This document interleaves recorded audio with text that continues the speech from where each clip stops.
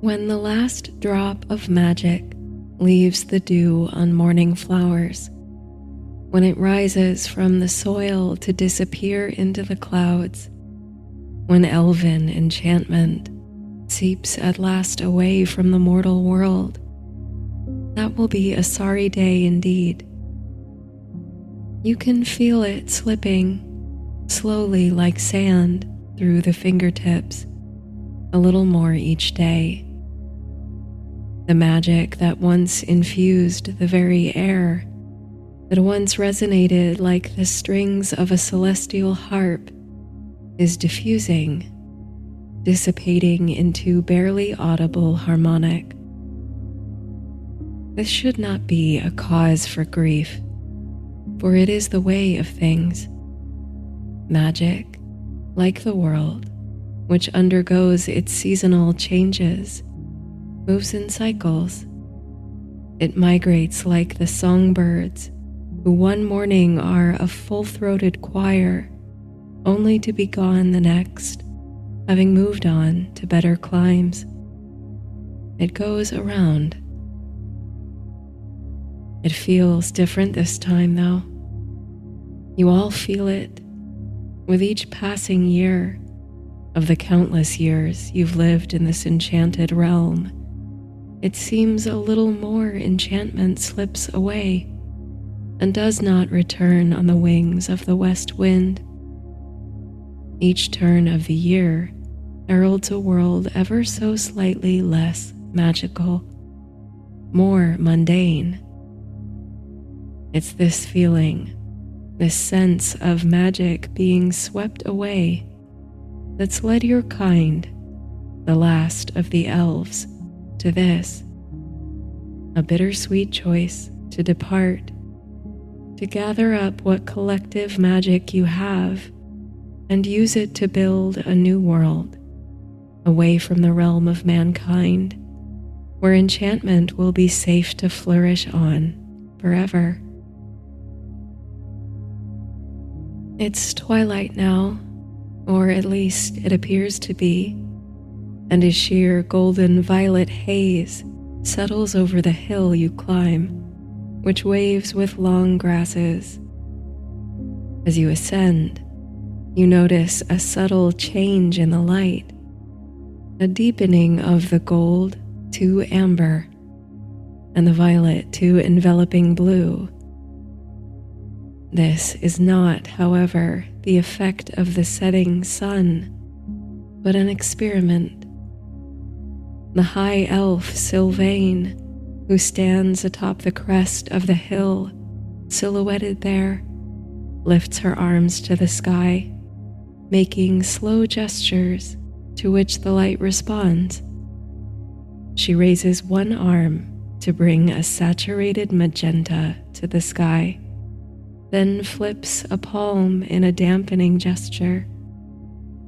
To this, the sky answers by muting that magenta and bleeding it into a thin curtain of sage green at the horizon.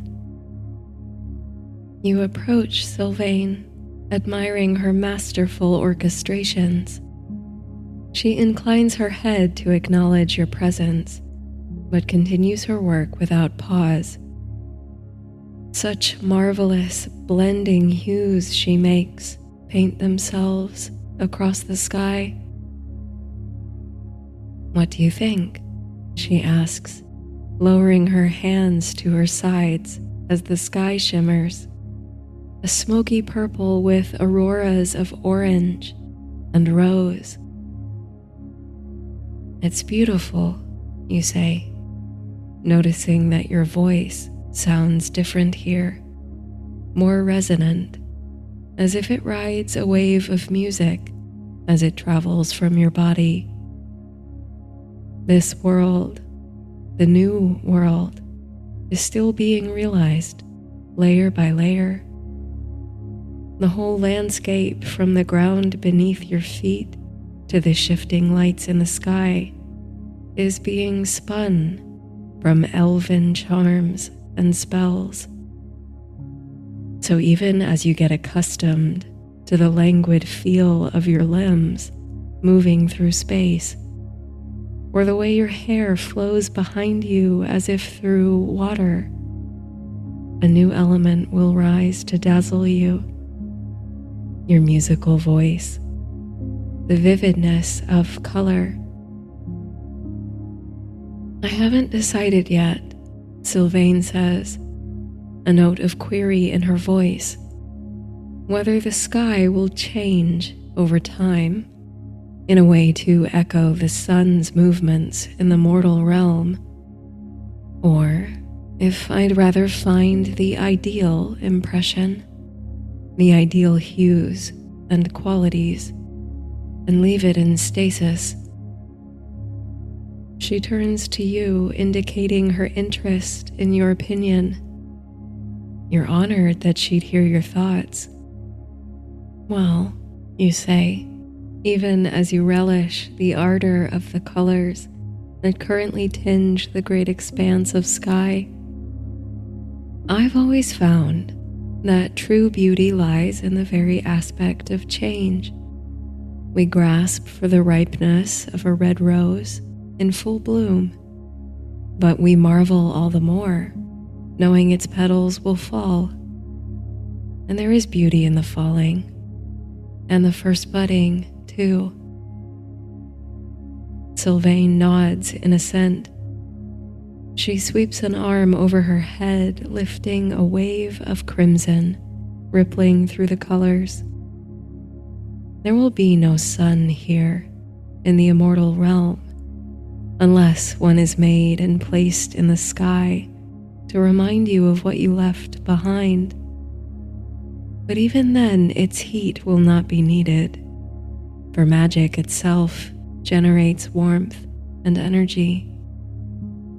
It is a wondrous privilege and a rare opportunity you have to create your own world, one with magic as its very pulse.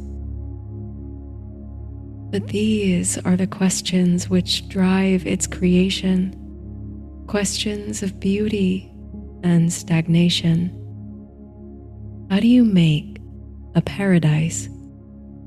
Do you spin perfect threads, weaving them into a tapestry of immovable perfection, where time has no dominion, and all things are beautiful and still? Or do you build for possibility, for potential? Do you lay seeds and encourage growth, even if that growth may surprise you, or wind out of your control, or lead, as all things, to decay? You take your leave of Sylvain, who continues to gesture boldly at the sky, experimenting with swirls of color. This is the elegant backdrop for your musings. You walk the lush fields where the grasses reflect the shifting light above. You come to the burgeoning orchard where your friend Torian is tinkering. As Sylvain has a way with color and light, Torian's special magic is all to do with plants and trees. You can hear him humming gently as you draw closer, and you feel the ground vibrate underfoot in response.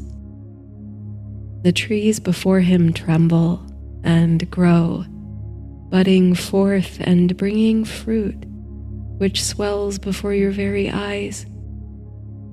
The plump fruits are reminiscent of apples or pears, with amber flesh, like low firelight. Torian stands back to admire his work, then catches notice of you. "Try one," he says. "It's my third attempt. I'd have these trees all over the land and abundant with fruit if I can only perfect the taste." Obliging, you reach up and pluck one of the golden fruits from its branch. It sits pleasantly in your palm, perfectly ripe. You hold it to your nose and inhale, enjoying the ambrosial sweetness of the scent. Then you take a bite. The fruit is soft and yielding, the taste sublime. It's what you imagine the flavor of golden sunlight, the first glimmer of dawn in spring, might be. You take your time and savor the first bite.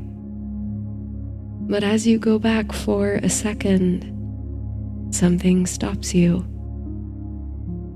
There's something missing. The tanginess of plum or peach, or crispness of apple.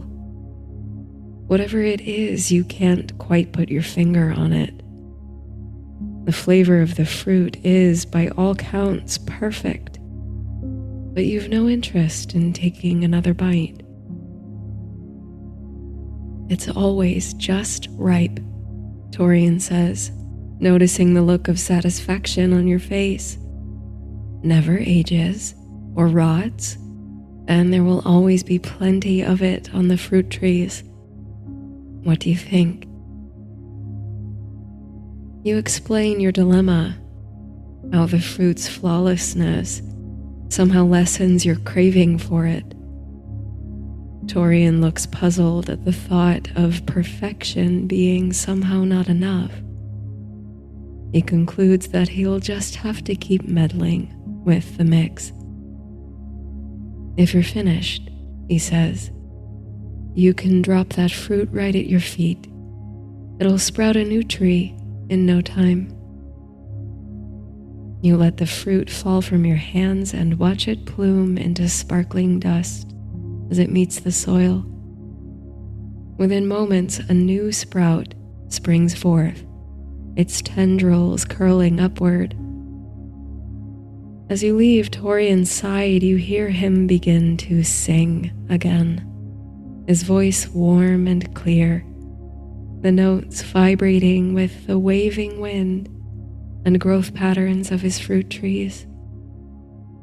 You glance back as you go, and you notice the amber fruits shrinking back into buds and flowers before swelling anew, this time with a scarlet glow. The sky, Sylvain's province, is frozen once again, in a sheer and rosy pink like daybreak. You carry on traversing the evolving landscape of the undying country, this unfinished haven for elfkind. You find friends and kinfolk similarly engaged in world creation. Elves singing the flowers to life, flowers undreamt in the ordinary world, with strange colored petals and intoxicating fragrance. Elves dreaming up bodies of water, vast lakes and laughing streams. You gaze into a placid pool and watch bright-colored birds swim beneath the surface, a most peculiar and dazzling detail. There's no limit, it seems, to the enchantment that may manifest here. Wonders that could never exist in the mortal realm, colors that could never be captured, tastes that could never be dreamt. A whole world spun from magic threads in the image of the elves. So, why, you wonder, does this marvelous song of a place fail to enthrall your heart? All this time, you've been meddling in the work of your fellows and neglecting your own task, perhaps because you've been feeling uninspired. It's in your hands to shape the palaces and gardens of this miraculous land, such edifices that should inspire awe in all who approach, and paths that wind through breathtaking natural splendor It's a heavy burden to undertake, and one that set your mind to wandering as much as your feet. But as you stroll past the pools and lakes of the Elves, your unblemished lawns stretch out before you, canvas waiting to be painted upon. It's time. Elves channel magic in many unique ways. For Sylvain, the mere intentional gesture can command color, light, and the illimitable skies. Magic flows from her fingertips. Torian, like the oldest elves and ancient beings who first brought the world into being, works magic through song, tuning the vibrations of his voice to those of nature and manipulating matter like notes of music. Those elves who fill the ponds and streams do so by spinning their dreams into water. They are sleep magicians, plumbing the profound threshold of the unconscious world. Your magic draws from the very forces that keep the world turning, the untold ages and pressures of the earth itself. Your magic glimmers in the mines, reflecting your efforts and inspiration back with its unlimited facets. Yours is the magic of stone, crystal, and gem. You've always been able to speak to stones, to make them transform, dance, and bend to your will. Many an impressive stone structure has been erected under your hands, but this, the creation of a palace worthy of elven paradise, an immortal realm, is a challenge you face with trepidation. Can you conjure the same majesty Sylvain musters in the skies above? Beauty and sensory experience as ecstatic as Torian's fruit trees. But you've delayed long enough, and these shining lawns have sat empty, waiting to be filled. It's time to put your skills to the test and add a piece of wonder to this enchanted land. You've brought with you, from the heart of the mountains you love to walk in the mortal world, a collection of gems and crystals. From the shores of the untroubled sea, fragments of glass tumbled on the tides. From the gardens you've kept all these years at your own humble cottage, unassuming gray stones that lay for decades in the shade of flowers and border trees. You bring offerings from the domain you're leaving behind, hoping they'll infuse this new land with some of the memories of the old. What is a land, after all, without memory? Under the rose-tinged sky, you place your stones thoughtfully in a circle. In the north, you set a smooth stone from the garden, gray and flecked with little sparkling bits. In the east, a crystal, the same hue as Sylvain's sky. In the south, a stone forged in the belly of mountains, pressed from all sides by pressure and fire until it emerged shining and clear. In the west, a bit of the sea glass harvested from the waves. You withdraw to the center of the circle, acknowledging each of the glittering stones, and close your eyes, tuning yourself to the wavelengths of the rock. those you've laid, and the bedrock beneath the soil. You breathe with the rhythm of the breeze.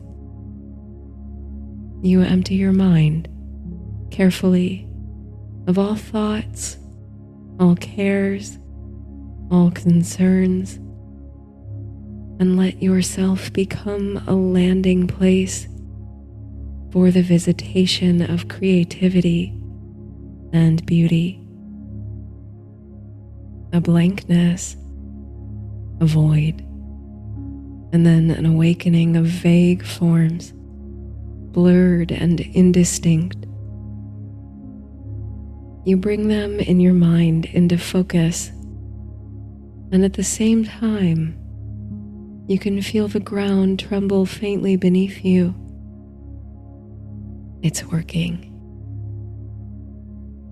On the canvas of your imagination, a great diamond palace erupts from emptiness.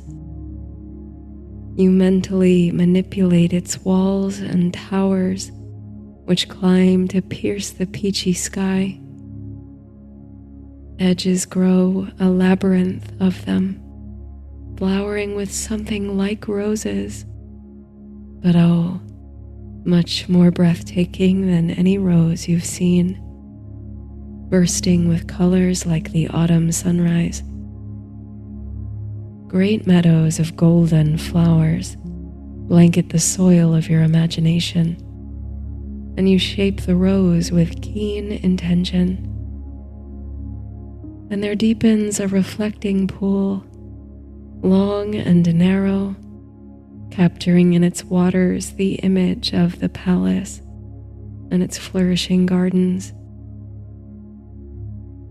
For a time, you tinker with the vision, arranging and rearranging the elements behind closed eyes. You can hear as you go the sounds of groaning rock and squeezing earth. You can feel little tremors in the ground, which reverberate throughout your entire body, through to your fingertips. This is the hum of creative magic, a feeling like no other. You continue to push the borders of the images, manipulating them in your mind until they fall into an aesthetic harmony with which you're satisfied. Then, and only then, you open your eyes. You stand at the foot of the reflecting pool, its perimeter, shaped by the contours of your mind, sweeps in curling organic grace, and the clear water within shines like glass. You kneel beside the edge and reach in with one hand to feel the water's temperature. But instead of cool liquid, your hand slides into the silvery substance with some resistance, its texture more like fluid sand. The pool is filled not with water, you realize, but with countless tiny grains of sea glass, each casting a shine off each other and reassembling the reflections of your surroundings in millions of facets.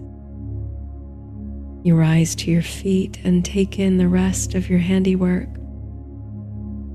and it is a marvel, even if you're being modest. There at the other end of the reflecting pool are the shining steps of a rapturous palace, hewn in gleaming diamond. Its towers reach effortlessly toward the sky, extending to impossibly thin, glittering spirals. Each face catches a different color from the skies, grasses, and surroundings, setting shimmering shards like auroras outward. It's almost too much to behold, this diamond citadel. And stretching out from its foundations, surrounding and enclosing you, are the tall, glittering hedges, dotted with those jubilant flowers, their blossoms like sunbursts. On closer look, though, much like the water in the reflecting pool, this is all an illusion. For the hedges bear no leaves, no soft-petaled roses. All is crystal, the hedges hued with a deep emerald green.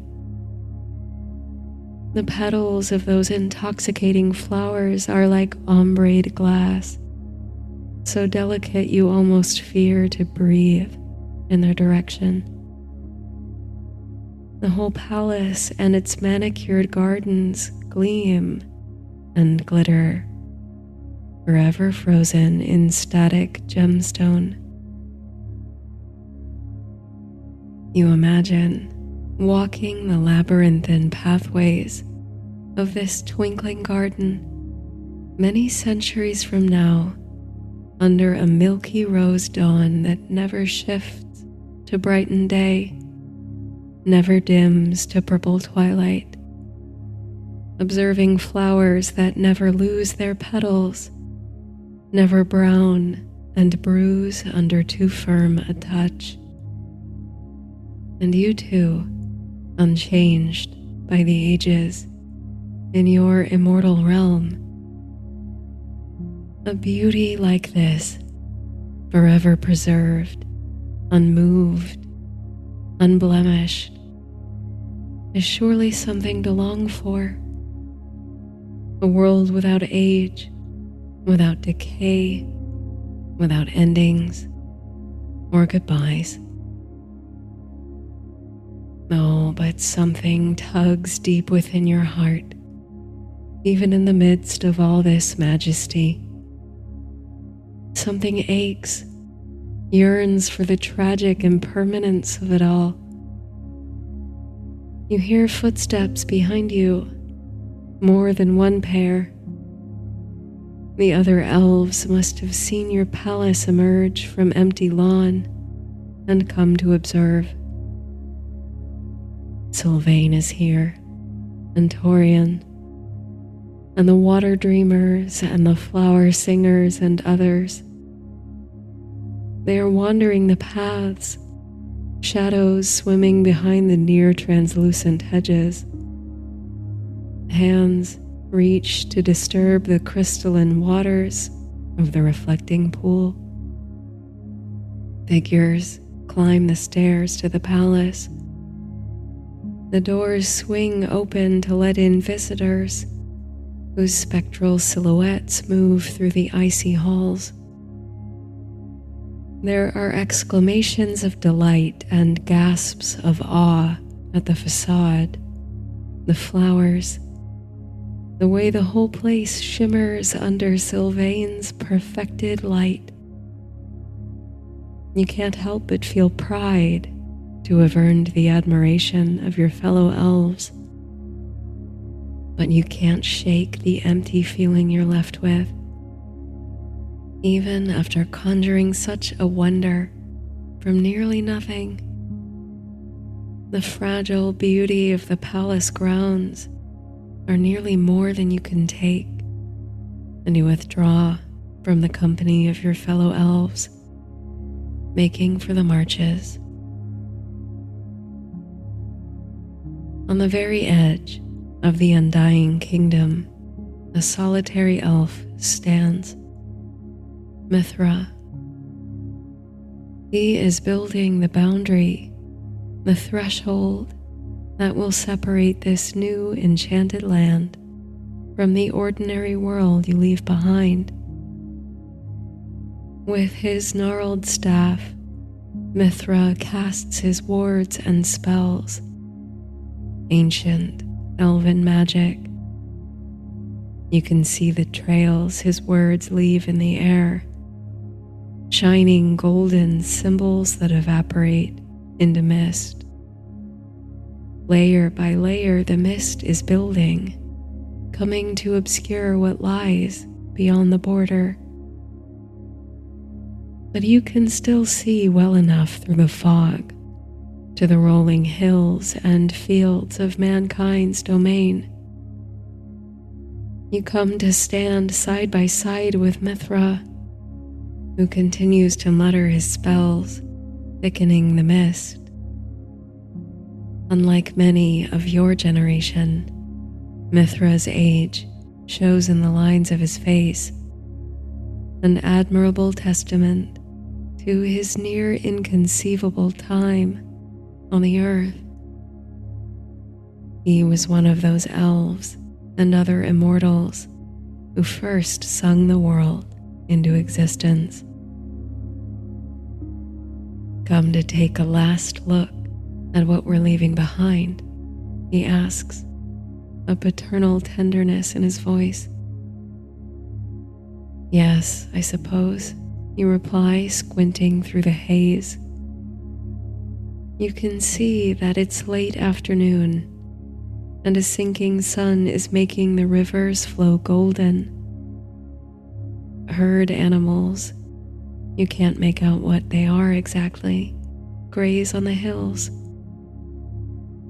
The scent of autumn faintly breaks through.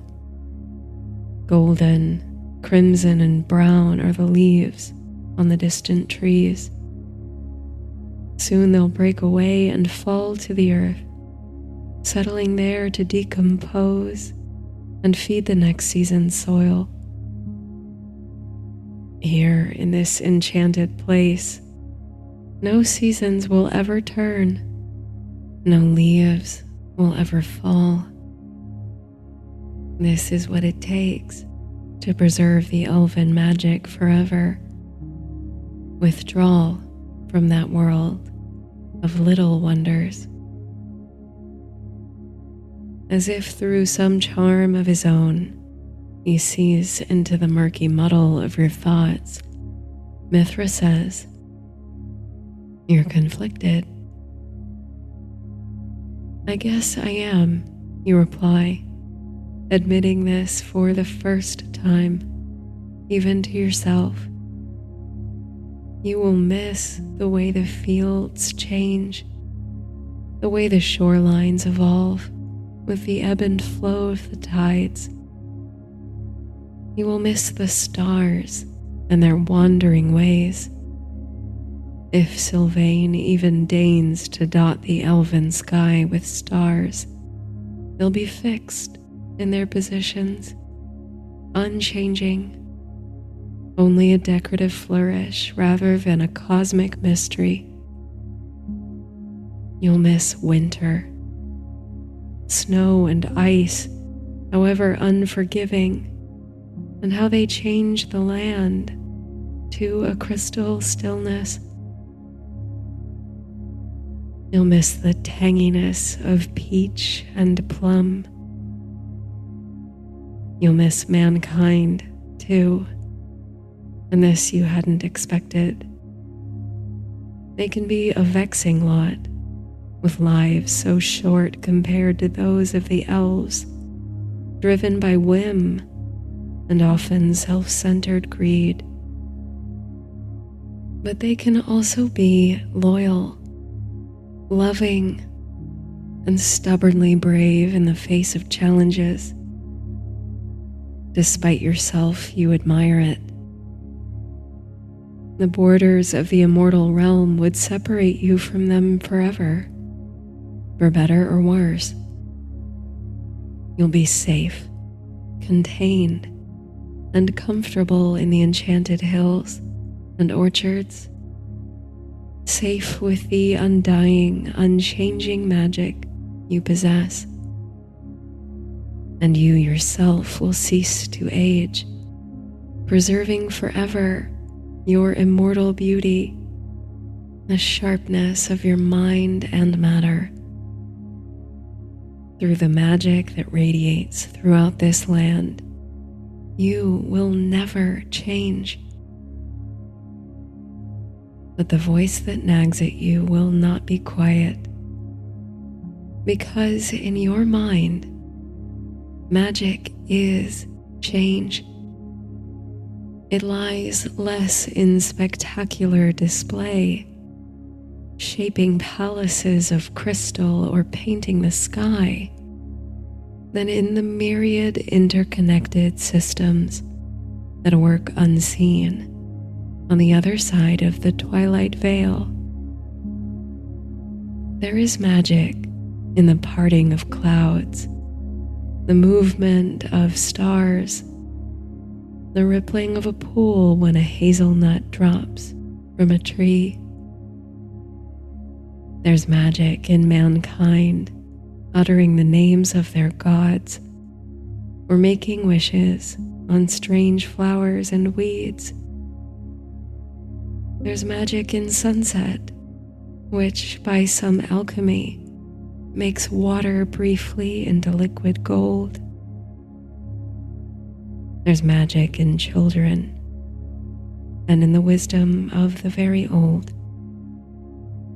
There's magic in lined faces, in shriveled petals and dying oak trees. There are a few, you know, Mithra says, who are choosing to stay in the mortal world, to live with mankind. You squint through the haze, observing a strong wind that blows the grasses on the nearest hills. You cannot feel its gusts through the barrier. The old elf continues. They will age, slower of course than men, but in time they will diminish. Year by year, those who stay will lose most of their magic. It is the way of things in the world. But I dare say a cup so full may never fully be drained. When I look into that future, I see generations of elves in relationship with humankind and with the earth, stewards of the natural world and keepers of safe and spirited domestic spaces, hidden folk with some magic left in their fingertips, watching the world turn. As he speaks, it's almost as if you can see his words as pictures in the thickening fog. A future for those elves who stay amongst the humans, going unseen but honored. Little sprites, brownies, hobgoblins, and fairy folk, magical mischief makers and granters of boons. You look down at your hands, smooth and unblemished, with elegant, elongated fingers, and try to imagine yourself small, ordinary, with none of your current radiance. Is this so sorry a fate, you wonder? I haven't completed the boundary yet, Mithra smiles, but it will be finished soon, and by then, all choices will have been made. You take this to mean that once the wall of twilight mist has fully closed, there will be no more movement between the realms. You'll have to decide now whether to stay in the undying lands your magic has helped to build, or to return to the mundane, the only world you've ever known, to watch mankind from the shadows as they shape the future. What will you choose? Unending, unchanging enchantment, or a world in flux whose very commonness yields now and then to the most surprising everyday miracles. You turn to look back at the sparkling silhouette of your diamond palace with its glittering hedges. How brightly it gleams, catching every hue of the sky's gradient and splintering its reflections into countless tiny rainbows. You swell with pride to see it, this wonder you made. And then you cast your eyes on the distant hills, half obscured by mist, and you think of the gardens you labored over and the satisfaction of seeing those flowers grow. What gems still await in the mountains and mines? What hidden marvels quiver in the uncertain future? Somehow, just the sense of the unknown sends a tingle down your spine. This, too, is a magic unique to the mortal world. You extend a hand toward Mithra's wall of mist, thickening by the minute. Your hand almost disappears into the cool fog, cloudy and ambiguous as the future. You close your eyes and breathe deeply of the immortal air. Enchantment fills your very being. You half remember a very old song. The sweetness of it brings you immense comfort.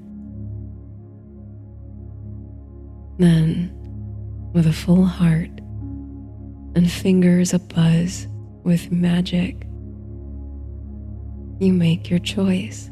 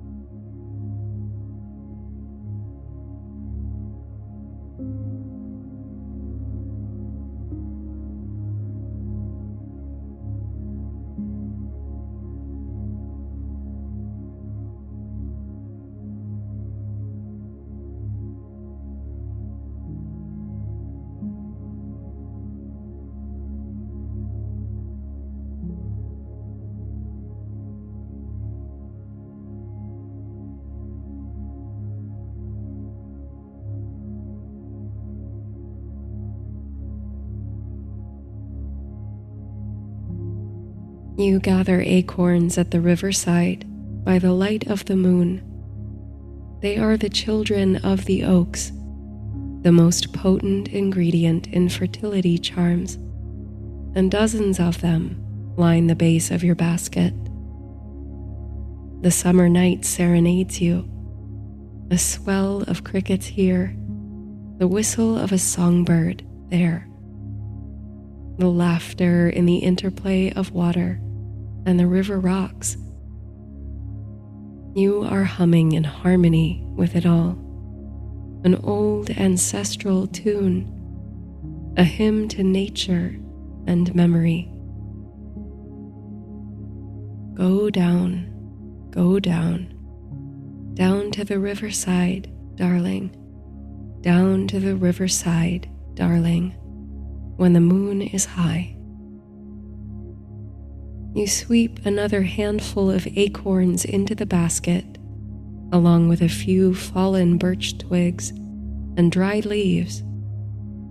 You won't pull leaves or switches down from living trees, but what's already fallen you consider a gift. There's always a use for such things, either in charms or as kindling for the fire. Will you try to meet me there tonight, darling, when the moon is high? Meet me down by the riverside. Cool night breezes pass, a kiss of moisture in the air. Rain tonight, mayhap, you think. You want to get home before it starts. I am dead and gone, darling, down in the river's sweet song, and my soul sweetly swims along in the water, and the river forgives my wrongs.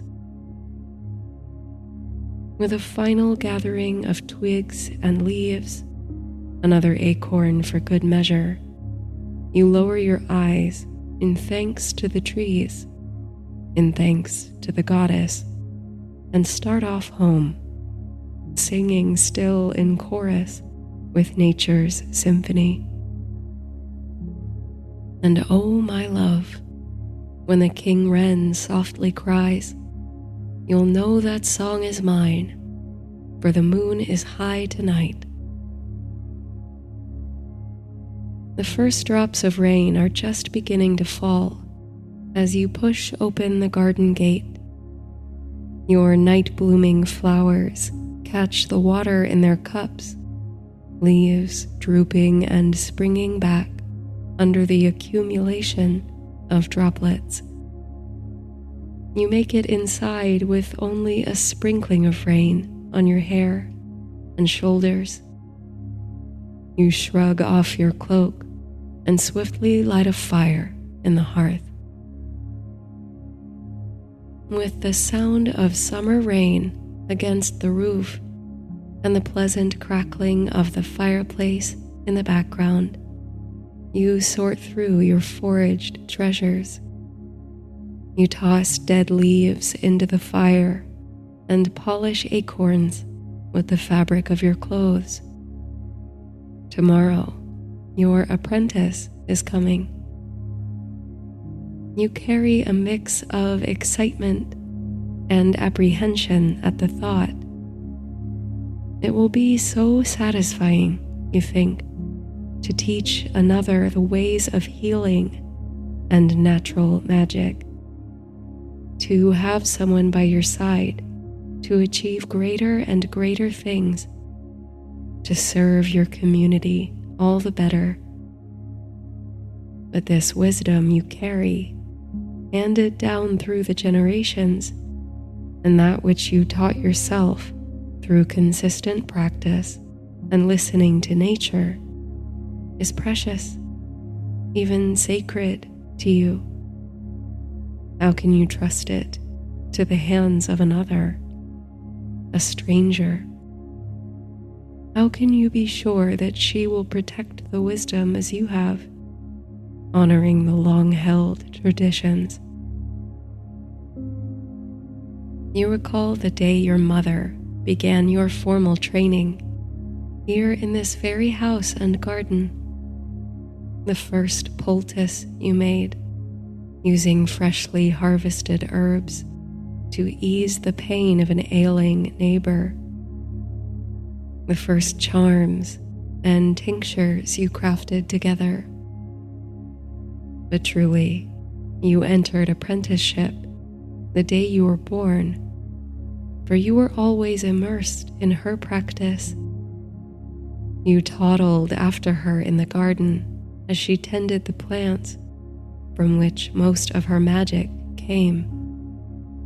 You played alongside the babies that she had helped deliver. By the time you were ready to step into training, the magic already lived in your bones and your every action. Perhaps it's why you feel so protective of it. Truthfully, that possessive feeling has only intensified of late. The world has changed swiftly and irrevocably since the last of the elves left. They built a barrier of twilight and crossed beyond it, hoarding their high magic in a realm all for themselves. At the time, you thought it selfish and cruel, but you've come to acknowledge the role of humankind in pushing the elves away. You believe magic, in all its forms, comes from the great mother goddess of life, death, and the land. In other words, from relationship with the natural world, participation and grounding within the natural world. The very nature of human progress has damaged that relationship, leading to the destruction of forests and endangerment of species. Many humans believe, with increasing fervor, that they have dominion over the land, that they can harness and control it. The elves warned that living out of harmony with the land would eventually drain all the realm of its natural magic. But their pleas went unheeded for so long, you can hardly blame them for taking what enchantment they had left and retreating. It's now in the hands of people like you, who command lesser magics than the elves, but who know how to live in relationship with the plants, animals, and natural systems. And you have a responsibility to share that wisdom, that way of life, with the next generation. Tomorrow begins a new chapter in your life. You will move into existence as an elder, a teacher. Tonight, however, you still think of yourself as a student, as a youth, with all your life and learning ahead, following in your mother's footsteps and her mother before her. The fire dies, and you retire to your bed, where the sounds of the summer storm gently lull you to a fragrant, dream-filled sleep. In that sleep, the seed of an idea is planted in your mind, a strange and impossible idea, watered by wonder and mystery. By morning, the idea, quickened in the garden of your unconscious, is beginning to flower. What if, you wonder, there was a way to preserve the generations of priceless wisdom, to bottle it like a potion, or seal it up in wax. Somehow the pages of a book, a grimoire, seem all too fragile and penetrable. And besides, so few in your village learn to read nowadays. You can only assume this pattern is similar across the realm. This, you think, the preservation of magic, is the work you were meant to do, and your new apprentice will help you do it. Her name is Prue, and she comes from a neighboring village, a girl of 16 and the youngest of 3 sisters. Her family is grateful that you've chosen to take her into apprenticeship, even if they understand little of your trade. She's a good girl, they insist, though she was often unwell as a child and never strong enough to work the family's land. Perhaps her frequent bouts of illness, you suppose, are what sparked her interest in becoming a healer. Whatever the case, you welcome her warmly and show her to the chamber you've made up for her, with fresh linens on the bed and dried lavender hanging over the doorframe. This will be her home now, and you intend to care for her with the utmost hospitality as she learns the art of natural magic. Prue is quiet and reserved, but she comes out of her shell more and more with each passing day. You take it slow with the formal lessons, but you impress upon her one thing at the outset, that everything you do, from the work of healing to the preparation of meals and even the dusting of the floors, is done with the same intention.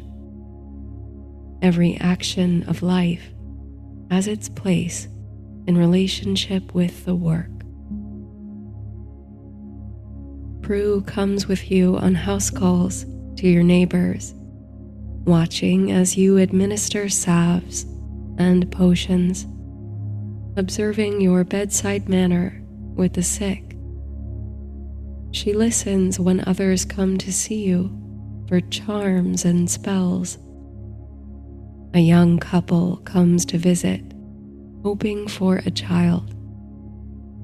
Prue helps you tie up a sachet of herbs and acorns, a fertility charm, and takes note of how you advise the couple to continue their journey. Together, you are present for the whole circle of your neighbors' lives, at births, through adolescence and matrescence, into old age, and even with gentle hands and soft words at the end of lives.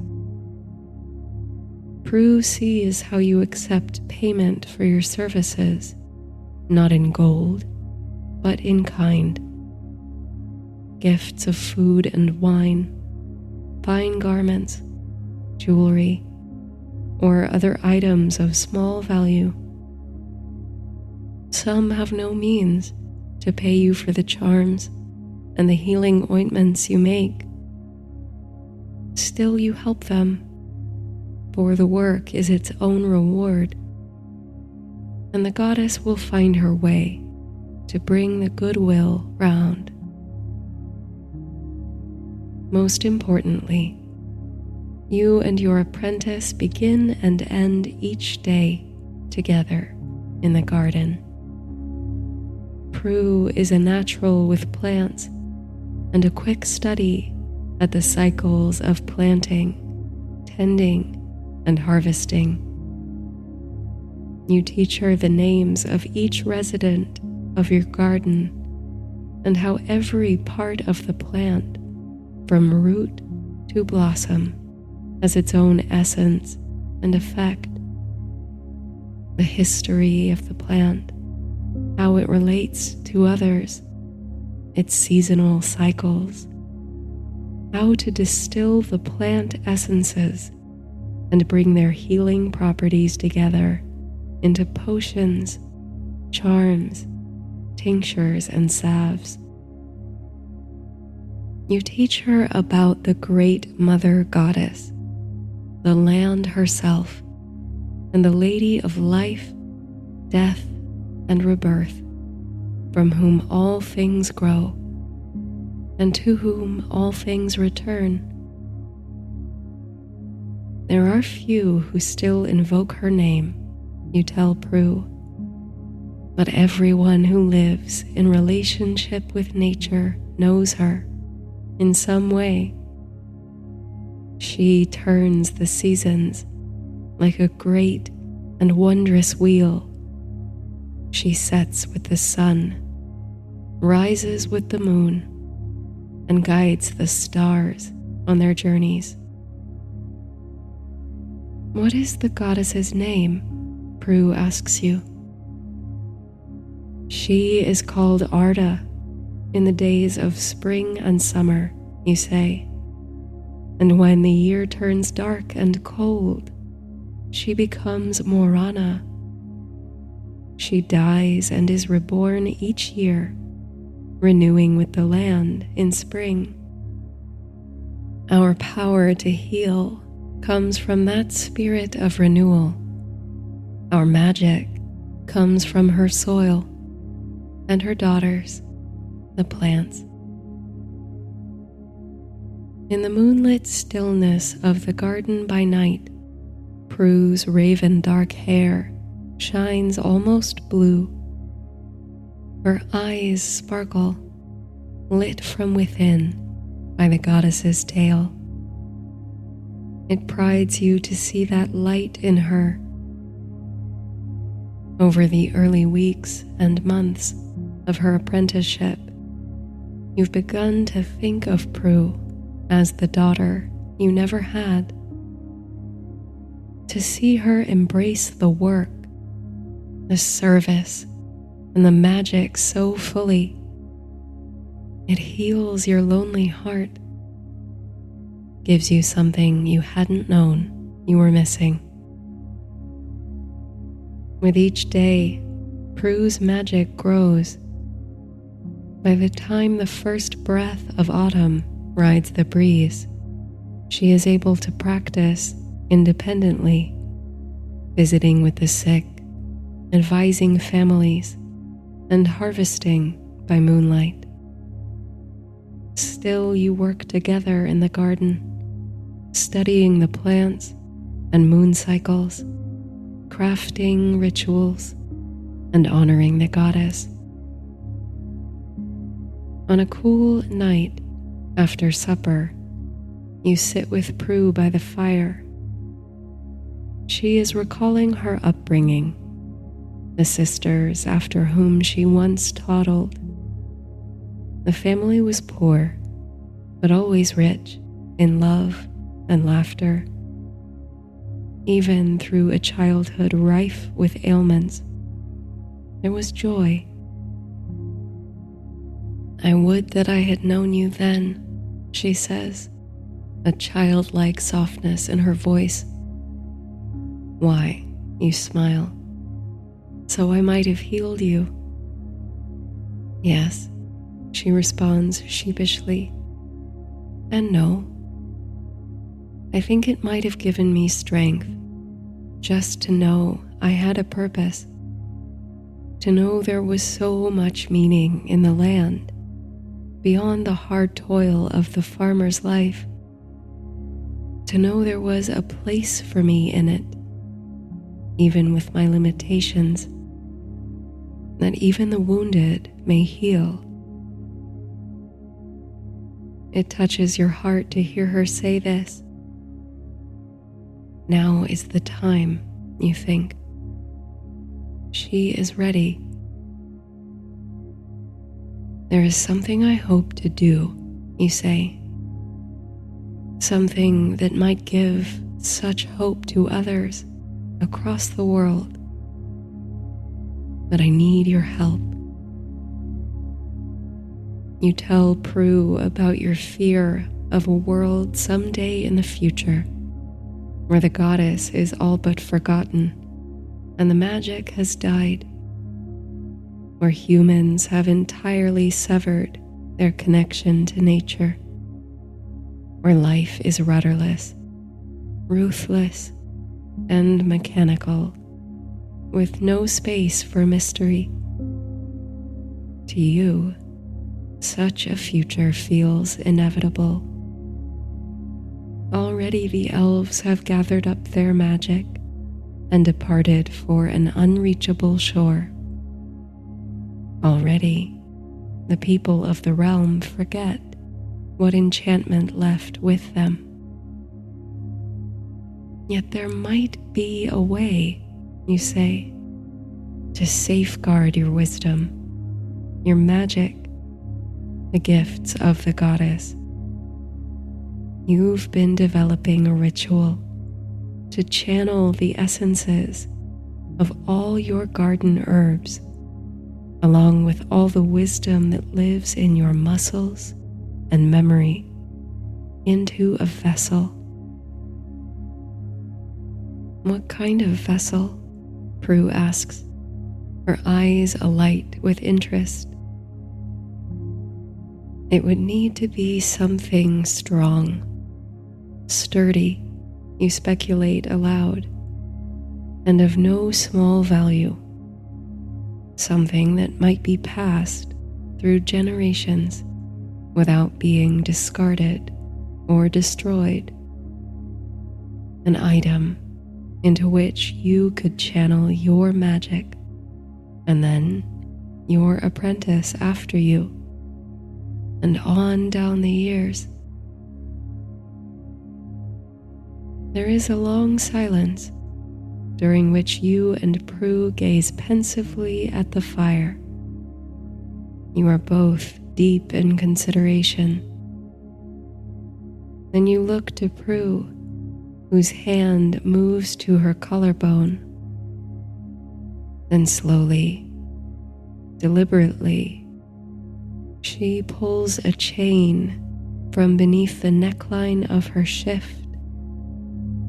At the end of the chain is a large amulet, a gem gleaming in the firelight, its color shifting by the mutable flames between shades of emerald and amber and oxblood. Where did you come by such a thing as this? You ask, watching Prue's eyes, which reflect the glittering jewel. It was payment, she responds, for the care we provided to Miss Agatha's husband. I was there to bring the last batch of his elixir, and you recall how ill he was not 6 weeks ago. We thought he was past all help. But this time the color was back in his face, and he was up and walking even. She told me we'd done her family such a kindness. It was a miracle. And then she brought me this. Prue pulls the chain from round her neck and holds the jewel out toward you. But you don't reach for it. Not yet. I told her I couldn't possibly take something of such value. It is valuable, isn't it? A gem that large, and not a single flaw in it. But she insisted. I'm sorry I didn't tell you before. And now you reach forward to take the gem in your hands. It sits with a heaviness in your palm. There's something uncanny about it, for it resembles no stone you've seen in the world or in the pages of books. Its true color is impossible to discern through the myriad shifts. And Prue is right, not a flaw to be found. Holding it, you understand why Prue waited till now to show it to you, keeping it hidden under her shift. You feel an instinctive desire for the object, a possessiveness, even a refusal to let it out of your sight for fear of harm coming to it. Yes, you think, such a gem would be a perfect vessel. A ritual like this has never, to your knowledge, been undertaken before. You are writing it together, with no guide but the goddess within. You know one thing for certain, however, that it must be done in the garden. The spark, the inspiration is bright, and you dare not let it wane. You and your apprentice take to the flowers and herbs, so fragrant by twilight. The night-blooming flowers arch their heads toward the lulling moon, only a day past fullness. Setting the gem between you on the damp grass, you clasp hands with Prue, drawing a circle and calling in the goddess in her many aspects.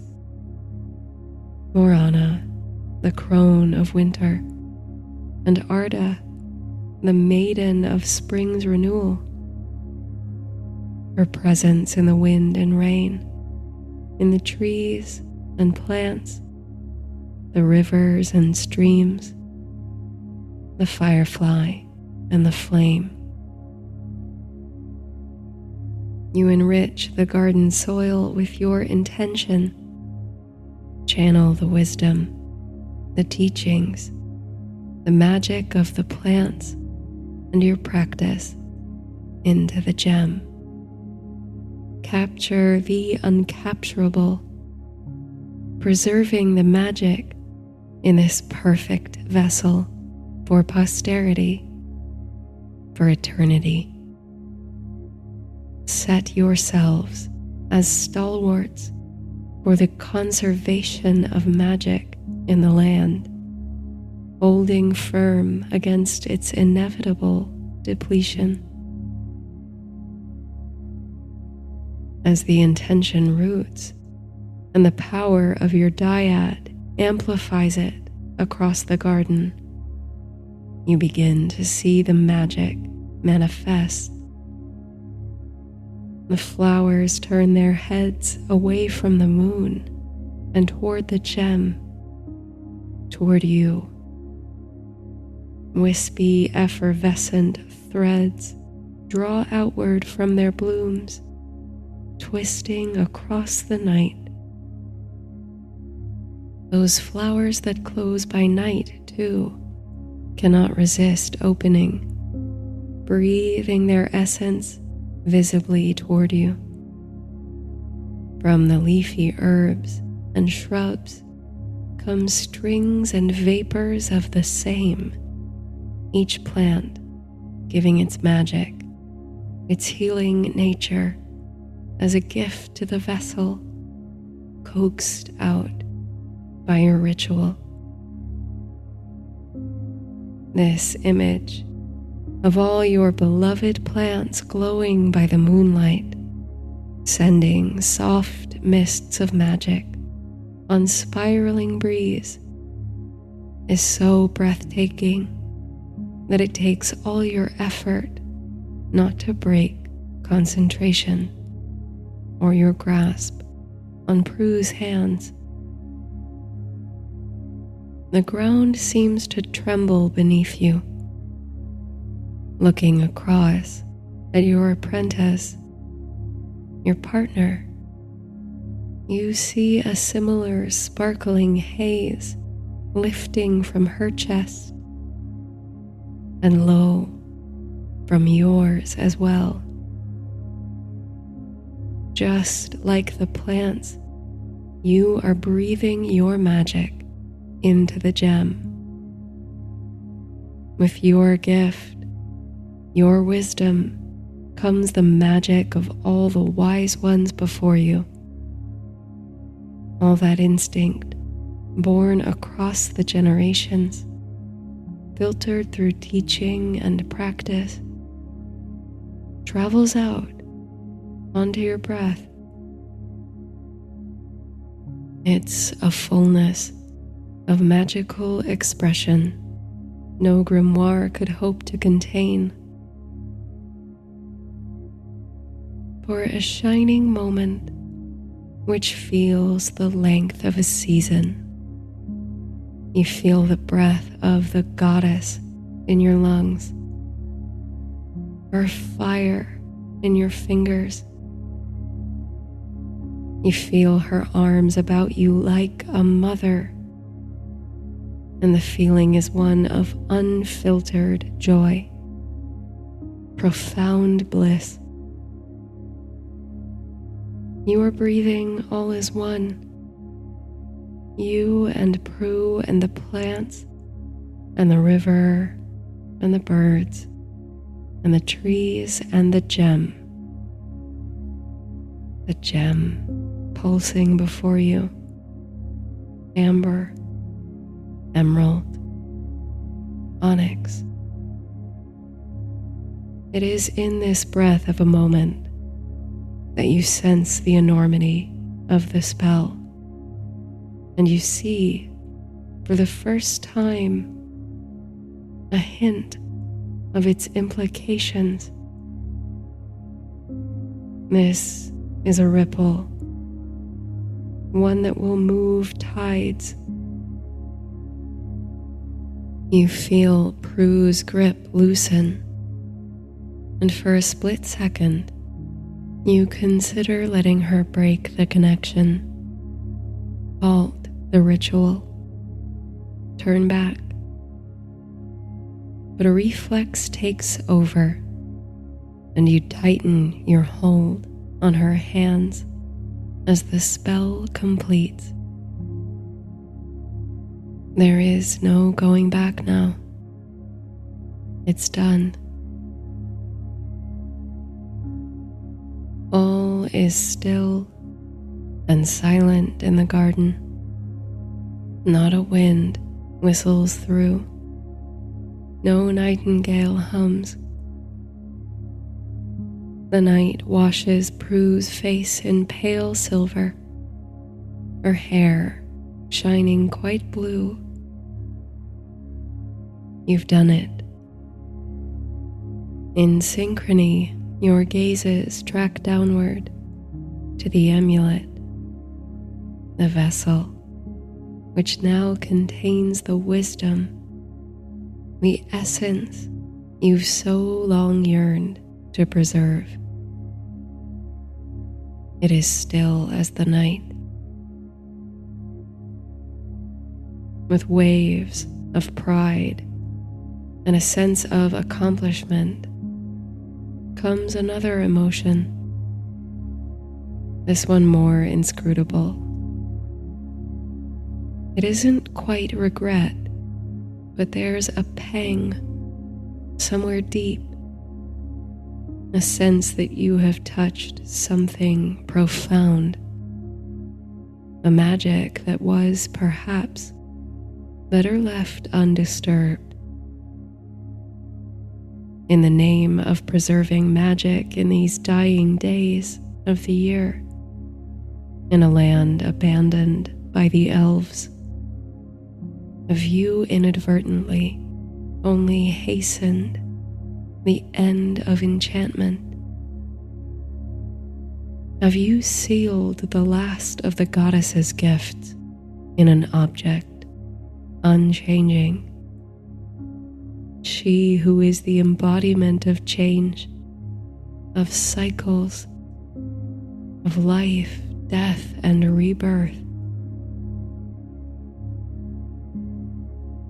In the days to come, winter winds herself round the village, bringing an early frost over the garden.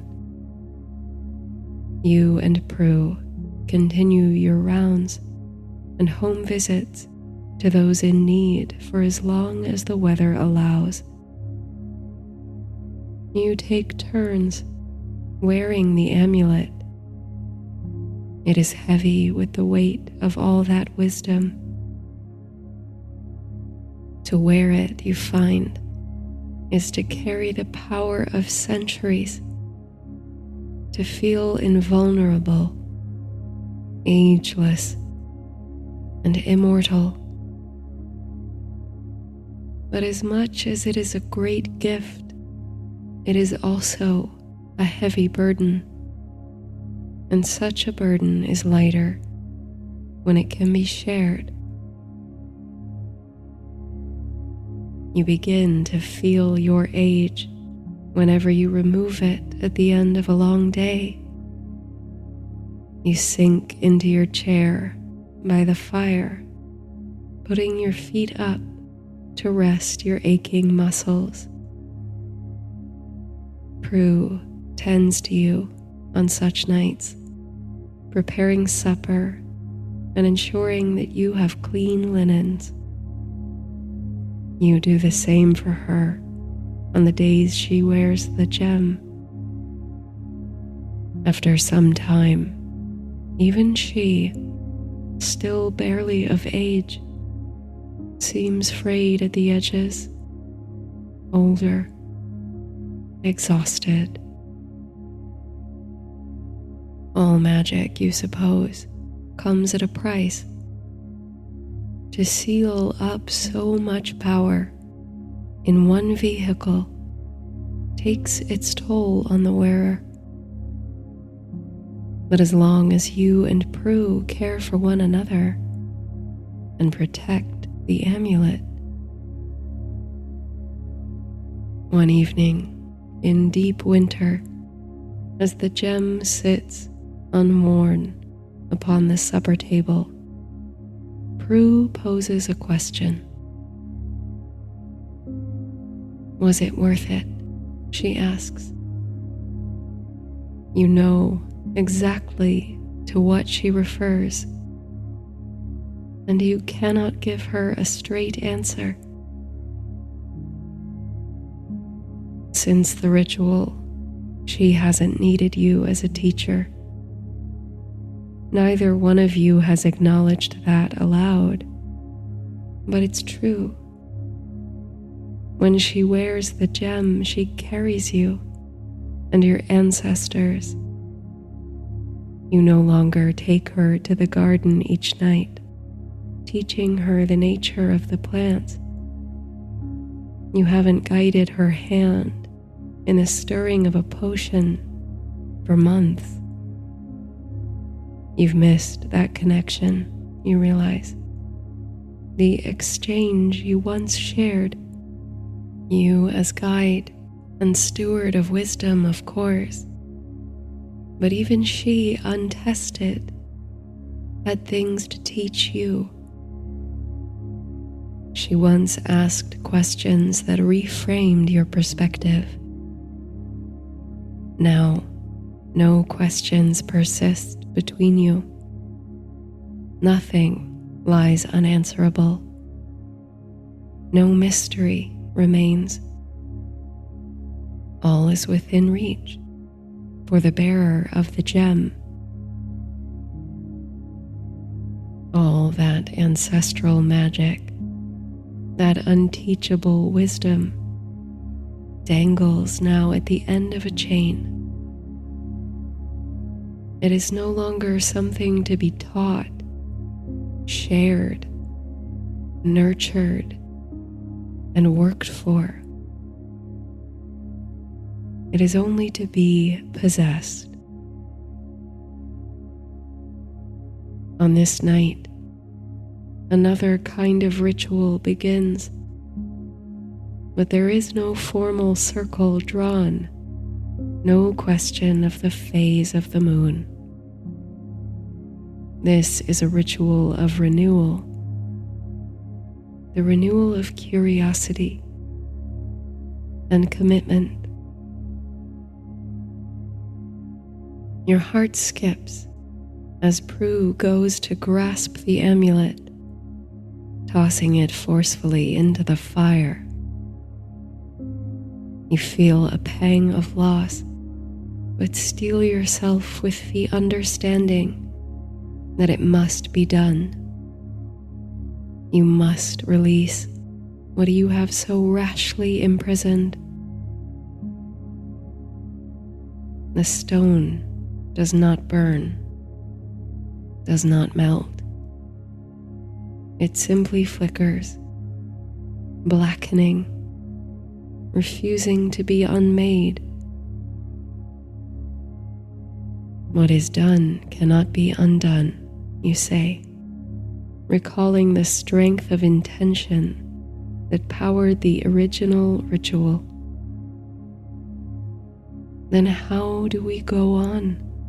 Prue asks. We make a choice, you say.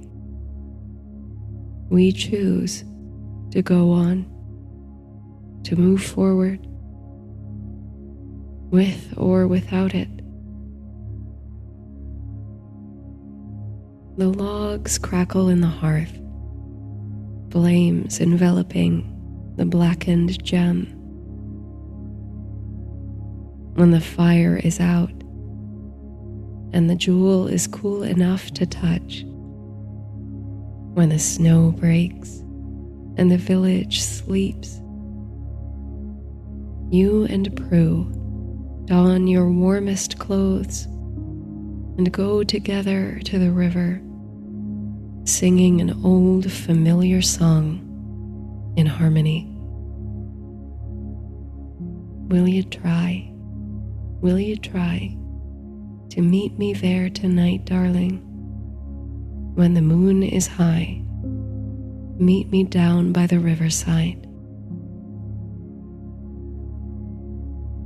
Even in the depths of winter, the river still flows, the strength of current breaking through crystals of ice that may form on its surface. The river is in constant motion, change and flow. It carves patterns in the banks, rises and falls, bringing fresh water from village to village, all the way to the sea. The river, as you first told Prue many months ago, is like the goddess, a shapeshifter, a life giver, and a vessel of ever-changing memory. If you cannot destroy the gem you've decided, then at least you can let it go. Together you toss the amulet into the current, losing sight of it immediately in the rush of water and the dark of night. With love in your hearts for every curve of the land, every barren tree, and every hibernating creature, you recommit to your practice, to the plants, to the constantly evolving state of apprenticeship. The plants are teachers, after all, and even you, so wise with the ages, are a student of the goddess still. You will keep magic alive, not with a vessel, an amulet, but with everyday learning, doing, practicing, you will continue to change each other and the world around you for the better. Every action infused with intention, every intention powered by kindness. You will make miracles. Rededicated in the light of the winter moon, you clasp hands with Prue and return safely home. The amulet, heavy with ancestral wisdom, sinks to the river bottom, out of sight. It remains unmoved by the powerful current, embedding itself in the sand. The stone is unchangeable, yet it changes the water that runs over its smooth surface. The trees that line the banks of the river draw its water for their roots all the way to the sea. The river nourishes oaks, alders, and hazel groves, opening doorways in the twilight. You never speak of the amulet again, never write of it in your journals or notes. Within a generation, it passes from memory. Prue gives birth to a daughter, whom she initiates as apprentice. They keep the garden. The river flows on beneath mountain peaks and dragon's fire, through ages and eras, past raucous taverns and through king cities. There are many who work to keep magic alive, but in time, even lesser magic becomes exceedingly rare. Even the dragons disappear at last. But there are still teachers and healers. There is still community and kindness for those who care to find it. Kindness can never be stamped out, despite those who would try.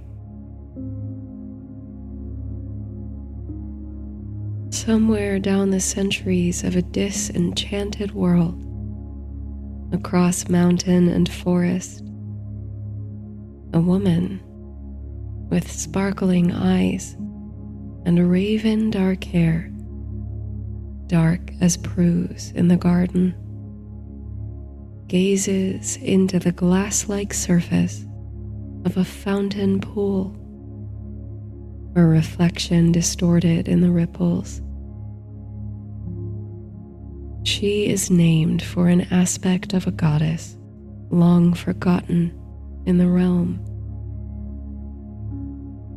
Morana touches the amulet around her neck, and for the first time, in the wake of her visions in the water, she senses all the generations of wisdom locked within. The journey this stone has taken to find her. All that wisdom contained, as magic was never meant to be, in this fixed and frozen gem.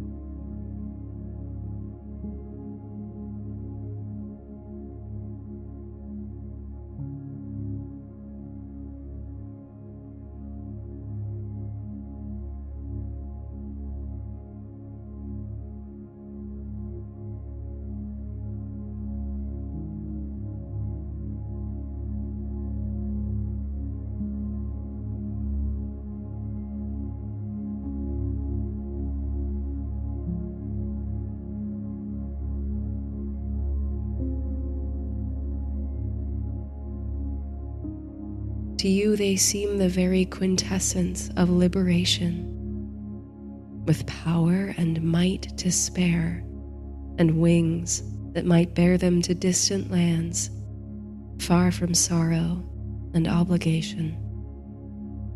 Eyes to the evening sky, each night since childhood, you've strained to see those wings in flight, a stream of flame across the clouds.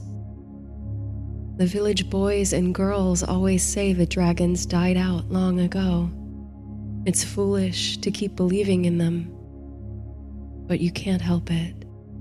Something keeps them on the wind of your dreams, even as you come of age.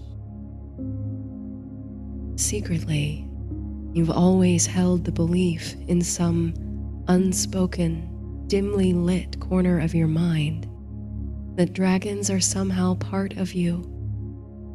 It's hard to explain. Like a symbolic guide or an emblem of your deepest inner nature. You'd never say so aloud. How silly and presumptuous to liken yourself to a beast of such awesome power. But a year ago, everything changed. As you were cleaning the stables, like you do each day, your parents brought you into the cottage to tell you something important. Something they wish they could have told you a long time ago. You can still recall the uneasy expressions on their faces as they tried to find the words. Even now, you hardly believe what they told you. For starters, they were not your real parents. Though they'd raised you from infancy, fed and clothed you, and ensured you received an education, you were, in fact, the child of a prominent family. A very prominent family, in fact. You were the sole offspring and heir to the old royal line of this kingdom. A child of the king, the former king, beloved by all the subjects of the kingdom until his death many years ago. It was too outrageous to believe at first. You've only ever been a farmer's child, tending to stables, milking the cows, feeding the chickens. The thought that you were, in fact, the exiled scion of a line of great kings and queens was preposterous. But somewhere in that same secret place where live your dreams of dragons, you've always felt you had some greater destiny, some fate beyond the farm, the stables, the chicken coop. You always believed you were meant to do bigger things, to spread your wings, so to speak. Your parents told you this on your last birthday, precisely 1 year before you would officially come of age. They told you then to prepare you, because the moment you came of age, you would be eligible to take the throne of the kingdom. But to do so, you would need to summon great strength and courage. For a usurper now rules the kingdom as regent, and he would not easily be deposed. You would need to train your body and mind for such a confrontation, if indeed you should choose to undertake it. Your parents, your adoptive parents who've loved and cared for you all these years, with tears in their eyes, insisted that it was your choice. They were sorry for keeping the truth from you for so long. They only wished to protect you. Whatever you choose to do with this new knowledge, they will support you and love you still as their own. There is just one problem. On the same day your parents revealed your true identity, they also shared the greatest obstacle to your ascension. You see, when you were born, the king had made for you a ring. It was no mere piece of pretty jewelry, but a symbol of your house, cast in gold and pressed with the royal seal. This was tradition for all those born to inherit the throne of the kingdom. The ring was physical proof of your right to rule. So where is the ring now? You inquired. With it, you could march into the capital city, stand before the king regent, and demand he step down in favor of the rightful heir. But that's just the thing, your parents say. In the commotion to remove you from the castle on the night of the coup, your ring was lost. The story goes that it was stolen by the fearsome dragon who lives in a cave beneath the western mountains, guarding a hoard of treasure. At this, your heart leapt. Never had you heard your parents or anyone in the village speak of dragons with such currency. It was a foregone conclusion to most that the dragons had all disappeared from the known world. But you could hear the ring of truth in this story. You believed it with all your might, and it incensed your heart, the injustice of it.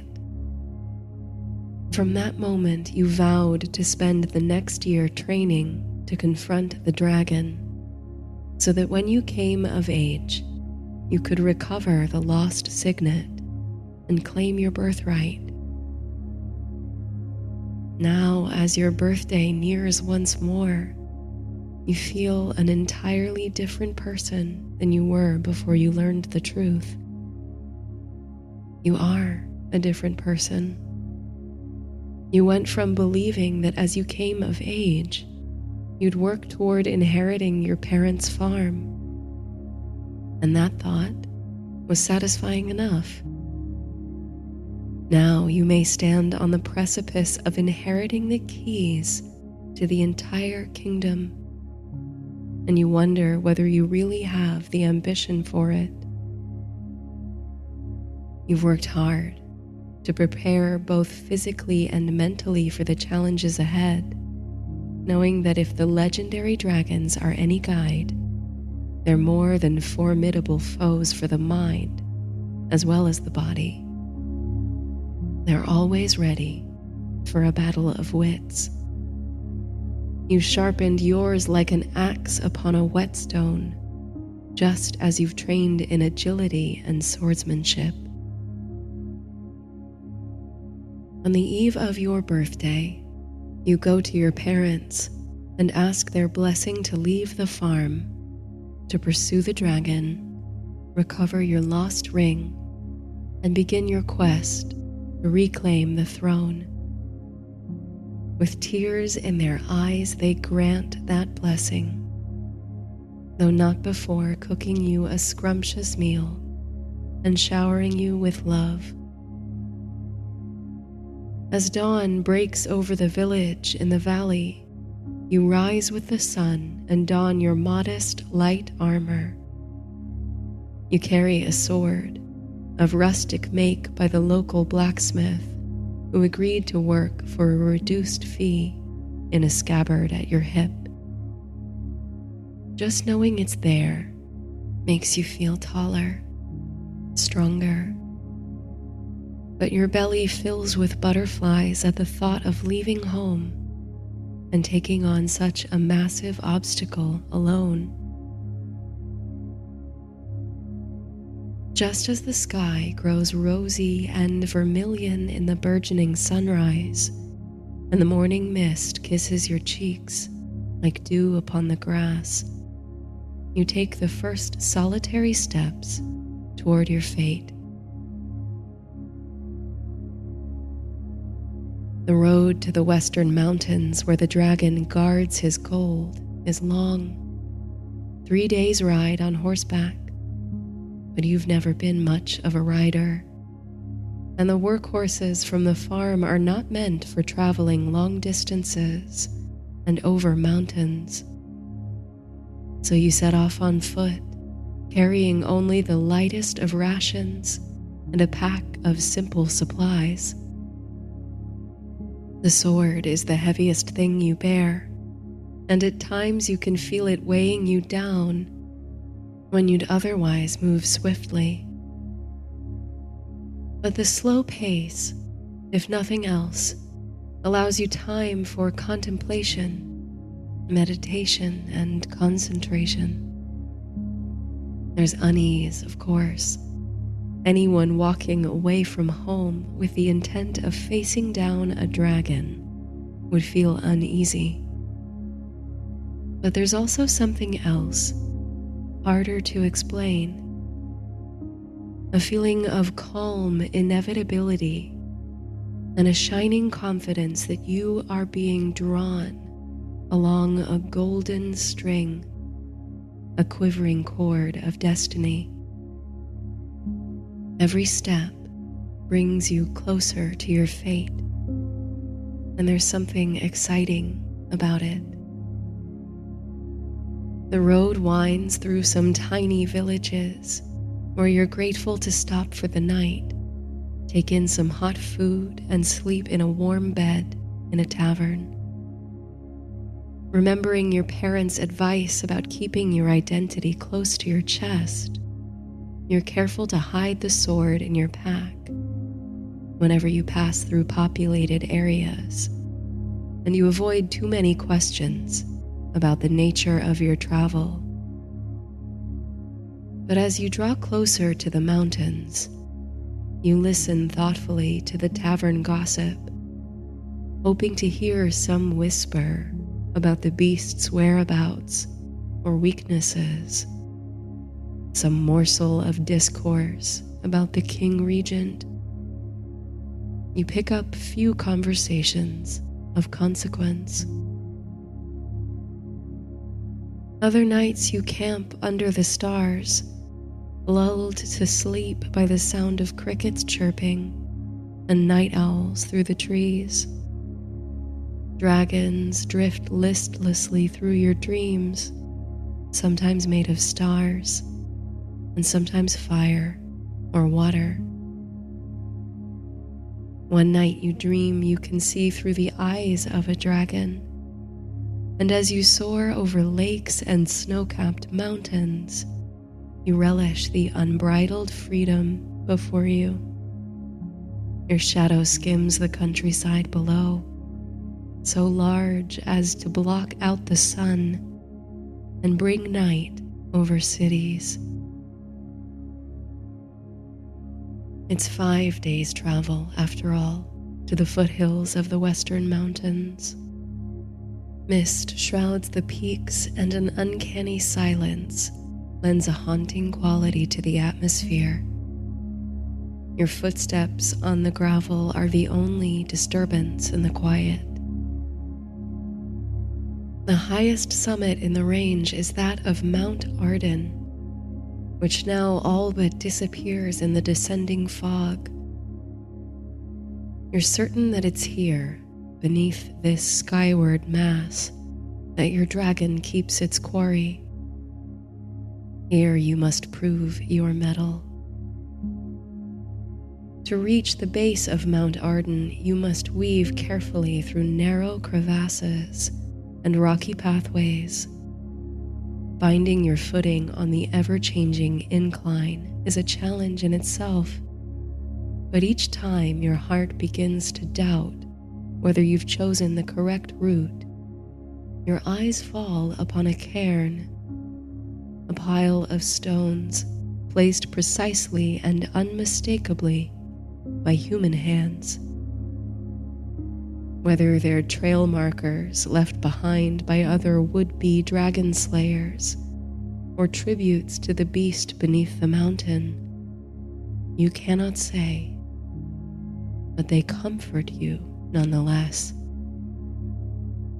At the very least, they are evidence of another soul who passed this way and chose to memorialize that passage. It makes you feel less alone, as though that unknown wanderer walks beside you. All the while your thoughts turn over and over the possibilities that await you. You reflect on the person you were just over a year ago, the modest ambitions you had, the responsibilities that seemed so sacred to you once and now feel small. Though your dreams have grown dragon's wings, reaching for the grand, sweeping adventure before you, you can't help but ache, just a little, for mornings on the farm. A day of hard work, followed by good home-cooked food and a quiet evening. The company of friends, all in the blush of youth and irreverence. It's such a strange tension, such an unexpected twinge of homesickness. For never before have you held your simple life in any high regard.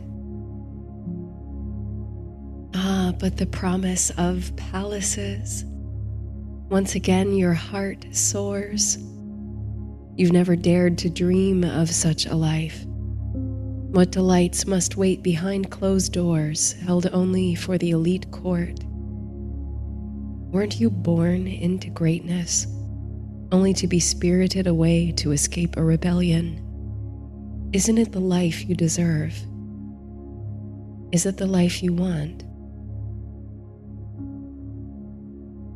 You stumble over the rocks and into the shadow of the afternoon. The day is getting away from you. This final leg of the journey is longer and more meandering than you expected. It's as though the lackadaisical pattern of your musings is reflected in the twists and turns of the path. But soon your thoughts are stopped, as before you yawns the mouth of a great and gloomy cave. It's just as you imagined, just as it should look in a storybook. A shiver runs over you. But it's not quite fear you're feeling, so much as a frisson of anticipation. Therein lies your fate, should you choose to meet it. You always have a choice. For a moment you consider turning back, following the cairns out of the foothills, resting for the night in one of those friendly taverns, and returning to your village to live your life as a farmer. Your parents would be happy to see you safe, and you'd be no worse off.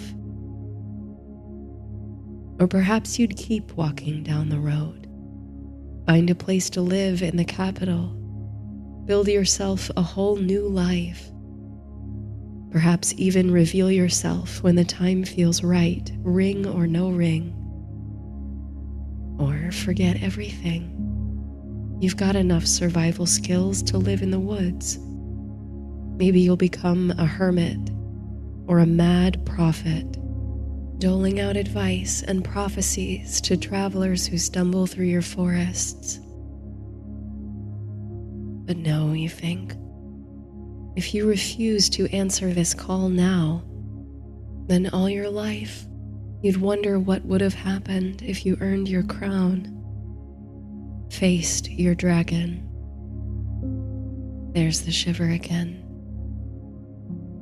At the heart of all this, you realize, is a burning desire, so long kept under wraps, to see a dragon. It's all you've ever wanted. Not thrones or power or wealth. Magic. Proof that there is still some magic in this world, with wings. And it's with that thought that you step across the threshold of the cave, feeling the instant drop in temperature and the air's moisture rise. It's with this little fire in the pit of your belly that you retrieve a torch and tinderbox from your pack, lighting your way down the dark passage of the cave, cutting through your indecision with fire.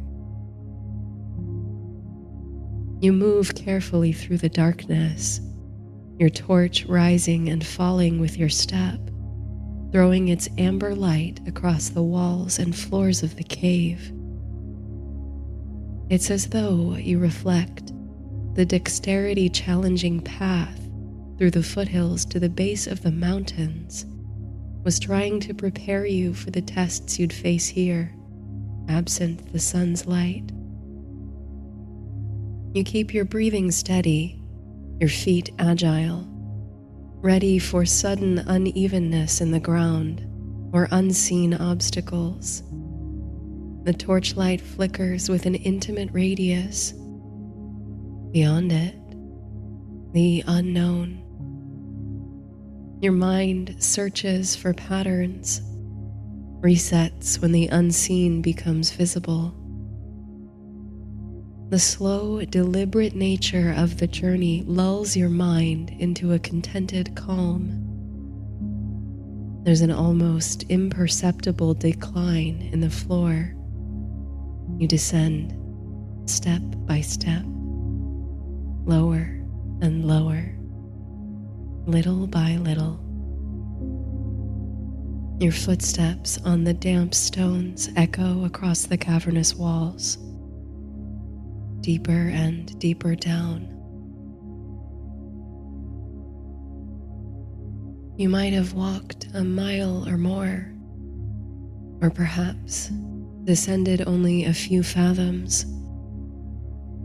As the resonant silence envelops you, it's hard to tell time or distance. But at last, there's another change in the atmosphere. The moisture in the air thins, stretches out.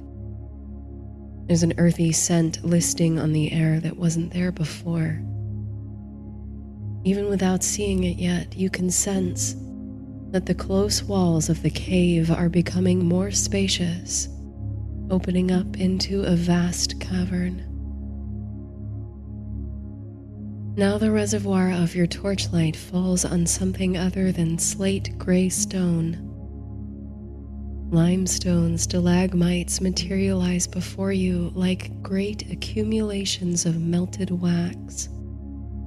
Stalactites cling to the ceilings. Water drips in hollow, musical tones, like tiny mallets striking tiny bells. And there's another texture, too, in the cavern. The torch casts its amber light on crimson scales, blackened and armorial.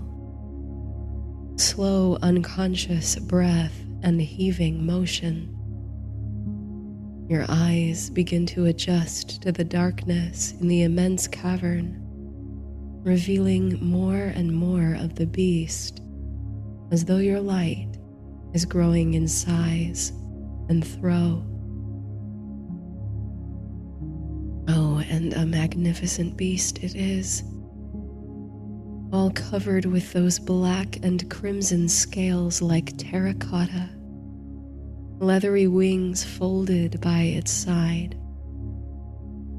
Its eyes are closed, and its nostrils flare as it breathes heavily, sound asleep. Twisted ivory horns extend from its head as if wind-swept. Your heart swells and your breath catches. The sheer size of the thing is enough to make you lightheaded, but you can't help but find it beautiful, rapturously so. Curled and coiled, vast as the chamber is, the creature hardly fits within such confines. Why, oh why would this majestic animal choose such tight quarters for a lair when it could have the world, the skies, the sea, all of it? This place is fit for hoarding treasure, but not for living. But scanning the floor beneath the dragon's mammoth figure, searching with your light for the faintest glimmer of gold, you fail to find any trace of treasure. Curious. And now, tracing your way along its length with 1,000 questions rising to your mind, you see something you hadn't noticed before. There around the beast's neck, and yes, on its forelegs and hind legs too, you see, are thick iron rings connected to thick iron chains. A feeling like pity rushes over you, sorrow like water to see such power and freedom chained up, stifled. Who would, or even could, subdue a dragon so? The weight of the sword at your hip brings you back to yourself. Perhaps now is the best chance you've got to defeat the dragon. Strike while it sleeps, then find your signet, which must be here somewhere among the dragon's things, perhaps within its very grasp. Then, signet or no, you could march into the capital with proof of a slain dragon and be lauded as a hero by the subjects of the kingdom. Summoning as much courage as you can muster, you unsheath the sword and step into an advantageous position. You take a deep breath and prepare to strike. But your mind cannot let go of the question: who would chain up a dragon within a mountain, and why? Despite your body's readiness to go ahead with the task, your thoughts will not allow you to bring down the sword. After a few moments and a battle between head and heart, you relax your shoulders and allow the sword to fall at your side. At this very moment, perhaps caused by the slashing of the sword through empty air, a ripple of wind, or the subtlest of sounds, an eyelid lifts. The breathing quickens, and soon the chamber is all alive with coiling and uncoiling movement. Your torch seems to brighten to behold it all as the dragon, awake and inquisitive, unfurls to its full height, gaze intent and fixed on you, small and trembling in its wake. You've gone and woken the dragon, and now your fate must be faced. Your first instinct, though it might seem foolish, is to kneel. You drop to a knee and avert your gaze from the creature. Then you speak, as you imagine princes or princesses from your storybooks might, infusing your voice with a noble purpose. You state your name, your house, and your intention. For you are heir to the throne of the kingdom, here to recover your birthright and that which was stolen from you. When there is no response, neither growl nor fire, you dare to lift your head. The dragon, gathered up still like a great mountain itself, is looking down at you with an expression of unmistakable curiosity. You hadn't known dragons were capable of such expressiveness, but there it is. There's something so human about it. You try to hold your ground and not flinch as the beast retracts its great neck, lowering back down onto its forelegs and bringing its face as close to your level as possible. Its head might be the size of the stable house on the farm back home. You feel so minute, so unthreatening, your sword a mere strand of straw against the dragon's might. But nothing can prepare you for what comes next.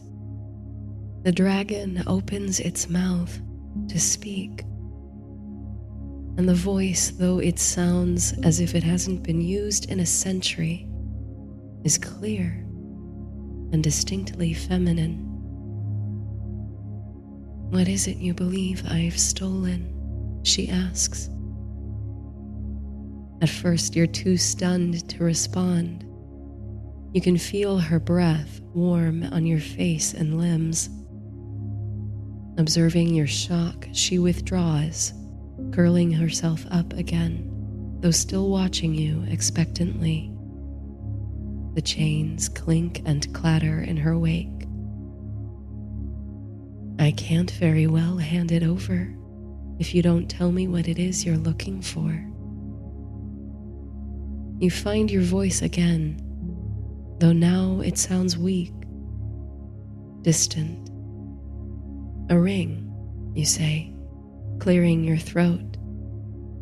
"A signet, the symbol of my house and my rightful claim to the throne."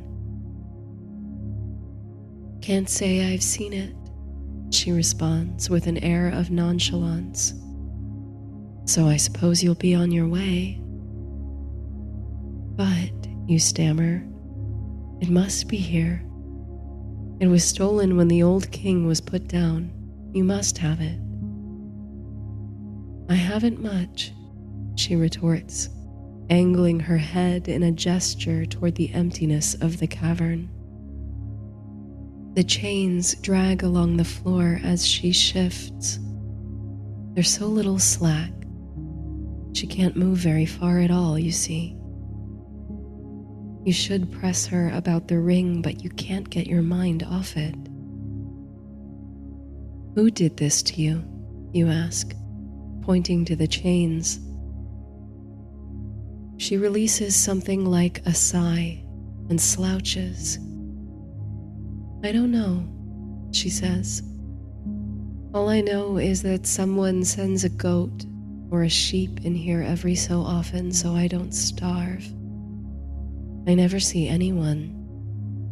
For all I know, it might be you who did this to me."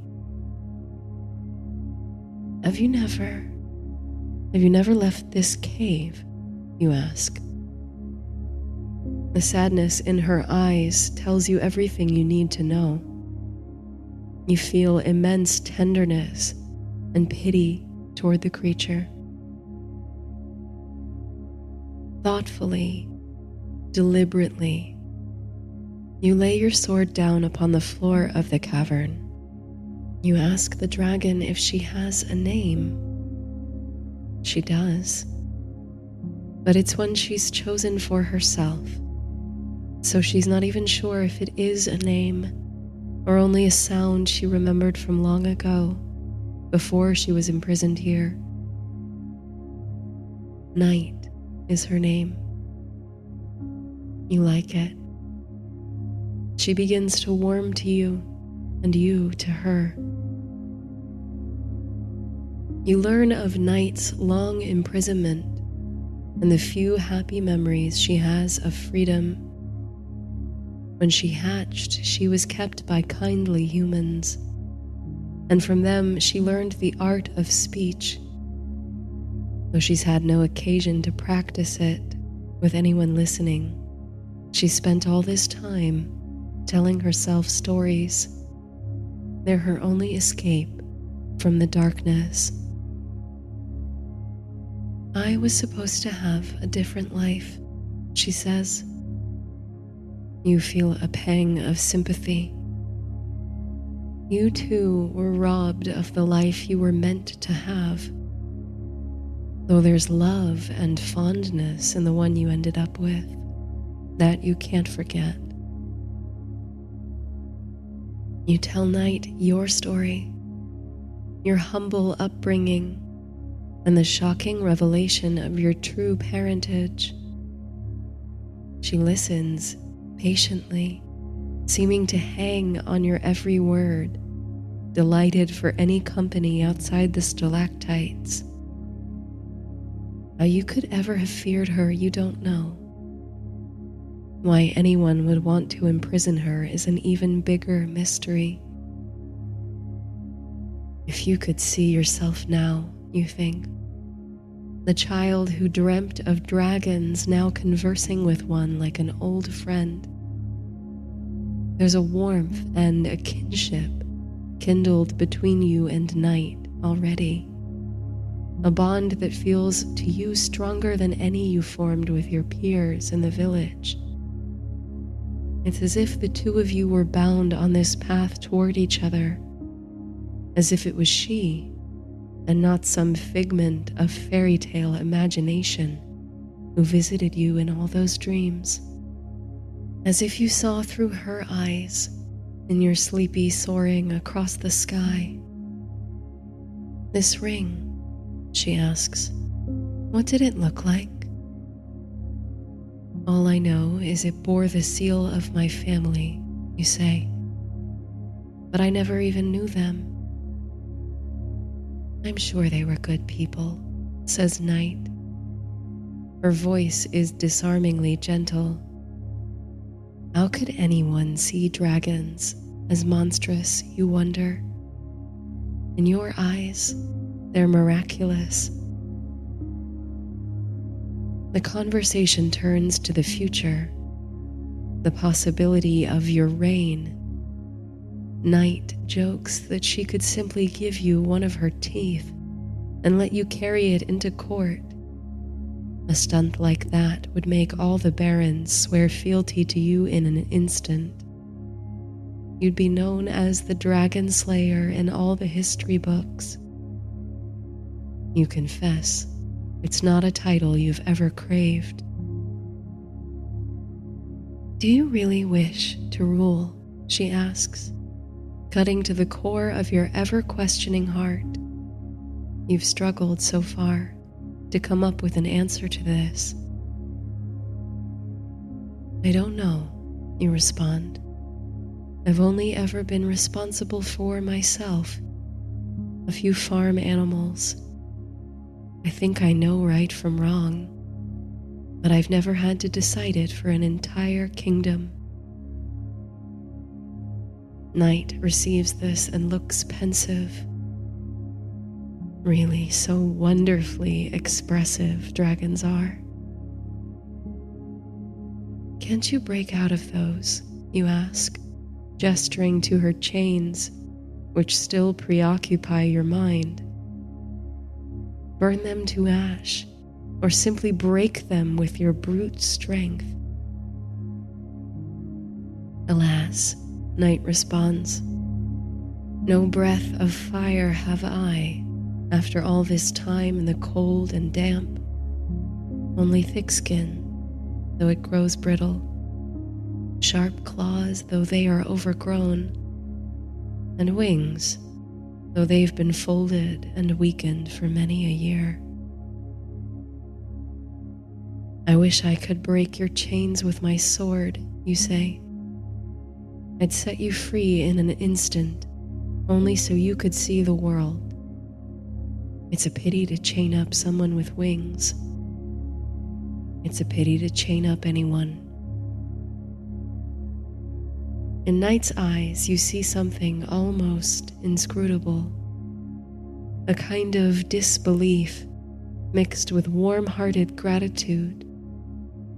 You doubt she's ever heard a word of sympathy for her plight. I think you'd make a good ruler, she says.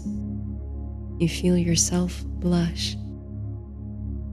Then Night, the mighty if weakened dragon, unfurls herself, chains scraping against the floor of the cave. I kept something from you, she said, but only because I've kept it secret for so long and didn't know if I could trust you. In unfurling, she brings round her strong, spiked tail to the front of the cavern, where it falls right into the spill of your torchlight. There, sparkling at the end of it, hanging loosely on one of the ivory spikes, is a speck of gold. "Go on," she says. "Take it." You reach out, hardly believing it, and carefully remove the gold ring from the spike. It's heavier than it looks, solid gold and finely cast. It glimmers in the firelight.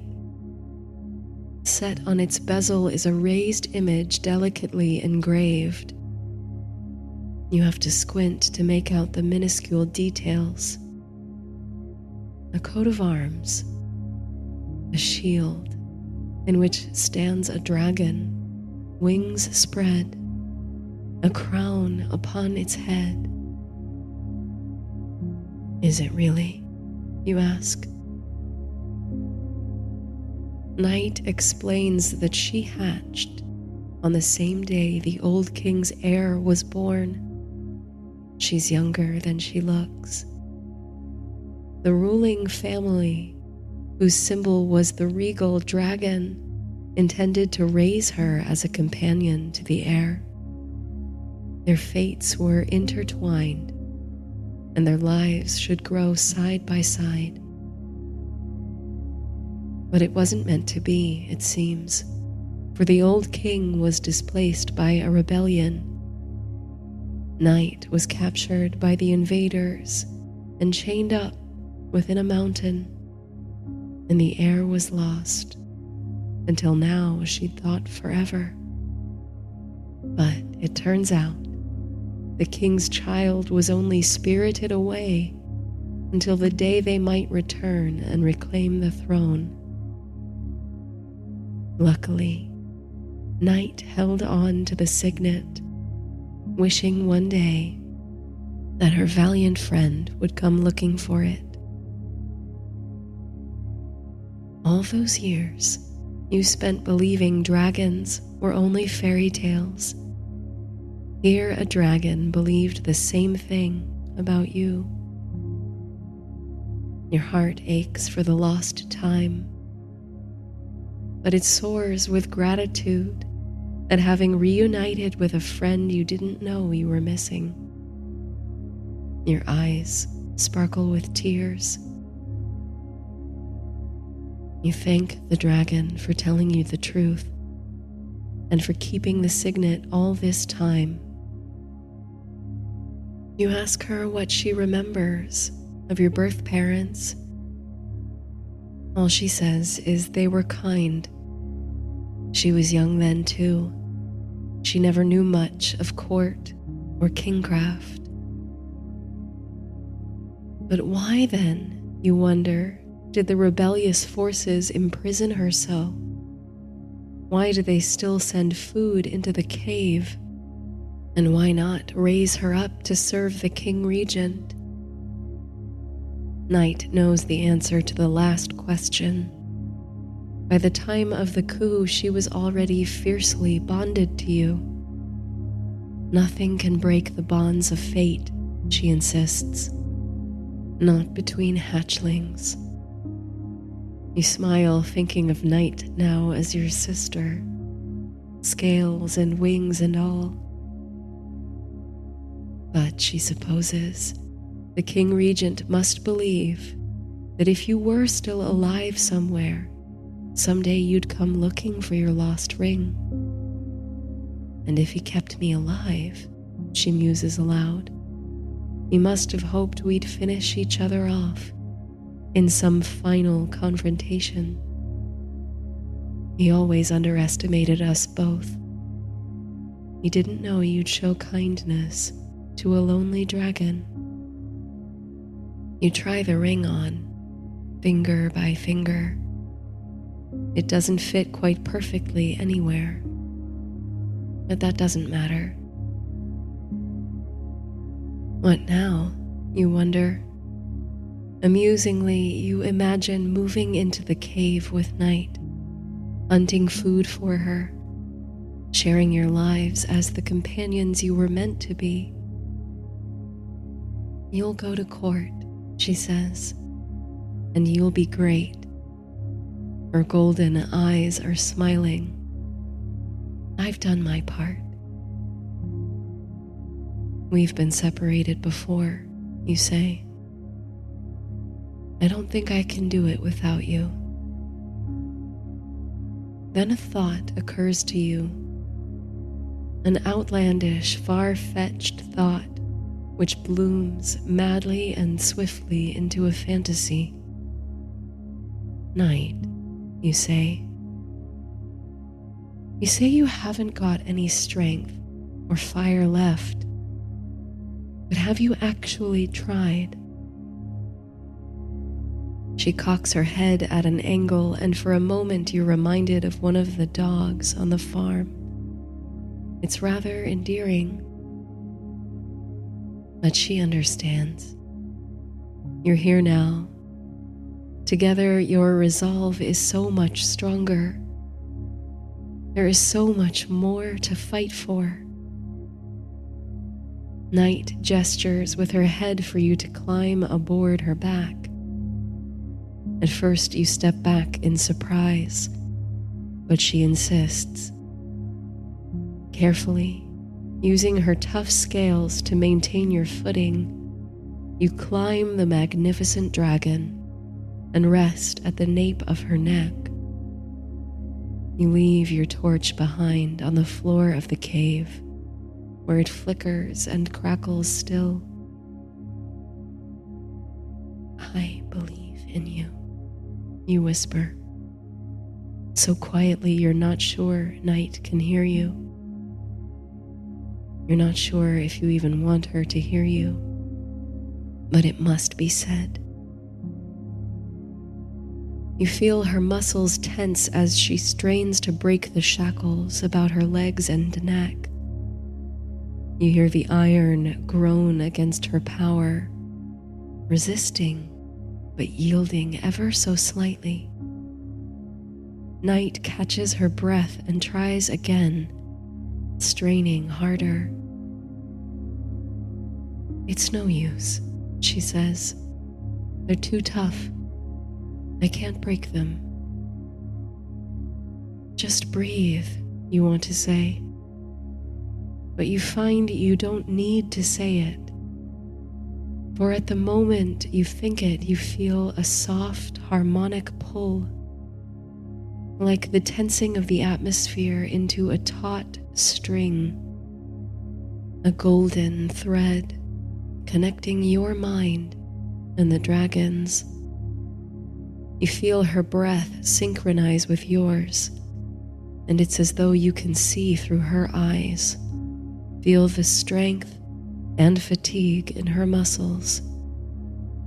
You are one.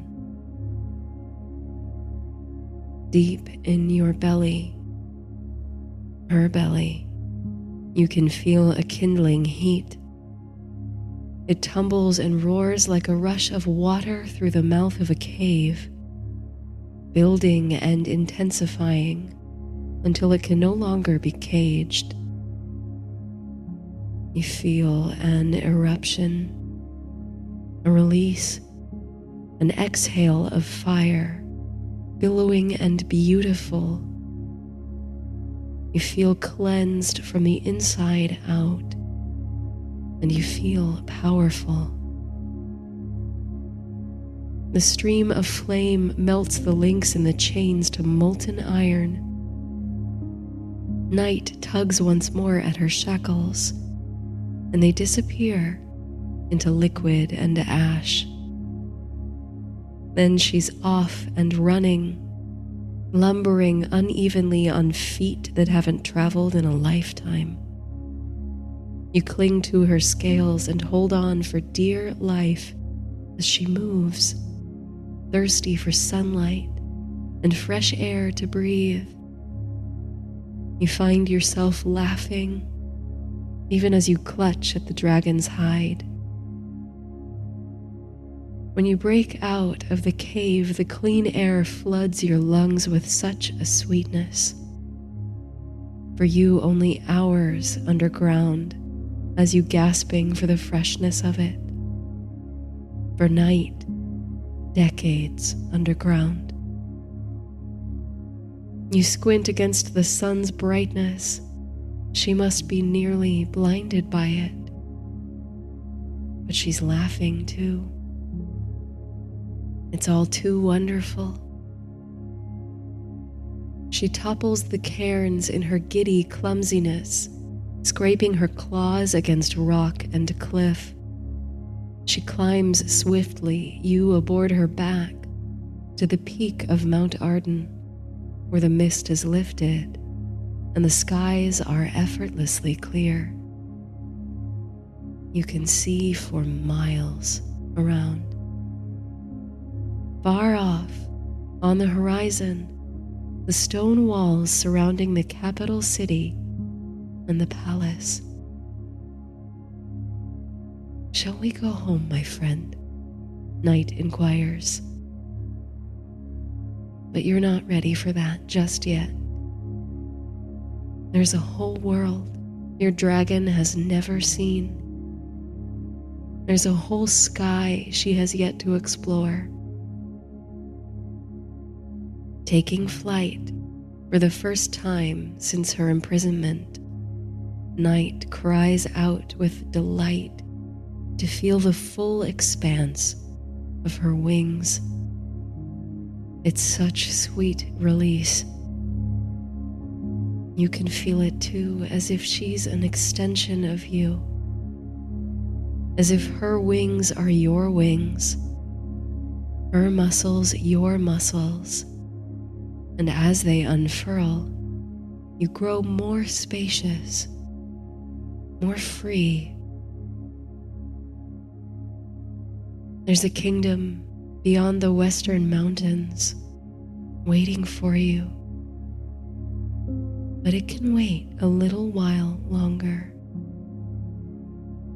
There are oceans to skim, new foods to taste, lives to be lived.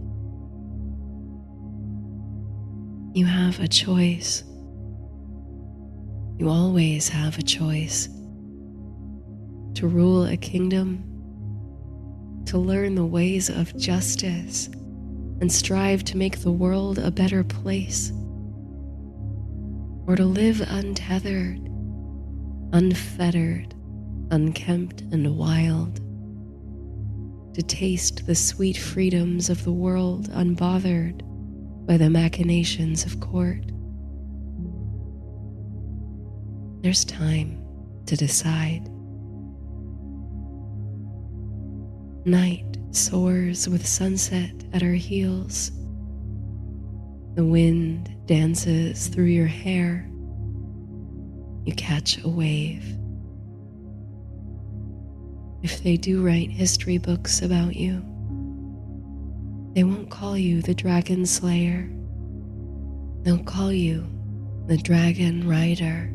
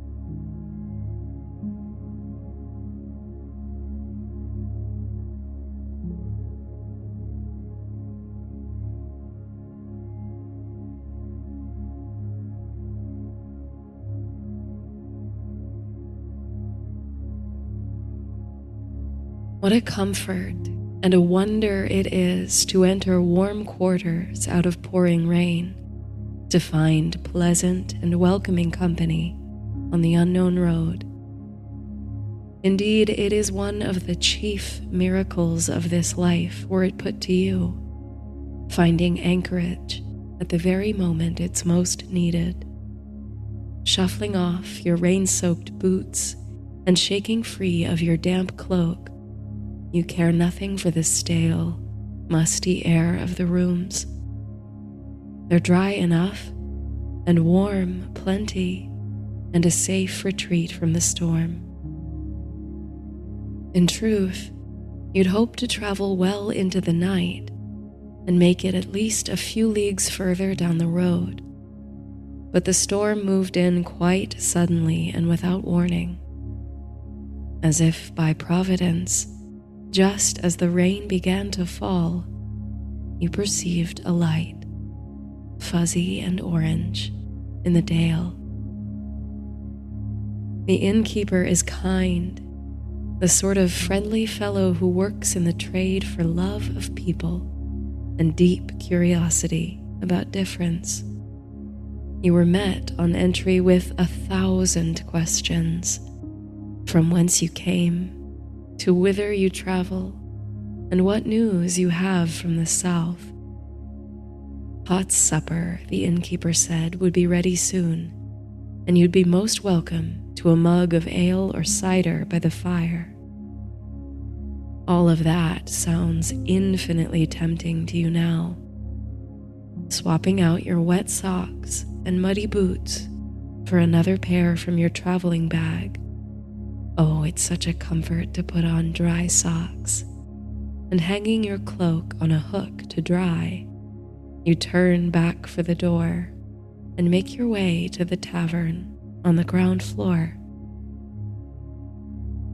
where before there were only a few patrons huddled over pints at solitary tables. Now several more have taken up residence on benches and around the blazing hearth. The innkeeper, a rag slung over his shoulder, brings frosty steins to a table of weary-looking folks in gray-green cloaks. You overhear his jovial greetings to the three of them. Not too often we see half-elves this way, he says, beaming. All are welcome here, of course, and my Mary's lamb and leek pies are just out of the oven. How many for you? Most of the patrons are human, like you, though there's a somewhat surly-looking dwarf at a table in the corner. The whole place is lowly lit, with candles dripping wax that pools in brass and copper holders on every table. Wooden crossbeams on the low ceiling and slab stone archways reflect the candlelight and that from the fireplace, which offers a pleasing crackle. You find yourself an open table close to the half-elf party and a perfect distance from the fire, where its warmth is enough to comfort you, but not so intense as to flush your cheeks and sting your eyes. The innkeeper is glad to see you freshened up and ready for company. His rosy face, plump and pleasant, splits into a welcoming smile. You'll have one of those pies sent to you straightway, unless you prefer stew and fresh bread, of course. You can rustle up anything you like. You hadn't realized how hungry you were until you sat down. Now you're even more grateful for this port in the storm. Though the inn and tavern are relatively small, the rain seems miles away within this cocoon of warmth and welcome. Just as the innkeeper plants a mug before you, the door to the inn swings wide, and a flash of lightning without illuminates a figure in the doorway. Happy words of welcome greet her, a dark-haired lady who looks to be of high birth by her dress and manner. She sits down straight away at a table very near the fire, which illuminates her features plainly. About her neck is a deep green amulet, wrought with a silver chain. As the room fills, guests entering from the rain or coming down from their rooms, there's a fair bit of shifting glances as you take each other in. Not surprisingly, the innkeeper remarks that it's the fullest his place has been on a given night in many years, and with all sorts of people, and what a delight. Just last evening, he was here alone in the bar room, while Mary made pies in the kitchen for no one to eat. Just me, my Mary, and the cat it was, he says, to no one in particular. The food he brings you is hearty and delicious, seeming to feed your very soul. You feel stronger, more resilient and energized, as opposed to the road-worn self you first dragged through the door. And those around you clearly perk up after a few bites, too, as if there's some magic seasoning sprinkled in the pie crust and stew that wakens the heart and stirs courage. Soon, the quiet conversations, isolated between tables and traveling companions, begin to overlap. Heads turn, bodies lean back in chairs as guests begin to compare weather conditions, the obstacles they've met on the road, and the destinations in store for each party. Coincidentally, though perhaps this should not surprise you at all, you are in the company of a dozen or more others on their way to the same place as you. A festival honoring the crown prince's coming of age. The whispers throughout the kingdom, though they may be greatly distorted and exaggerated, suggest that the king regent will install his nephew upon the throne during the festivities. There are rumors that a lost heir to the old king's line has surfaced, and the king regent must act swiftly to secure his family's place, crowning the prince before all the public, so there's no question to the validity of his rule. By your measure, it's never much mattered who sat on the high throne of the kingdom. You answer mostly to the local lords, who provide protection and benefits in exchange for taxes and work.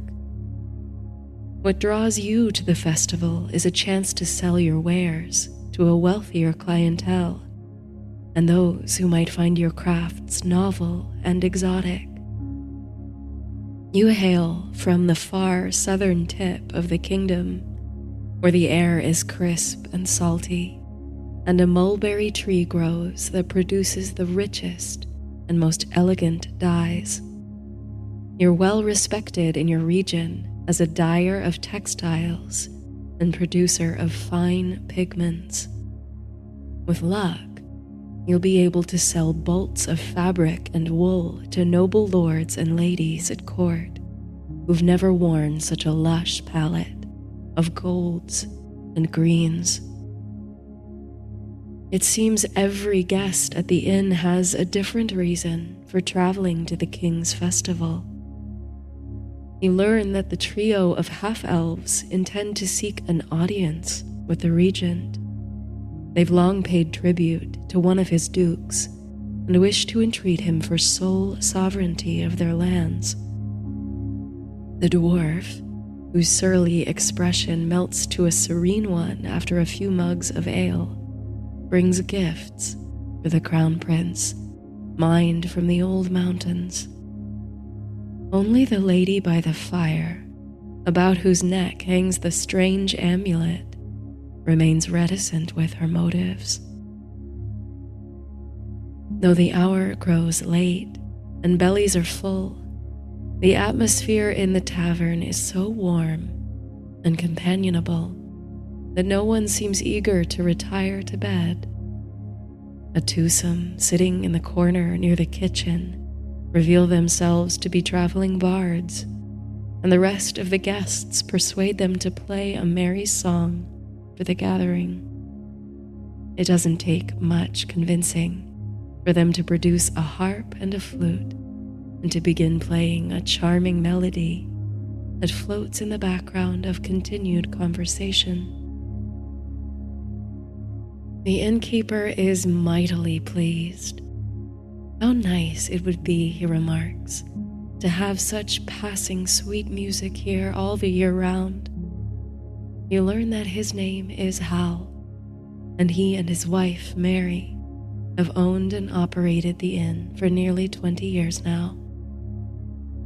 Built it with me own hands, he insists, displaying his rough, calloused hands as proof at the crossing of the 3 great roads, knew we'd always have guests from one way or another, though a night like this we don't see often.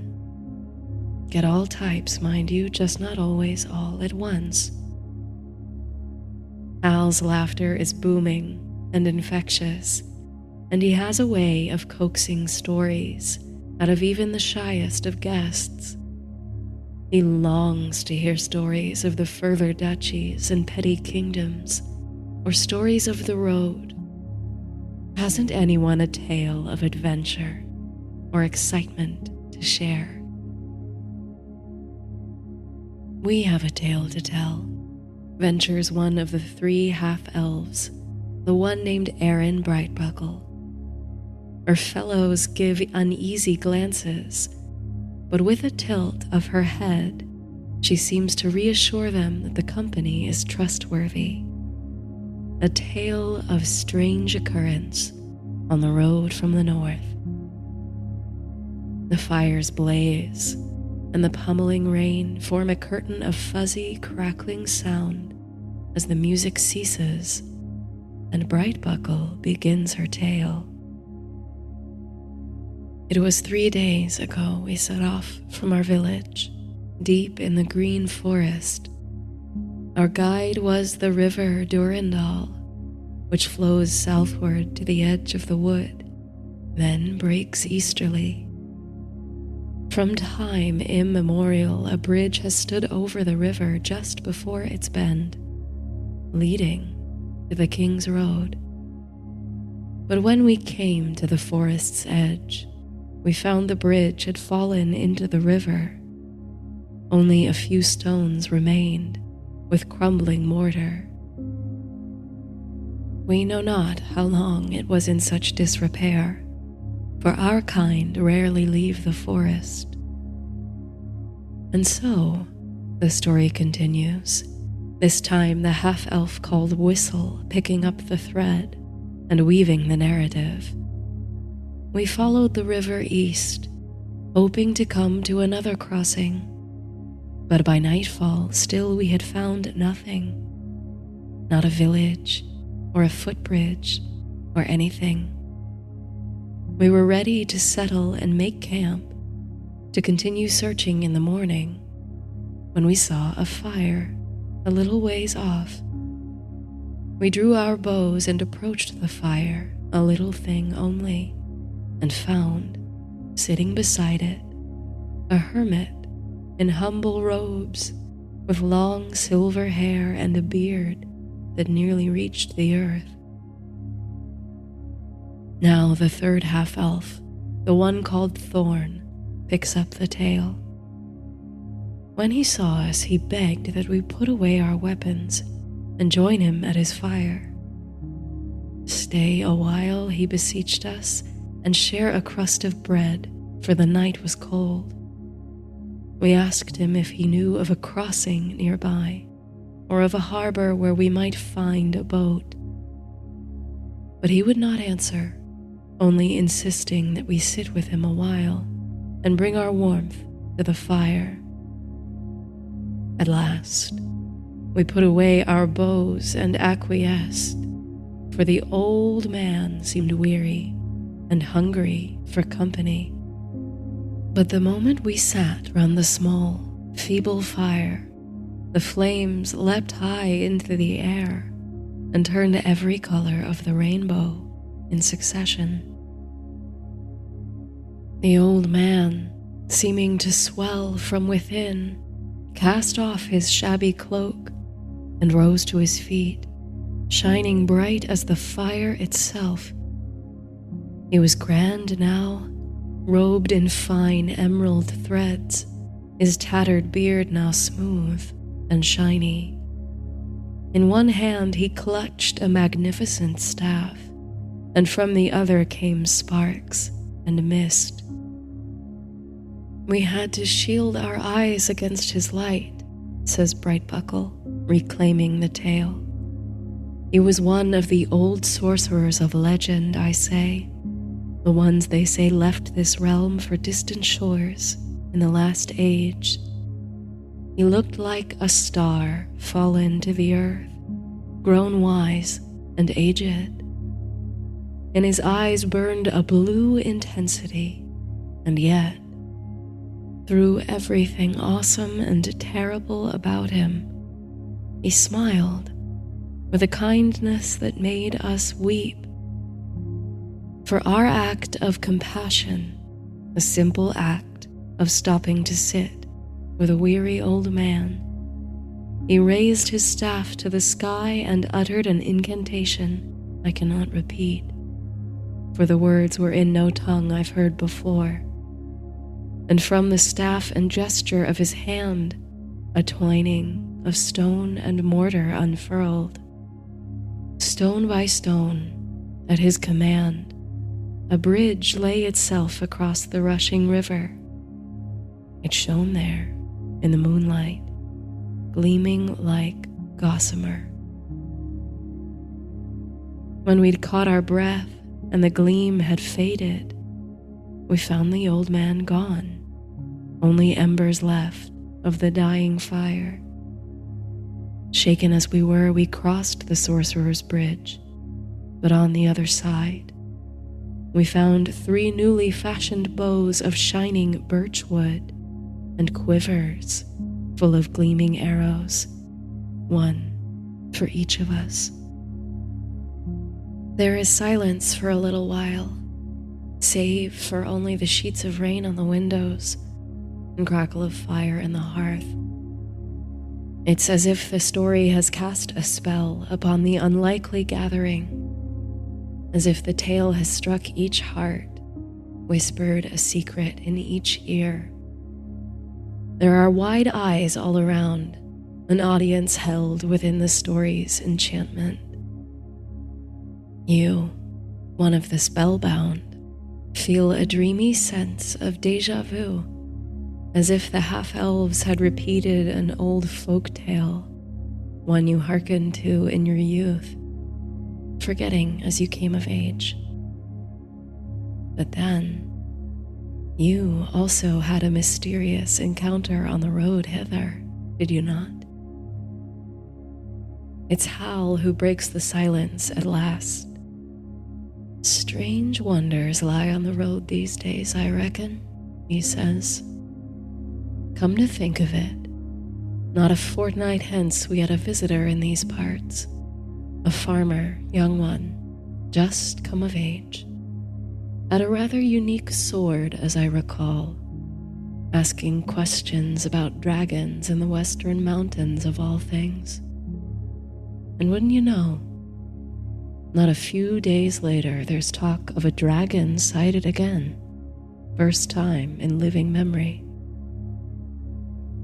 This sends a bout of whispers across the tavern, blending into a natural susurration. Dragon sightings, hermit sorcerers, these are marvelous times indeed. I too witnessed wondrous marvels on the road, comes a low, husky voice. It's the woman beside the fire, speaking at last. I was older then, when I left my village, she says, her tongue tracing the first of many riddles. wiser, too. My neighbors came to me for charms and remedies, potions and tinctures. I worked with the water and the moon and the plants and was called Wise Woman. But before the harvest, a blight came. All the crops of all the villagers and all the healing herbs in my garden withered, and my magic with it. I left to seek an answer to the sudden dying of the land.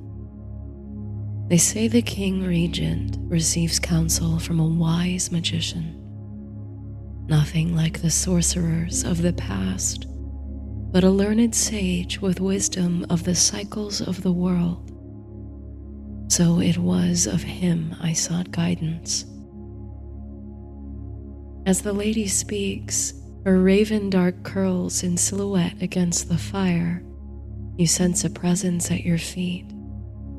Peering discreetly under the table, you meet two bright green eyes. A cat, black with white paws and chest, winds its way around your leg, gently butting its head against your shin. Then, swiftly deciding it's finished with you, the cat leaps away and into the lap of Mary, the innkeeper's wife, who now sits and hearkens to the tale. The lady continues. It was a perilous journey for a woman of my age. My bones were not what they once were, and they sorely ached as I traversed the land. Yet my quest spurred me on. Only I could save my home and the magic it held. You glance about the room, and the puzzled expressions of the other guests mirror your confusion. The storyteller appears to you in the prime of youth, and yet she speaks of old age and frailty. You listen on. On the second night of my travels, as I searched in vain for shelter, for the night and the moon rose full overhead, a sudden chill took me, and I could go no further. I sat beneath a hazel tree as the cold closed in. But as I sat and shivered, I felt at once a shower of warmth and light upon my face, then upon my shoulders and my whole body. By the light of the moon, a young man approached me, and from him seemed to come a glowing warmth that then enveloped me. He took me by the hand, and I rose to my feet as though I were weightless. I moved with a swiftness and an ease I had not known in years.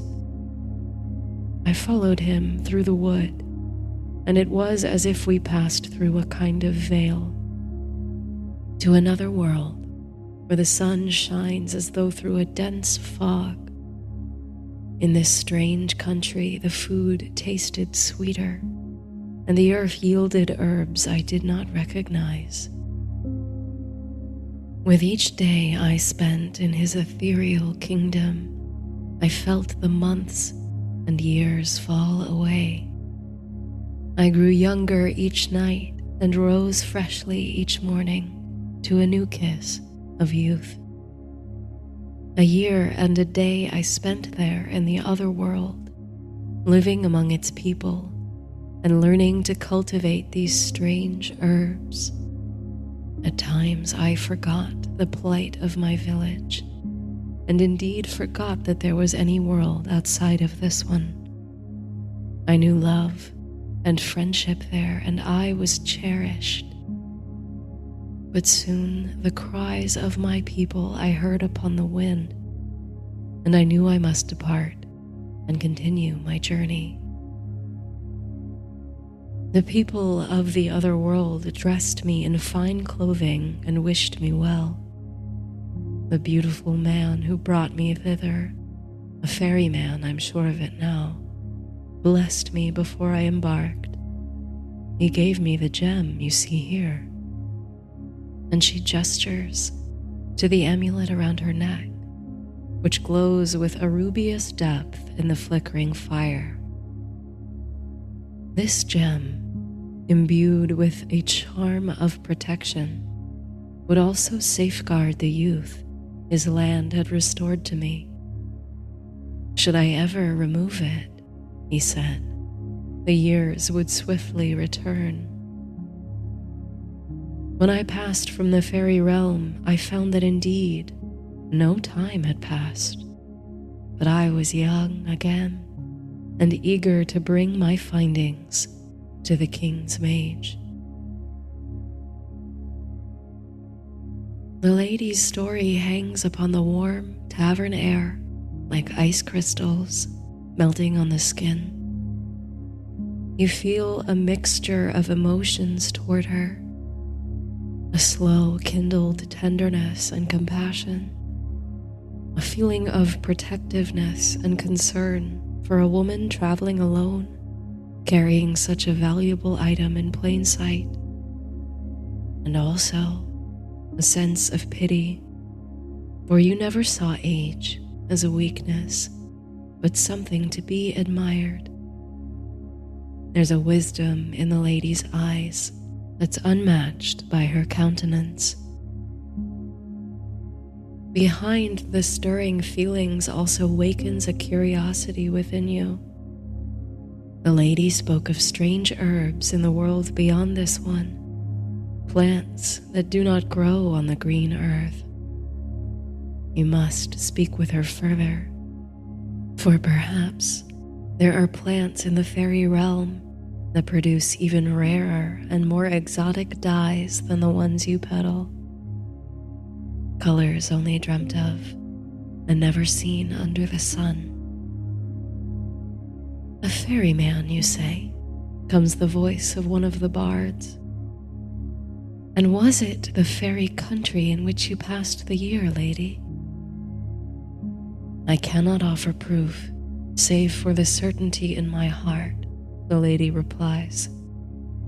In that country, food was plentiful, all were eternally young, and illness and disease were unheard of. I might have stayed all my life, were I not called to a purpose in this world. There is great interest among the guests as to the location of the doorway to the other world. Even you harbor a longing to find the fairy country. But the lady insists she could not recall the way. A year in the company of the Fae has blurred her memories of the path she walked. And even if she could find that hazel grove once more, the doors to other worlds rarely appear in the same place twice. At least, and the bards here agree, that's what the old songs say.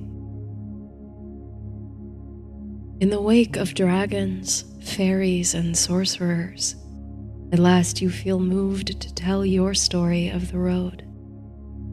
You feel struck by the same poetic spirit, just as you were clearly visited upon by some similar strangeness. I have a tale to offer, you say, your voice clearer and more musical than you remember. I too encountered a marvel on my journey. Hal pours another round for those guests who wish it. Your eyes focus on the hearth as you weave the tapestry of your tale. It was midday when the road from the south brought me to the edge of a dark wood, you begin. I was prepared for this, as those who have traveled to the castle before have brought back warnings of this place. It is a vast forest of confused and entwined paths, earning it the name of Tanglewood. At the utterance of its name, many of the guests around you nod or mutter sounds of familiarity with the wood. Many a traveler has become lost in Tanglewood, you continue, and dangers lurk in the shadows there. But I was unafraid when I entered. I made of the stories and songs of the wood a kind of protective shield. I wrapped myself in the rumors, for that was all they were, and turned the dangers back upon themselves with every step. But the wood was dark. The afternoon sun strained to reach between the brambles, and the path was winding and difficult to follow in the dim light. My resolve began to fade, and my invisible shield of songs and stories with it. With every snap of a twig or sound of a scurrying creature through the trees, I became afraid. I worried I would lose my way and be lost in Tanglewood forever. But as I reached the densest part of the forest, and the canopy closed in, sealing out the last of the sunlight, I perceived a silver glow straight ahead through the trees. It was bright as the harvest moon and almost seemed to sing, to hum toward me. Indeed, it seemed to me that I could hear in that quivering song of the silver light my name upon the lips of a gifted bard. It called to me. And so I followed it, this gasp of light in a forest of darkness. My eyes and feet found clarity in the path, and the light guided me onward through the thicket. The faster I moved toward it, the more it pulled away, as though I were chasing a playful child. Finally, the traveling light slowed, allowing me to reach it, and when I was close enough for my eyes to grasp the detail, I discovered that at the center of the glow was an animal. It was a white heart, generating this abundant light. The creature was so beautiful, an expression of such profound innocence, that I nearly wept at the sight of it. I was so spellbound by its loveliness that I did not at first notice its injury. But there in its hind leg was an arrow. The poor creature was wounded, and yet it still led me safely through the wood with its light. So I endeavored to help the creature. I carefully removed the arrow and dressed its wound with a scrap of fabric from my pack. I hoped that this small gesture would convey my gratitude to the heart. Then, to my surprise, the wounded heart began to transform before my eyes. Its shining coat became skin, its forelegs stretched outward into arms, and its body stood upright. Before me, there was no more a heart, but a child, with moon-white hair and a clean white shift. She looked no older than 7 or 8, but as I beheld her, it seemed she flickered between multiple states, as though superimposed here with the pale image of a grown woman, and there with the spectral form of a crone. Briefly, she was all three at once, but as my eyes grasped for the full picture of her, she returned solidly to the little child, barefoot in the dark forest. She stayed by my side and walked with me till we reached the far edge of Tanglewood.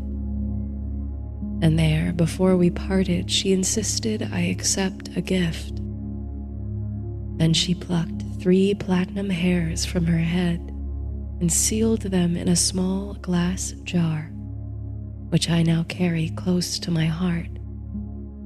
It is like bottled starlight, she said, and I only need open the jar when I find myself lost in the dark.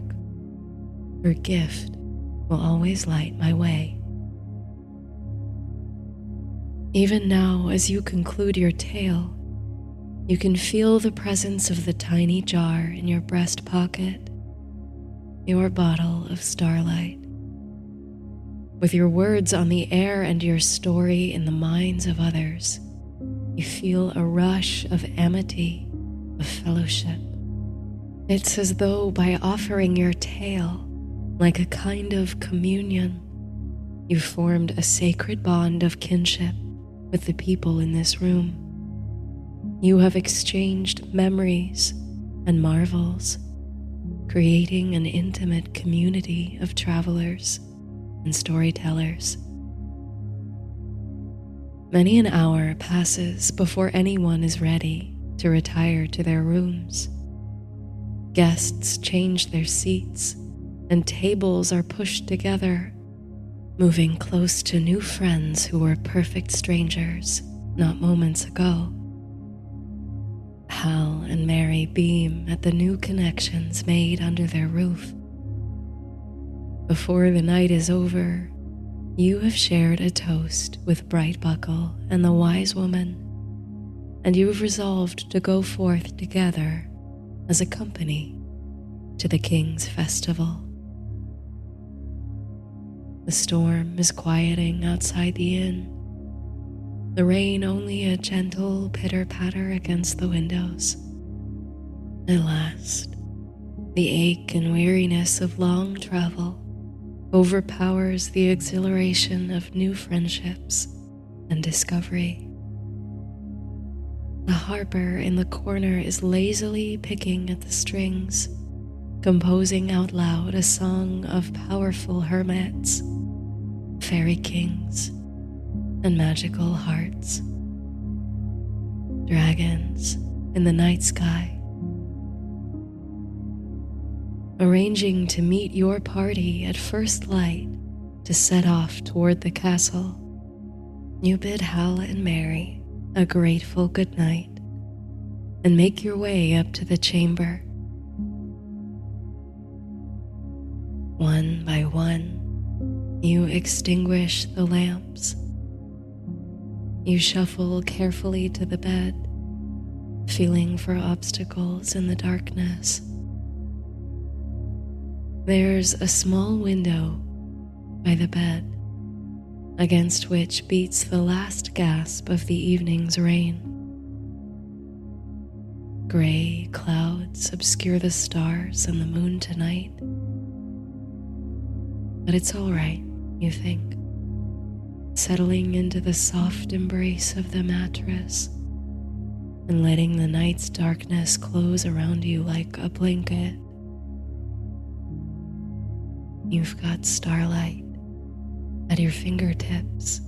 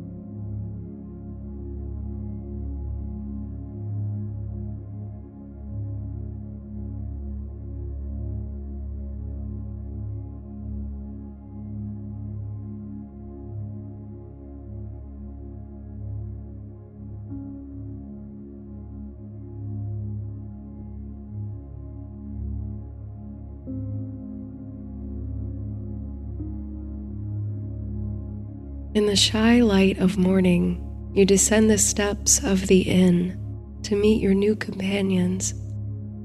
Only a night, the deep and heavy slumber of a weary traveler, has passed since last you looked upon them by the light of the tavern fire. Yet it feels like ages have elapsed. Down in the tavern, where only hours ago you rushed in out of the storm, where you shared stories round the fire with relative strangers, the innkeeper, Hal, is sweeping the floors. He looks up to see you, his ruddy face breaking into a smile. He'd happily rustle up something to break your fast, if you'd like. His wife, Mary, is the cook, and she's always got a good hunk of rye or wheel of cheese lying around. You thank him sincerely for the hospitality, but has he seen the folks with whom you were conversing yesterday evening? You're meant to meet them any minute now. Of course, he says. The fine-dressed lady and the 3 from the Green Forest already came down and took as much food as they could hold in their packs. They did. He laughs heartily. They haven't gone, have they? You ask, crestfallen. Oh, no, Hal replies. Just gone to look around the town, they said. I promised I'd send you on your way as soon as I saw you. You sigh with relief. You didn't think you'd overslept so much. Graciously accepting another pack full of bread from Hal, you hoist your traveling bag over a shoulder and depart the inn. You give it a backward glance as you go, cherishing the memories you made within its cozy, firelit embrace. Shelter it was in a storm. Now you go forth into a sunny day to find your new friends. The inn sits at the crossing of the 3 great roads, and a little village has sprung up in the cradle of the convergence. You stroll down the main corridor through the tiny shops and trades. Though the feel and climate of this region are very different from your home in the southernmost tip of the kingdom, you find that the village doesn't diverge much from the ones you know. Like every small town and large city in the south, it has a blacksmith, a general store, and various market stalls for hawkers of different wares. In the near distance, toward the foothills of the western mountain range, which forms a steady ridge across the horizon, you can see a smattering of residences.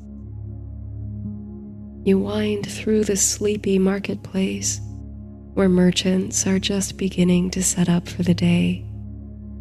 If you had nowhere to be, no obligations, and no companions waiting for you, you'd feel quite at home here. You'd find an empty stall and barter for the space to set up shop and sell your products. Your bag is packed full of bolts of richly dyed fabrics, wool and silk imbued with the finest green and gold pigments imaginable, made from special dyes only found in the south. You might make a pretty penny hawking them here, but you do have people waiting for you. And besides, you're saving the bolts to sell at the king's magnificent festival, where they're sure to catch the eye of the nobles at court. You find some of your party in the village square. The trio of half-elves, Bright Buckle, Whistle, and Thorn, are gathered conversing by the fountain. They wave you over when they see you. Each wears a bow and quiver of arrows over their shoulder. Only now, by the light of day, do you notice the heraldic insignia on each of their garments. A white tree with half its branches in bloom, as if at the height of summer, and the other half bare, as in the coldest months of winter. You'll have to ask them sooner or later about the meaning of this symbol and whether it indicates their belonging to some order or other. But for now, only one question rises to your lips regarding the whereabouts of the final member of your traveling party. Gone to acquire some more appropriate travel threads, says Brightbuckle, the most outgoing of the half-elves, with a chuckle. Marana, the lady in question, whose noble attire raised more than a few eyebrows at last night's gathering in the inn, is wise to exchange her fine silks for something less conspicuous. At least now, she won't be traveling alone. Well, you suppose, if there's time to kill, you might dip into one of the shops lining the village square. The half-elves promise to come find you when Marana returns, so you can at last embark on your journey down the King's Road. There's one establishment in particular that's caught your eye. A painted sign hangs outside the door, swaying slightly in the breeze. Depicted upon it is the skull of a deer. It's hard to explain, but you feel you must go inside. The moment you swing the door open, even before you can cross the threshold, you are overcome with the smell of incense. Clouds of smoke rise to meet you, obscuring your vision, so that it's almost as if you step into a thickening void. When the smoke clears enough for you to see, you take in shelves and shelves of esoteric objects and arcane items, instruments the likes of which you've never seen. Stones and crystals precisely arranged, talismans and amulets. This, you think, is a place of magic, the domain of sorcerers and mages. It's not a place where you should tarry long. But before you can turn and make for the door, a voice chimes through the clouds of smoke.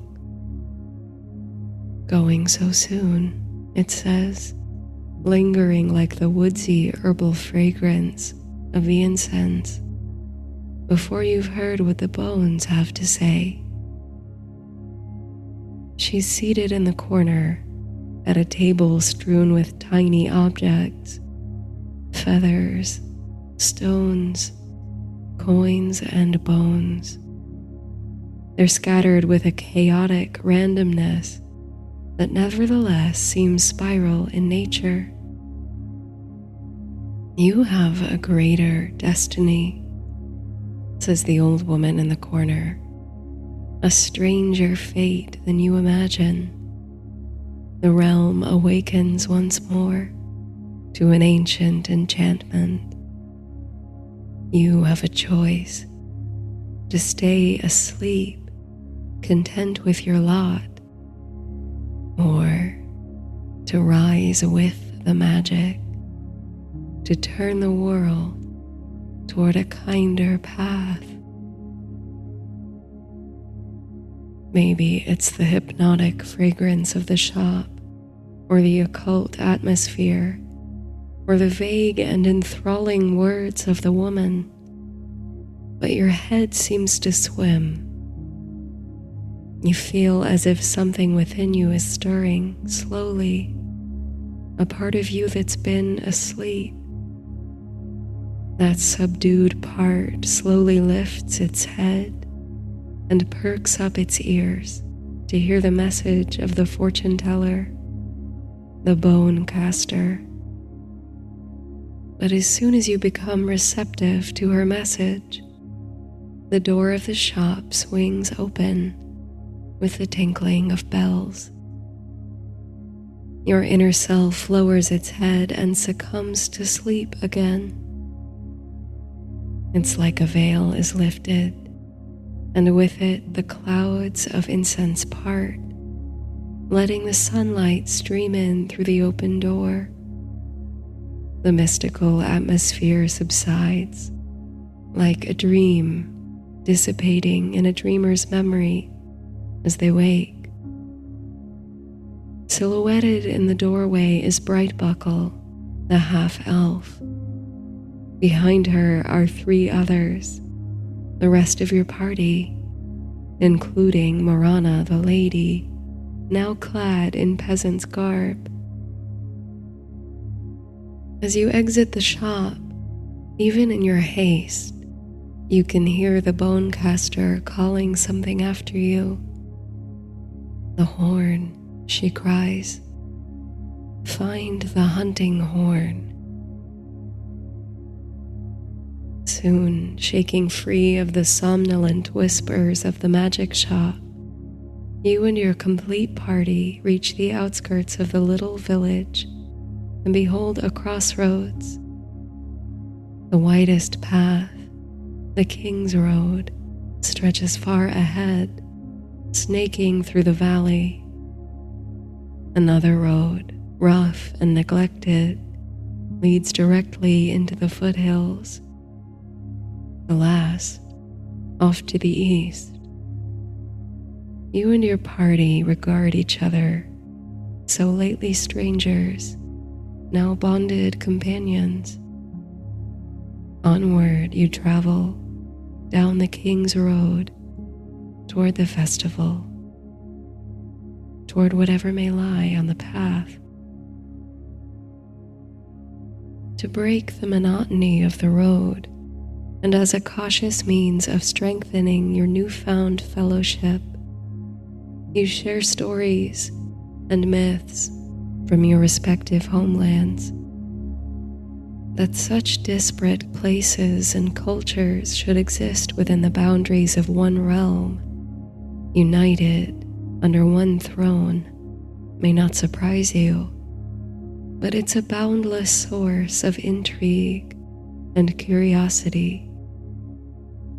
The half-elves hail from the forested regions of the north, their hamlet hidden so deep amid the labyrinth of trees that they rarely meet outsiders. They like it that way for the most part. Secrecy is key to their safety.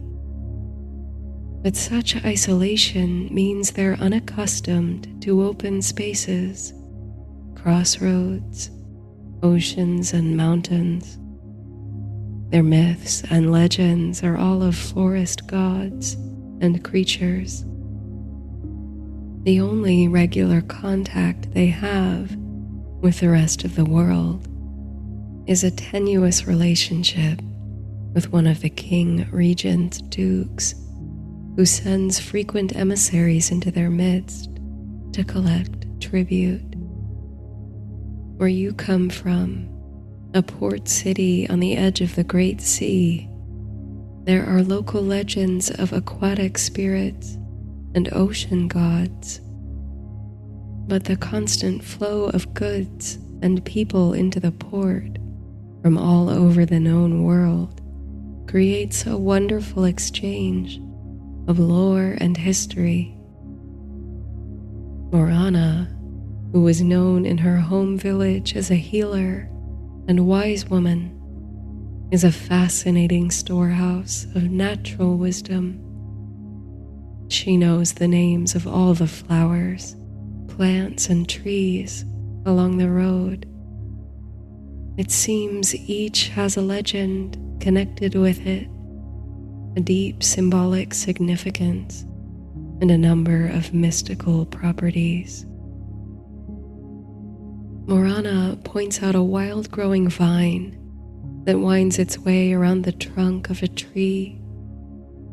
It has trumpet-shaped flowers with an intense violet hue It's sacred to the moon goddess, she explains, and the flowers can be made into a tea to induce peaceful slumber. It's a tricky flower to work with, however, for unless the dose is exactly right, the sleeper might dream for days or weeks on end, waking only at the ringing of a bronze bell. That's why I always keep a bell on hand, she continues, though I'm skilled enough to avoid the ill side effects in the first place. You learn much, even through idle chatter from your new friends. With all the vast cultural differences between you, there are also deep similarities in the stories you tell. Your gods and heroes have different names, but they are honored at similar times of the year, and their tales ring with echoing themes. With each story, you can feel the distance between your faraway homes shrink just a bit as you come closer together. As the road winds through stranger and stranger country, you are grateful for their presence, for the strength that comes in numbers, for the joy that sings through the bonds of friendship, and for the genuine concern each of you has for the next. In this wide world, you think, there's no need to walk alone. You hope to come to another town by nightfall, but the longer you walk, the more remote the road becomes. It's surprising. You'd assumed that as you drew nearer the capital, you'd find more densely populated areas. Instead, as a purple dusk falls over the land, the road twists into a wooded region. You and the lady Marana are reasonably hesitant to enter the woods just as darkness falls. You've both had your own strange encounters in the forest by night. You suggest setting up camp for the night. You've supplies between you to make a comfortable place, and you can take turns on the night watch. But the half-elves, Brightbuckle, Whistle, and Thorn, bravely trudge ahead. They can see exceedingly well in the dark and are well acquainted with any dangers you might encounter in the forest. They are equipped with elegant new bows with which to defend you. And besides, you'll have better protection if you camp amid the trees than by the side of the open road, they insist. With some persuasion, your reservations are assuaged, and you follow the intrepid trio into the wood. There's a friendliness to the atmosphere you find. You've walked through other wild woodlands, feeling ill at ease, but here the road is clear before you, and the moonlight sparkles on the trees with an inviting quality. Your companions sense this too. Where before they walked cautiously, bows drawn, now they lower their weapons and move with confidence. On many a tree, the same purple flowers wink on the vine, turning their brilliant heads to the moon. They produce a sweet, hypnotic musk. Noticing that a sleepy haze seems to settle around you, a pleasant, dreamy serenity, you ask Marana if it's possible for just the fragrance of the flower to have a hypnagogic effect. She nods wisely. especially under the light of the moon. The perfume of such a high volume of the flowers can certainly make one drowsy, though it won't put you entirely to sleep. She feels it too, as it happens. So do Brightbuckle and company. Across the faces of all your party are mild expressions of tranquil bliss. You begin to think it might be time to make camp. But it's just as you're seeking out a suitable clearing in the trees with space to build a fire and spread out bedrolls that you stumble upon a most unexpected sight. A garden. Lush and overgrown, yes, but with such impeccable grace and beauty by the light of the moon that it's impossible to think it merely an untended explosion of flowers and herbs in the deep forest.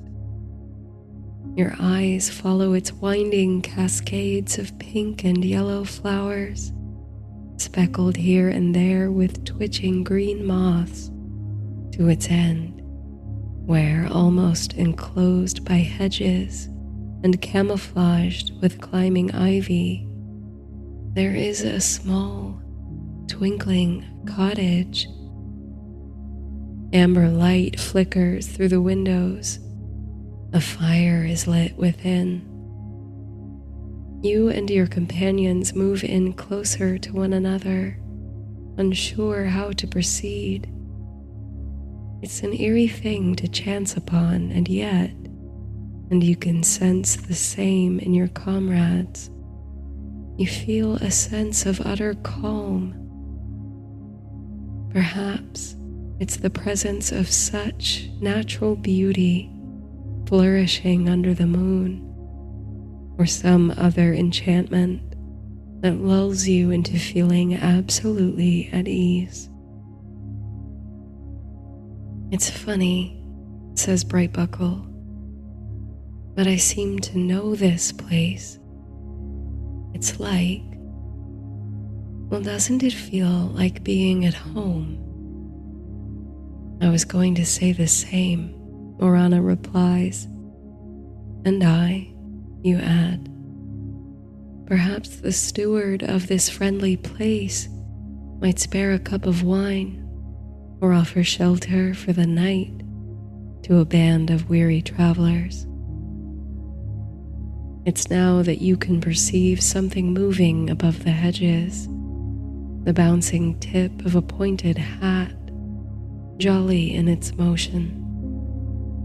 Someone is out among the rows, it seems, perhaps pruning the hedges or enjoying a stroll through their garden by the light of the moon. There's a tune, too, above the hum of insects, the sound of someone softly singing as they work. As you and your company cautiously start down the garden path, the owner of the hat emerges into your line of sight. Two bright, sparkling eyes and an infectious grin shine behind a long gray beard. A more ancient person you're not sure you've ever seen. With such joy beams from his presence that you feel light, childish at heart. Who goes there? Comes a low and musical voice. Begging your pardon, sir, you venture, stepping out ahead of your friends. We are travelers from distant lands, meaning you no injury or ambush. We stumbled by chance into your garden and wonder if you might have space at your table for us. The bushy eyebrows raise, a look of whimsy and interest in the bright eyes. It's now as you draw closer to the tall, wizened gardener that you recognize the two pointed ears that protrude from beneath his cap. This might be, you think, a true elf, though you've never seen one before, and you'd thought they were long gone from these shores, their bloodline only preserved in the masses of half-elves, like your friends. What tales survive of the true elves sing of their virtue and generosity. It was when they began to migrate to distant shores that the realm's troubles first began. The gardener's expression softens now into a pleasing smile. Always, a crinkle of laughter lights up his eyes. I've not seen company for many an age, he says. I'd welcome you, all of you, at my hearth. You breathe a sigh of relief. The old elf seems genuinely pleased to host you. Bright Buckle, Whistle, and Thorn are abuzz with intrigued energy as he turns to lead you to his door. They've seen it too. He's a true elf. Beyond the hedges and the moon-facing flowers are the ivy-covered stone walls. You follow the gardener inside, revealing a warm and inviting cottage. You're reminded, strangely, of the magic shop in the village square, but it's like you're looking in a kind of reverse mirror.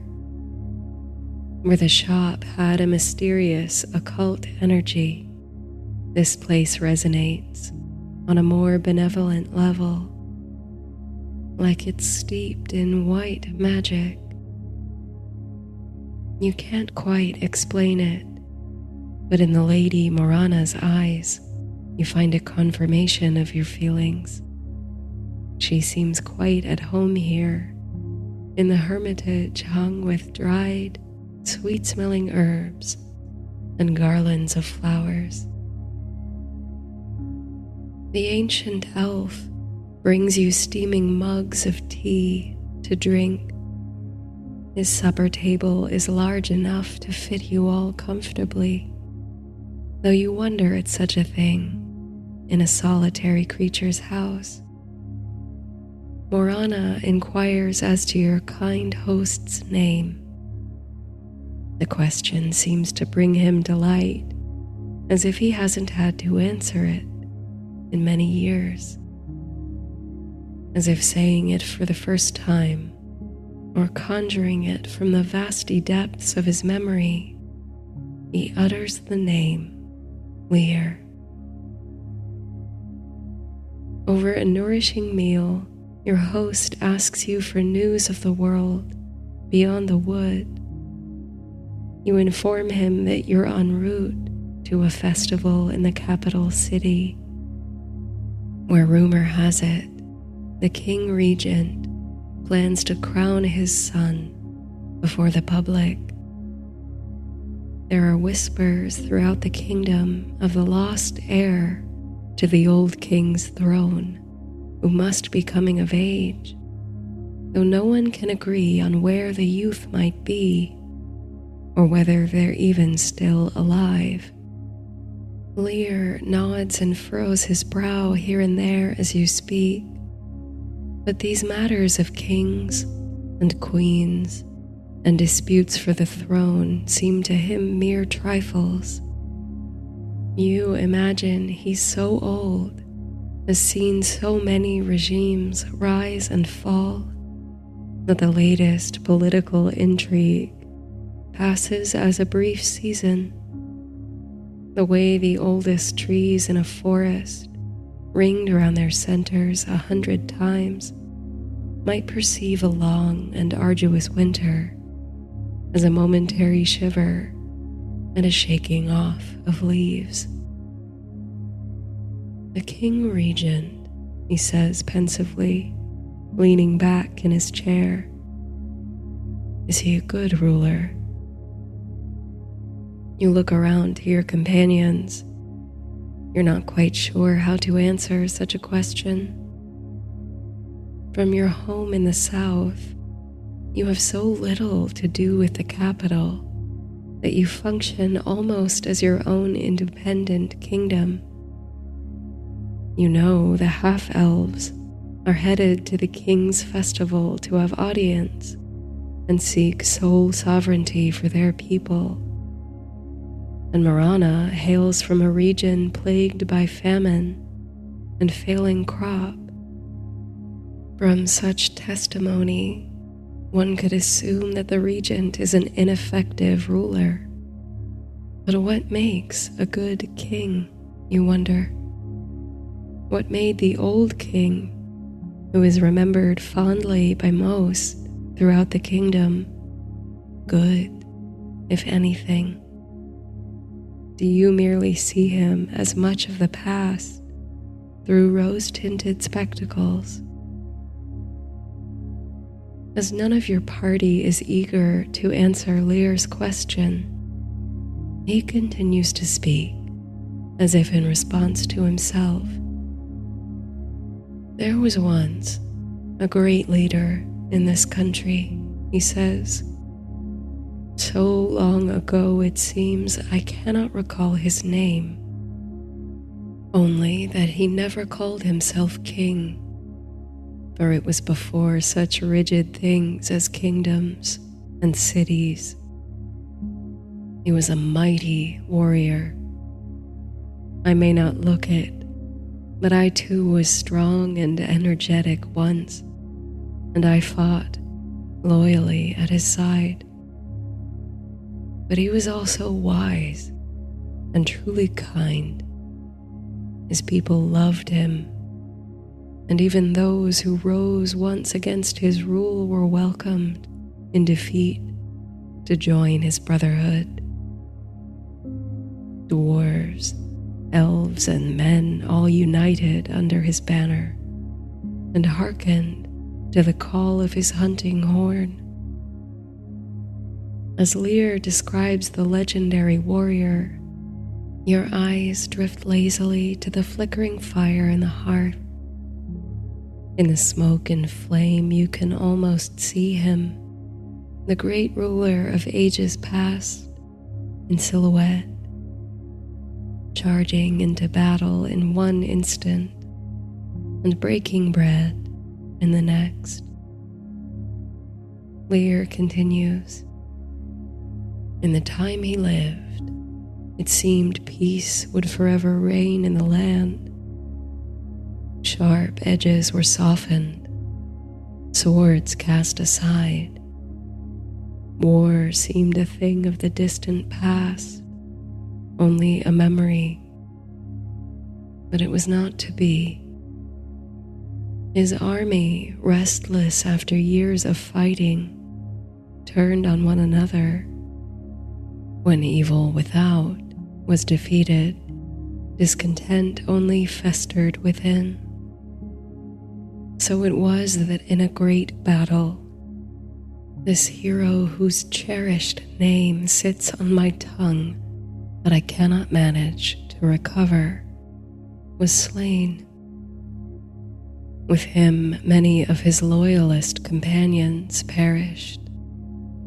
I survived and came here to live alone and keep my own country. But this is not, I think, the end of the tale. I converse at times with the trees, with the birds and insects and deer of the forest. They carry the songs of men and elves. One which soothes my mourning heart is of the great man who once united us all. Now he was carried away after the battle and lain to sleep within a burial mound with his closest companions. And how, surrounded by flowers and healing herbs, they slumber to this day, awaiting the hour of the realm's greatest need, when they might yet be awakened.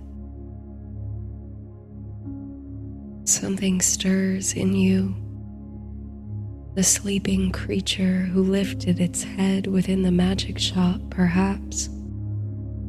You think about the hypnotic purple flowers and Morana's sleeping draft. You think of the solemn sleepers, only awoken at the sound of a bronze bell. And there's something else.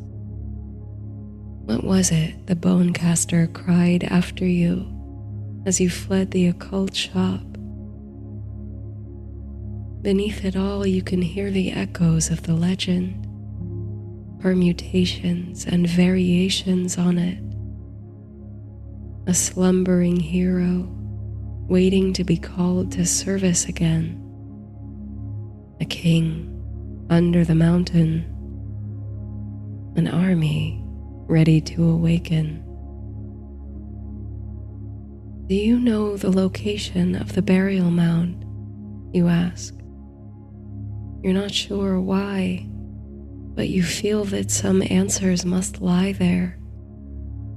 You feel there must be a higher force at work that's brought you and your company together and to the door of the ancient elf.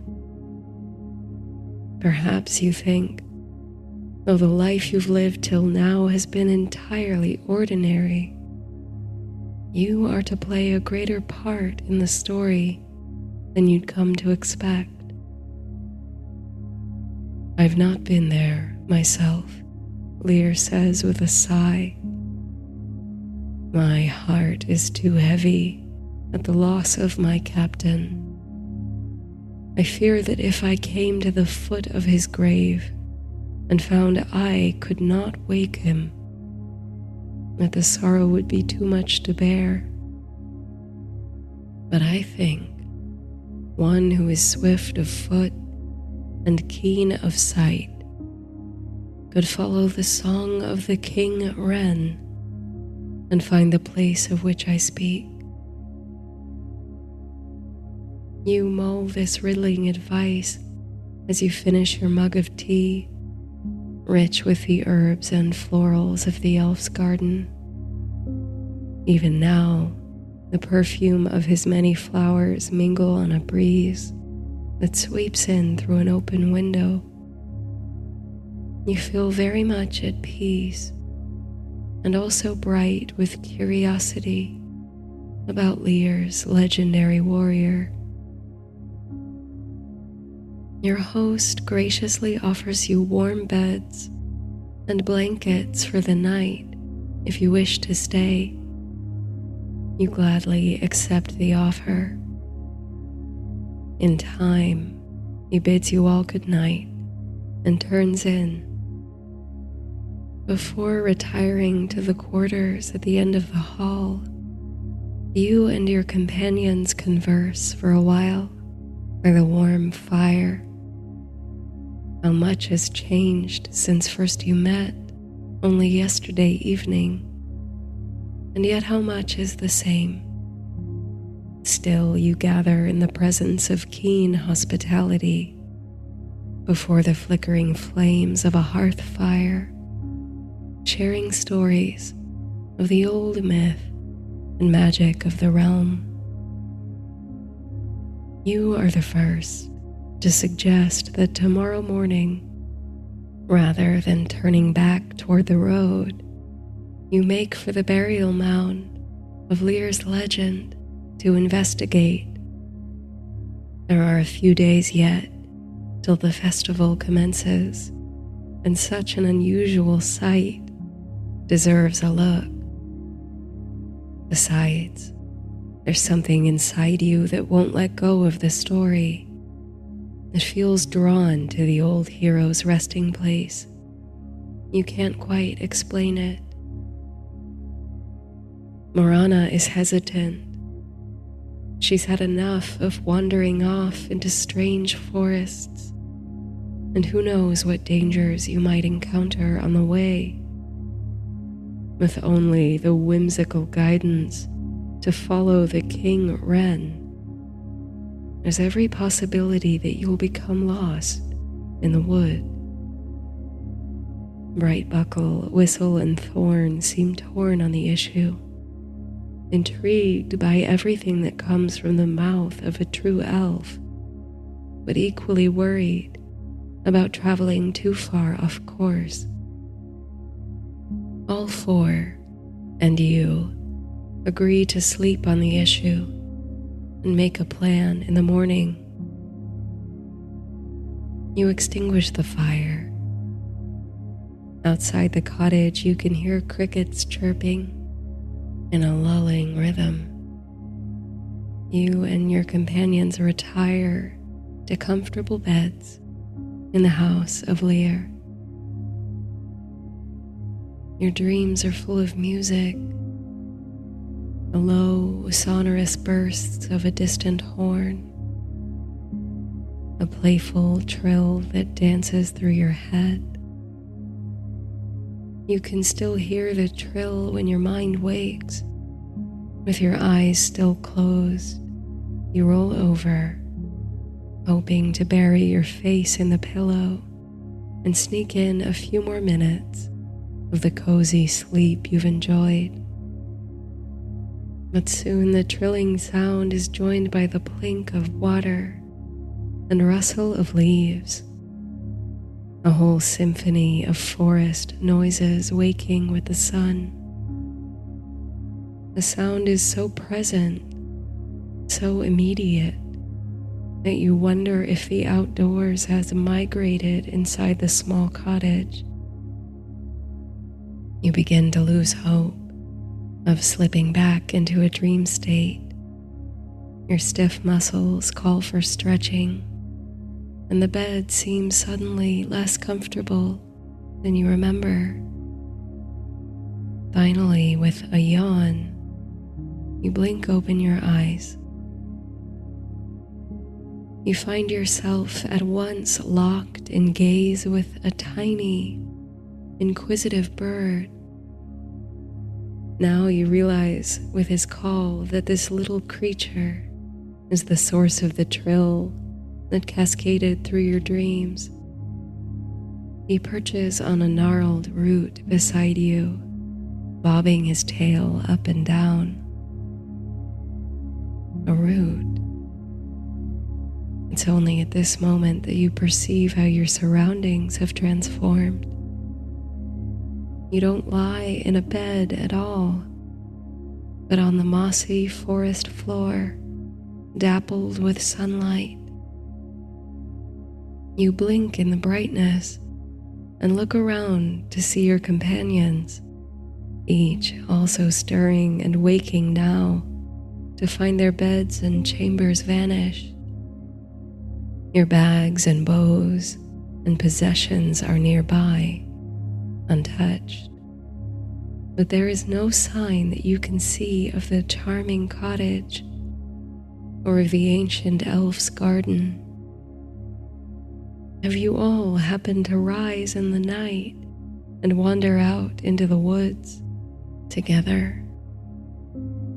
Or is something more mysterious afoot?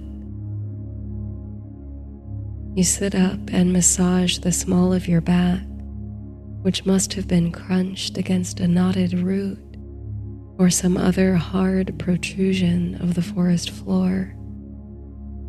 But as you look to inspect what's caused the discomfort, you find a curious, man-made object in the spot where you slumbered.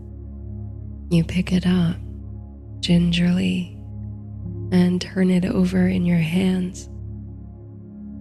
It's made of iron or bronze and has a significant weight in your hands.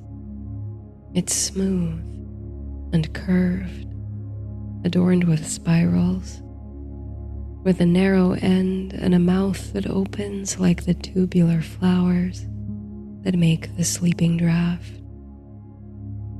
It's a horn, a hunting horn. Your friends, bleary-eyed and dizzy with confusion, gather round to get a closer look at the artifact. The little bird chatters on a nearby bush. The feathers on his head are golden yellow, contrasting with the muddy brown of his back and belly, making it look like he's wearing a crown.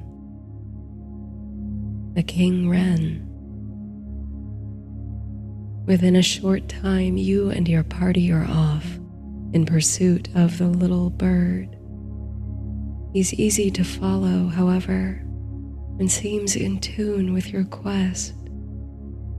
Hesitations cast off, you move through the forest swiftly, and every league or so, the wren stops to perch on a branch and wait for you to catch up. The horn is tied at your waist and feels quite natural there. Each of you is now convinced that your encounter with Lear was of a magical nature, that he appeared on the path to send you on a vital adventure, one that binds your shared destiny. How tight the bonds of fellowship have been bound between you all in such a short time. Or you thought you'd find only travel companions, a troop with which to weather the perils of the road. Now you feel part of a whole, no matter your differences, part of something bigger than yourself. It's not quite midday when the wren slows his going. You've no doubt that you move further from the king's road with every pace, but you are confident that this is the path you're meant to tread. And soon you come to a shining heath, fragrant with yellow wildflowers. Tall grass sparkles in the high sun and waves in the perfumed wind. Rising like a breath, or like the rolling waves of open ocean, in the center of the heath is a tall, sloping barrow. The grass grows coarse upon it, speckled with violet flowers. So rustic and untouched is this place that you wonder how long it's been hidden. Have others followed the king wren? Or has this burial mound been waiting for you? Even in its abandoned state, you have no doubt that the place is sacred. The blanket of wildflowers seems a gift of nature to adorn the resting halls of the slumbering hero. The wind rises with a swell of birdsong. It's strange, says the Lady Marana, but once more I feel I know this place. So do I, says Brightbuckle. Whistle and Thorn agree. And I, you echo. Somehow it feels like this is where my journey has always been leading. The question is, what will you do now? Will you wake the sleeping hero and his companions? Is this the time set forth, the hour of the realm's greatest need? You can feel the bronze hunting horn at your hip, heavy and familiar, like a missing piece.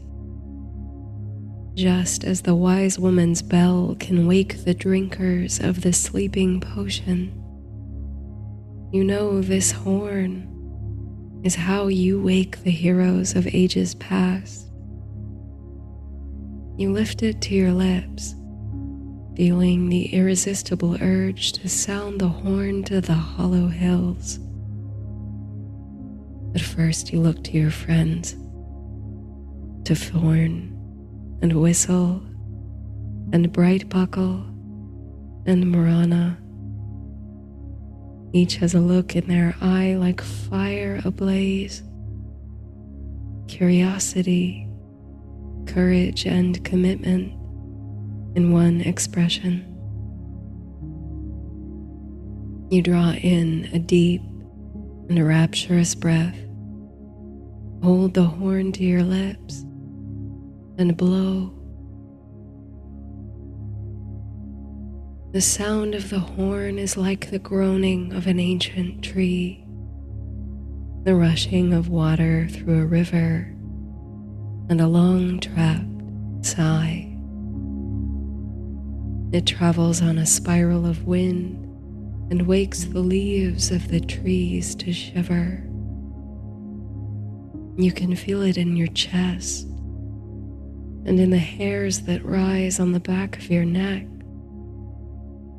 The birds and woodland creatures hush their sounds, and all stand still, turning its attention to the heath and the barrow.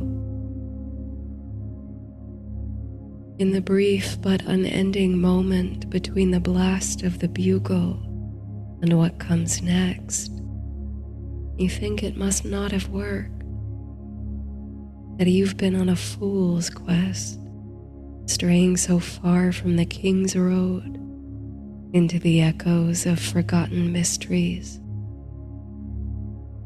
But then it comes, like a tremor in the ground, like a chorus of light and shadow.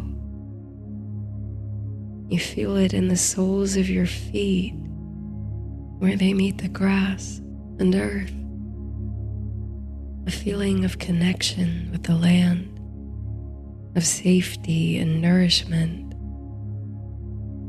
A sensation of warmth and light begins to travel up through your body, as if you were a vessel, a chalice into which a tingling energy is being poured.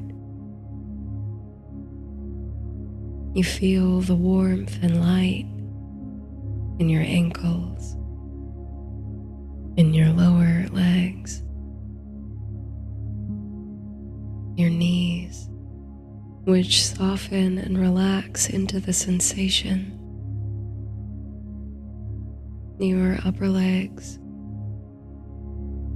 warm, white light traveling smoothly to relax your hips and pelvis, filling up the belly, softening the lower back. The sensation of warmth and light moves into your waist, your chest, and upper back. Softens your shoulders, your upper arms, elbows, forearms and wrists, the palms of your hands, the backs of your hands. You feel the light and warmth trickle into your fingers and shine through your fingertips. The sensation travels up into your neck and the base of your head, into the jaw, relaxing the muscles of the face. Warmth and light filling you up to the crown of your head, tingling in your scalp, till you feel entirely soft and light, like your whole body is made of light. Still, you feel connected to the solid ground, tethered to and cherished by the material world.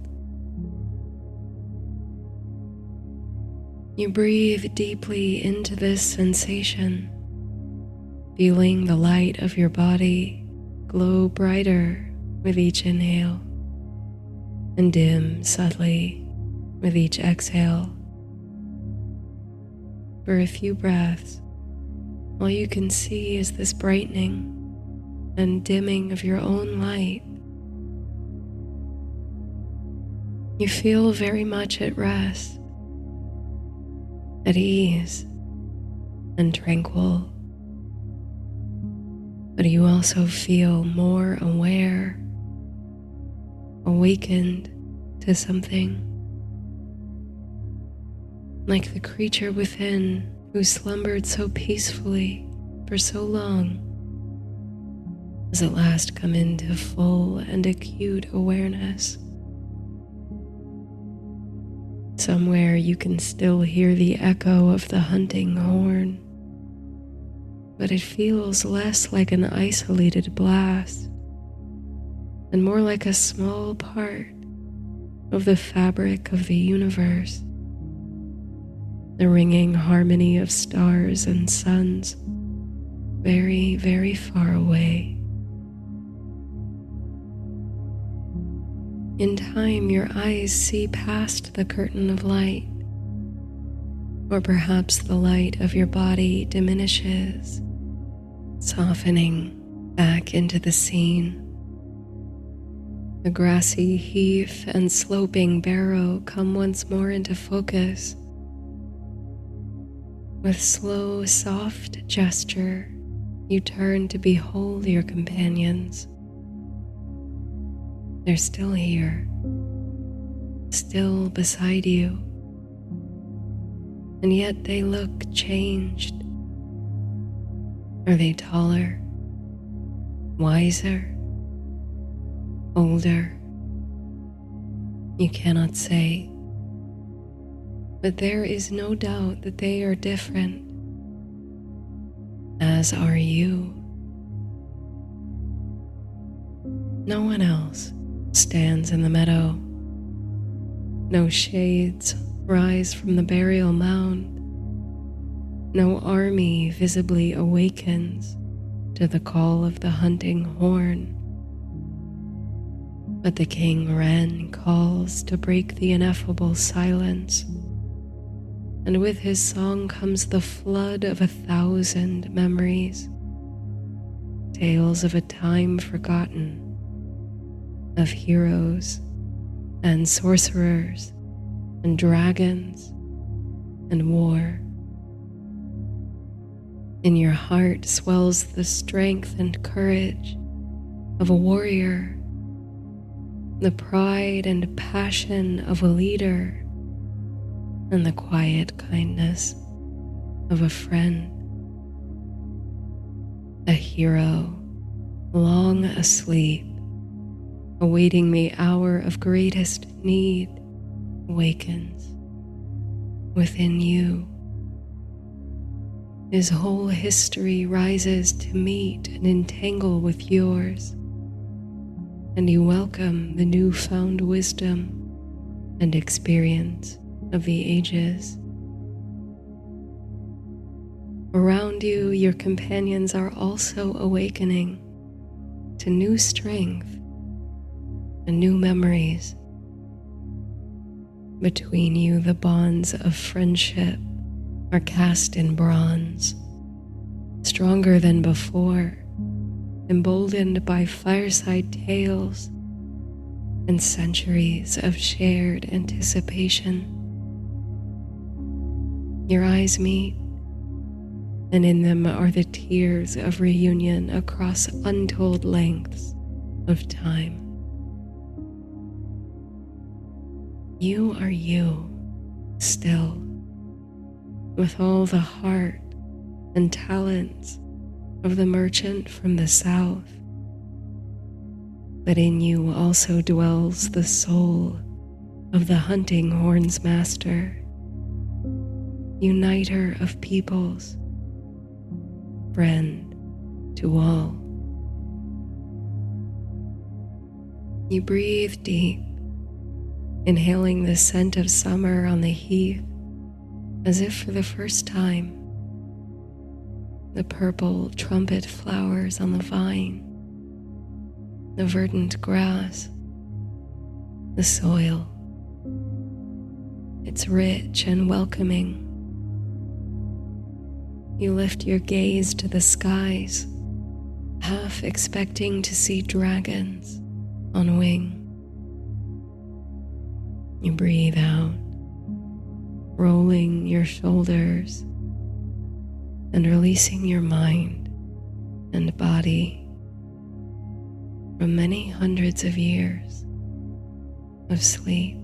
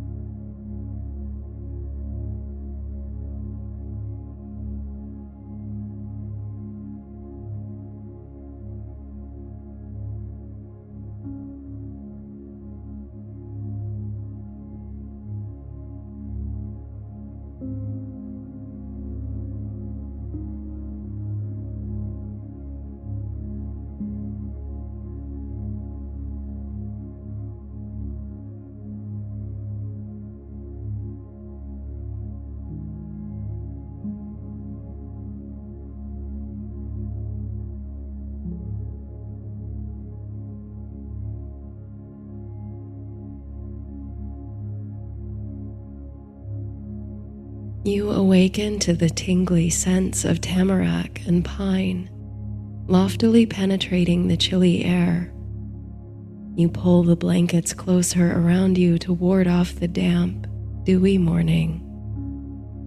Slate gray early morning sun slices through the opening to the shallow cave you've called home for these several nights, where once you doubted you'd find comfort or rest, but have instead slept the deepest slumbers of your life. Oh, and what extraordinary dreams you've dreamt in this place. How vast and deep the worlds you've plumbed in that rich sleep. Some nights you've seemed to travel on night's wings throughout her midnight hunt, the moon on your scales. Some nights you've sailed on distant seas, whipped by waves unending.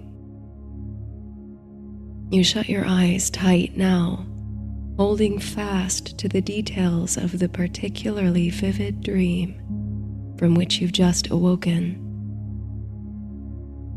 In the dream, you were lost in a strange and enchanted wood in the deep of night. It seemed to you that it sparkled with threads of magic, and that each time you turned to look closely at the threads, they vanished in a kind of coy dance. And through the trees in time there was a bright burning light, like constant fire, and you drew toward the light with your sword drawn and your mind sharp, ready to defend yourself. You came to the source of the light, a small clearing where the sun was shining bright as midday, although the woods around you still slumbered under a midnight moon. And there in the clearing you saw a struggle underway between a dragon and a lion. At first you only watched as they fought, with fire and claw and tooth and tail. But when you realized that the dragon, the magnificent dragon, was losing to the lion, you felt compelled to leap to its defense. Your sword sang as it slashed through the air and it cleaved the lion's tail in two. There was a flash of golden humming light, which for a moment nearly blinded you. But as you squinted through the days, you thought you could see, standing behind the lion, another you, a reflection cast by some unseen mirror, ringed in light and bearing a sword, very like yours, but not the same. This other you fell to kneel beside the wounded lion and stroked its mane and uttered words of comfort. It was when you turned in the dream to tend to the dragon that you awoke. Now, as you try in vain to return your body and mind to its sleepy state, there comes on the breeze a great, thundering whoosh, the sound of wings. It's as if she knows you're awake. When you emerge from the small cave, cloak draped around your shoulders and breath misty on the air, she's perched precipitously upon the jutting rocks, eyes bright. The marvelous dragon, Night by name, all but gleams in the dull morning sun, her crimson scales more lustrous than ever before. Fresh air and freedom have done her good. When you found her, she was chained up deep in the caverns of Mount Arden, thin and in poor health. If she looked beautiful to you then, she is divine now.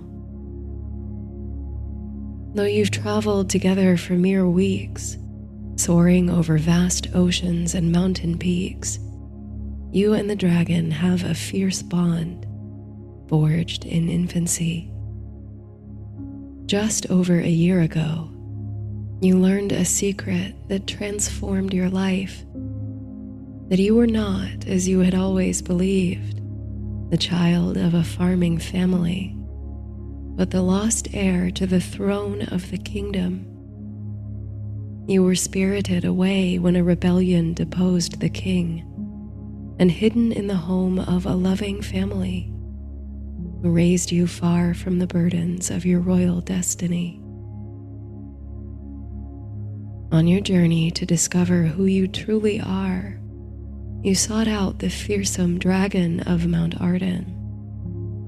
When, however, you arrived, the truth unfolded. Night was not a foe to be vanquished, but a friend, an ally with a shared history. You learned that she hatched from her egg on the day you were born, that you and she were bonded from birth and meant to grow up together. Dragons were the symbol of your royal house, and the auspices declared your fates were intertwined. But this bond, this kinship, was cut short in the turmoil that followed. You and Night were separated, and the kingdom torn asunder. You have to believe that something greater than coincidence or chance brought you back together. For the last year, since you learned of your true heritage, you've often felt like a bead of dew sliding along the strings of fate, inevitably sliding toward night, the oldest friend you can't remember, and perhaps also toward your inheritance, the throne. Perhaps is a word you've used many times since your reunion. For the closer you've come to grasping that inheritance, the more uncertain you've become. Do you really have the ambition to take the throne and lead a kingdom? Do you have what it takes, dragons or not, to challenge the king regent, knowing it might lead to open war? Are you ready to consign your dragon, so long locked away in chains, to the limitations of courtly existence when she's only just tasted freedom? So, hidden since birth even without knowing it, you suppose you are now in a kind of self-imposed hiding while you determine your next move. Exile might be a better word for it. Exile conjures up noble associations, while hiding sounds sheepish and undignified. But there's more to this withdrawal from civilization than mere avoidance.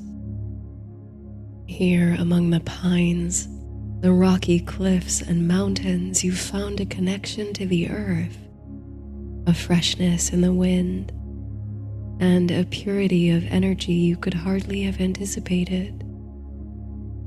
You have half a mind to remain here, dreaming your vasty dreams, letting night hunt, unfettered, forever.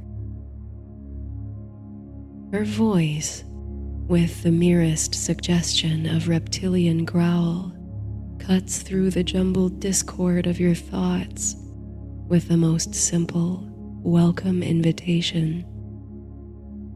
Hungry? Your stomach answers with a hearty growl. And so you set about preparing breakfast from what night has brought. These forested mounts have proven fecund and fruitful, with wild game aplenty and flowering plants to provide ample nourishment. Soon after, bellies full and minds the clearer for it, you and the splendid dragon survey this, your kingdom for the time being. This remote, unpopulated, and yet breathtaking region where wild things grow, knowing nothing of the doings at court. Your hair, which grows long after months of aimless travel, is tied atop your head, and the breeze plays across your cheeks with a whisper of winter. It comes quickly this high among the clouds. Should you climb or fly to the summit, surely even now you'd find flurries of snow, which those in the capital won't see for months yet. Out across land and sea, you fix your gaze upon the sparkling horizon. And there, or even just beyond, you glimpse a faint and unsteady sparkle. Is it, you wonder, the glimmer of that distant kingdom, the one over which you should rightly reign? You've never beheld the castle or the keep. You know nothing of the people who live within its walls. And yet, somewhere in the recesses of your mind, you trace a map of its magnificent halls and alleys. There is a future, a life upon that horizon, which was taken from you. You're thinking about the castle again, says the dragon at your side, her voice calm and comforting. You let go a deep exhale. There are no secrets you've learned from her. It's as if she can see inside your mind. In the time you've been together, you've learned to accept this, or at least not to let it concern you. There's something reassuring even to have another being affirm your deepest thoughts and desires, reflect them back to you like a mirror, and help you carve a path forward. It's a lovely morning, you say, unprepared to engage with questions of the throne. You know little of this country, in the mountains of which you've made your camp. The nearest inhabited village is miles below and beyond. You needed a place where night could hunt and fly without being constantly sighted.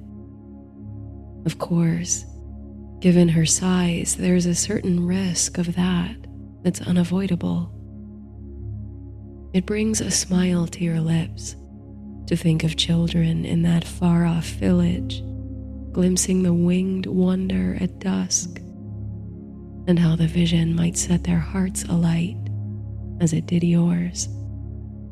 It's been so long since dragons were seen on these shores. But it's more than just the seclusion that brought you to this region. There's something about it you can't quite explain. It's as if the vibrations here are different, more alive, more electrifying. Just as when you sleep deeper than ever before. When you're awake, you feel more awake, invigorated and in tune with the invisible forces that surround you. The wind here wakes your senses and straightens your spine. Where you were raised, magic was a relic of a bygone age, a memory passing into myth. But here, enchantment seems to infuse the rocks and waters and sky, enlivening the atmosphere. It feels immediate, tangible. Something drew you here, across half the world, a presence in the bones of the earth. Strange herbs grow on these mountain peaks, and they sting the air with stimulating scents, sharpening the senses. One grows on the east side of the mountain, the likes of which you've never seen. When the wind streams through patches of the plant, it produces an intoxicating perfume.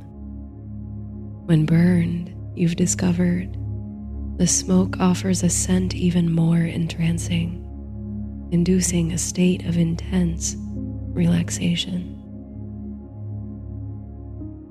After breakfast, you practice for a time with your sword. Having a fire-breathing dragon at your beck and call affords you some indulgence when it comes to honing your combat skills. But you've decided it's necessary to master some basic techniques. Night observes lazily, half amused by your self-taught flourishes.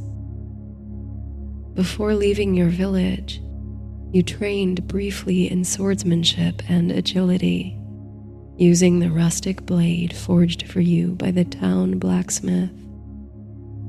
You build slowly upon this foundation, sometimes wishing you had the expert guidance of a swordmaster.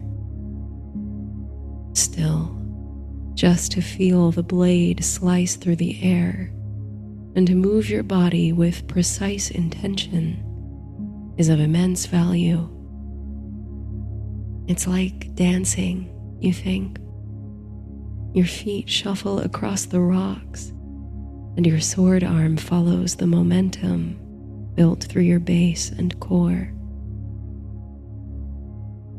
You twist round and bring the blade cleanly downward in a powerful slashing. All in the space of a moment, something triggers. It's like a bolt of lightning, a bright sensation throughout your body as a dormant part of your mind wakes up. All at once, though your sword cuts only through thin air it meets, you sense resistance, as though it's coming up against something solid. You reel backward into your dream from last night, the dream in which you rescued a dragon from a lion's attack. For only an instant, it's like you're there in the clearing in the enchanted wood, and yet you're also here atop a windy peak in unknown country. When at last your body and mind relax, settling back into the lucid awareness of your where and when, you look to Night, who regards you with an unmistakable expression, one of absolute understanding. She felt it too, you realize. She was there in the wood with you. There's a fierce vitality in the atmosphere between you and the dragon, like an invisible tether that connects your hearts and minds. Your breathing returns to normal, but you can sense your inhale and exhale coming into alignment with Night. It's a while before either of you speaks. Night, you venture. The King Regent.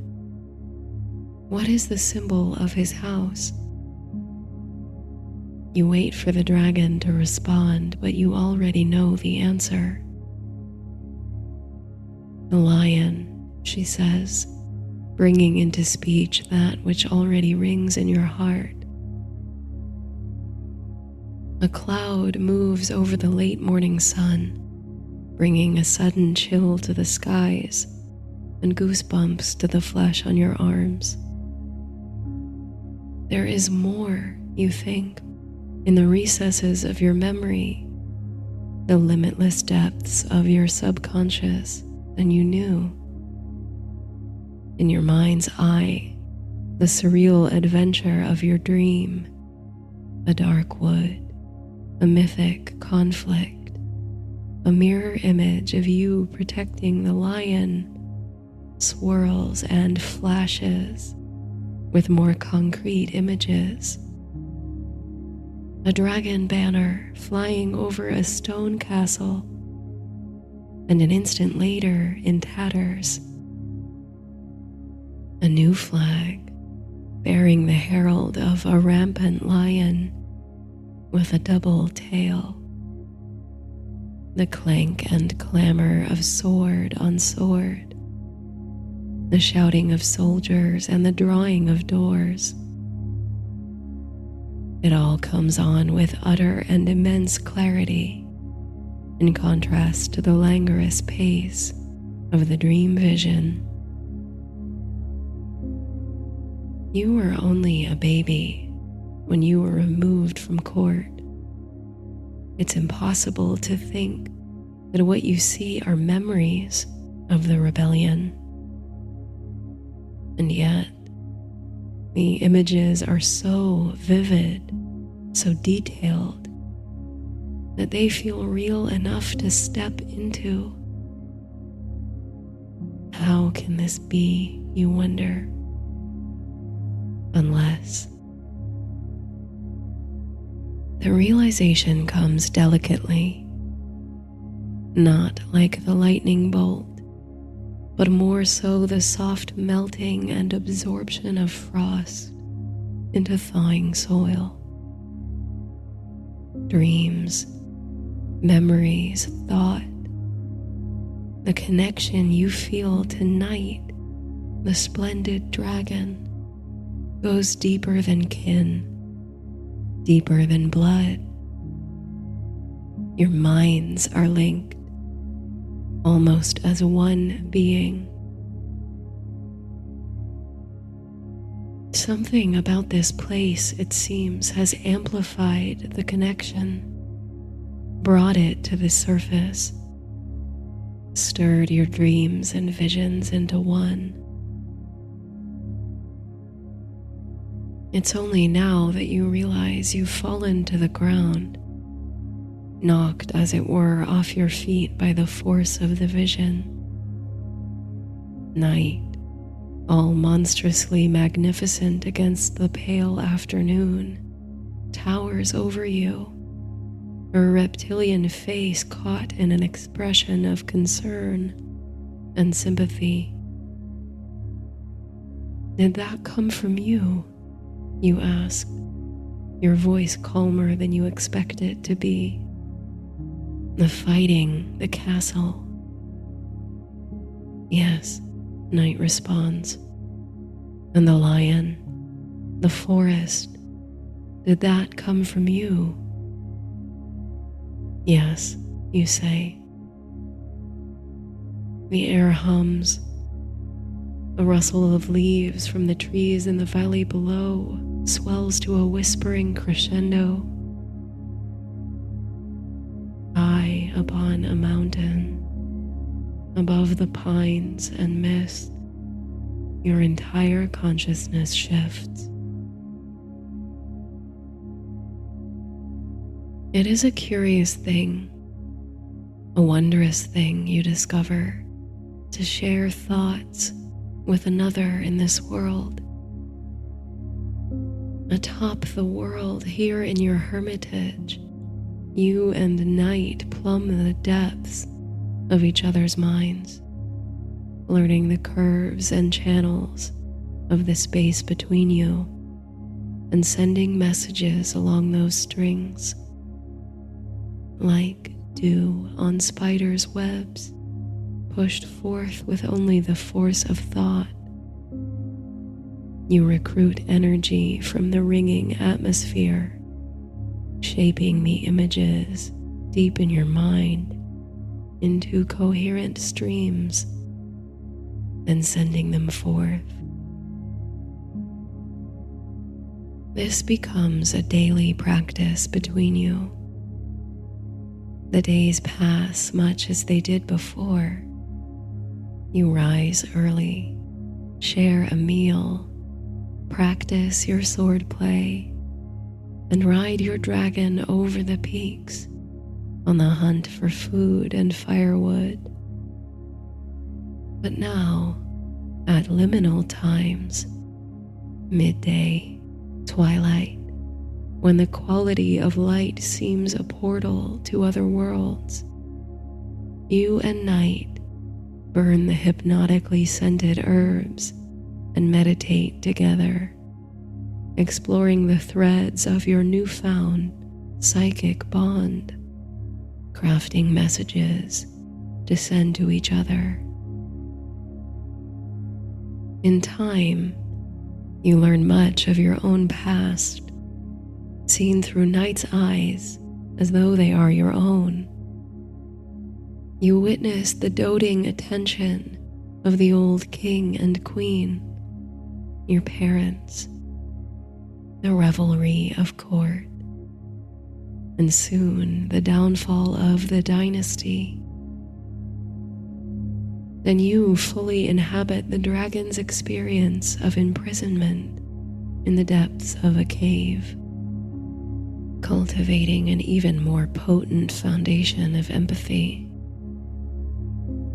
Night, in turn, sees fields of grain for the first time, accompanying you through the quiet yet comforting mundanity of adolescence on the farm. You package memories like little gifts and send them along invisible strings, firmly tied to your respective souls.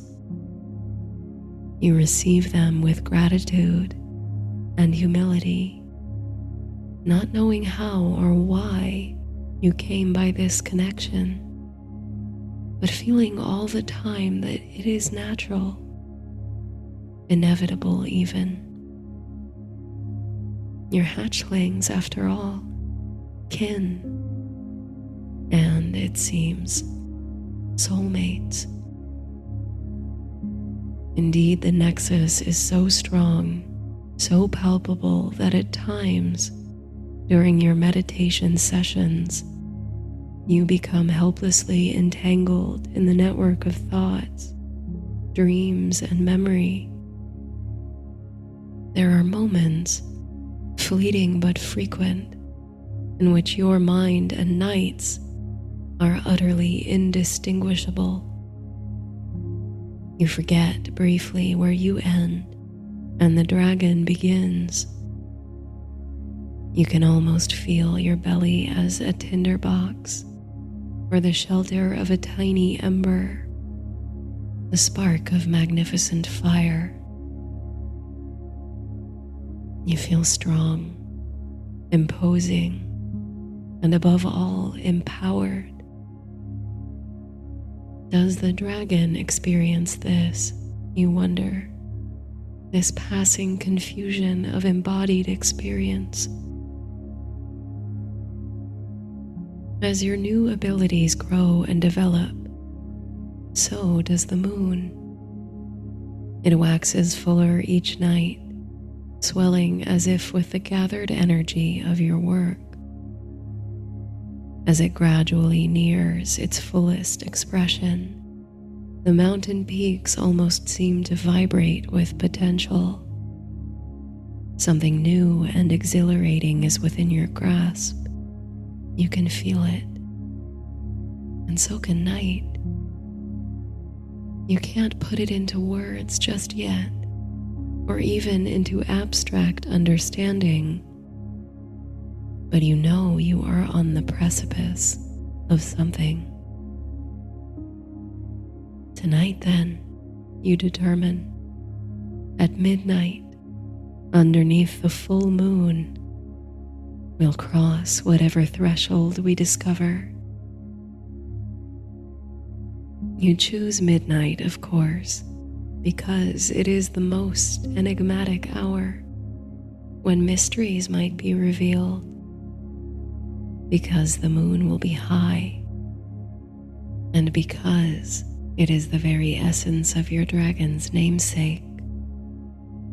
Midnight is a doorway. The hour soon approaches, and the moon does rise, swollen and veiled honey gold overhead. You make a small pile of the exotic herbs. The foliage leaves an oily residue on your fingers.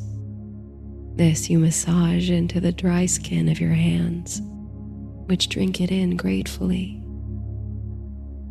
Night breathes a controlled stream of fire onto the pile, and the leaves immediately ignite, curling in on themselves and glistening with red-hot embers. Smoke travels on elegant, irregular spirals through the chilly darkness, only mildly troubled by a mild dancing breeze, and the fragrance makes its way effortlessly to your nose. It's a mystifying blend of accords, one you've ached to separate and identify, for there's both exoticism and deep familiarity in its notes. Your closest guess calls on the warm musk of night-fragrant jasmine and an uplifting descant of peppermint or myrtle. Whatever it is, the effect is intoxicating and instantaneous. Seated with your legs comfortably crossed, you feel your shoulders drop away from your ears and down your back. Your jaw unclenches and your brow unfurrows. All the tiny, unacknowledged muscles of your face at once make themselves known to you and then melt into absolute relaxation. Your hips and tailbone too find solid support in the earth, rooting you into the matrix of the physical world. All this, your embodied self, succumbs to forces tugging downward, inward, and at the same time, lightness, your consciousness, your soul even, exhales upward and outward. You feel both grounded and unleashed, wild and free. And this is only the beginning, the centering of the self within the ritual. There is another, a partner, and the connection must be forged. With weeks of practice, you and Night have refined a process for initiating the psychic bond. It's a process of casting, almost as a fisher casts his line out to sea, with a specialized target in mind.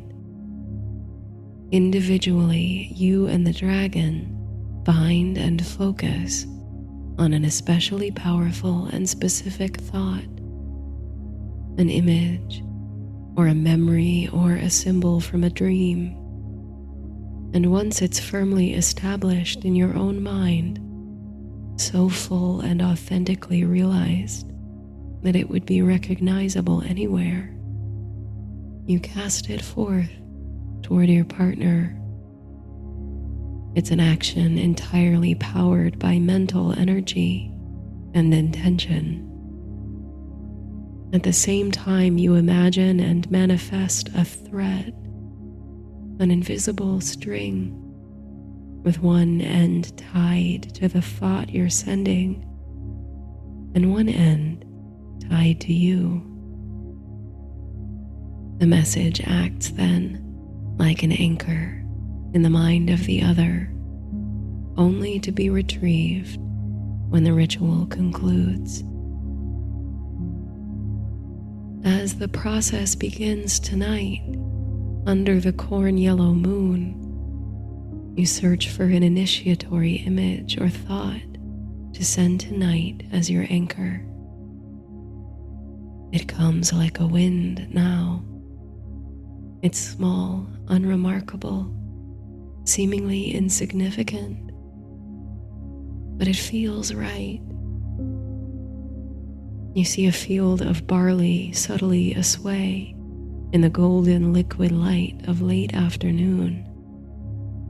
You feel yourself moving slowly through the field, your outstretched hand just grazing the soft, tickly tendrils of the grain. It feels like home and untapped potential and intuition.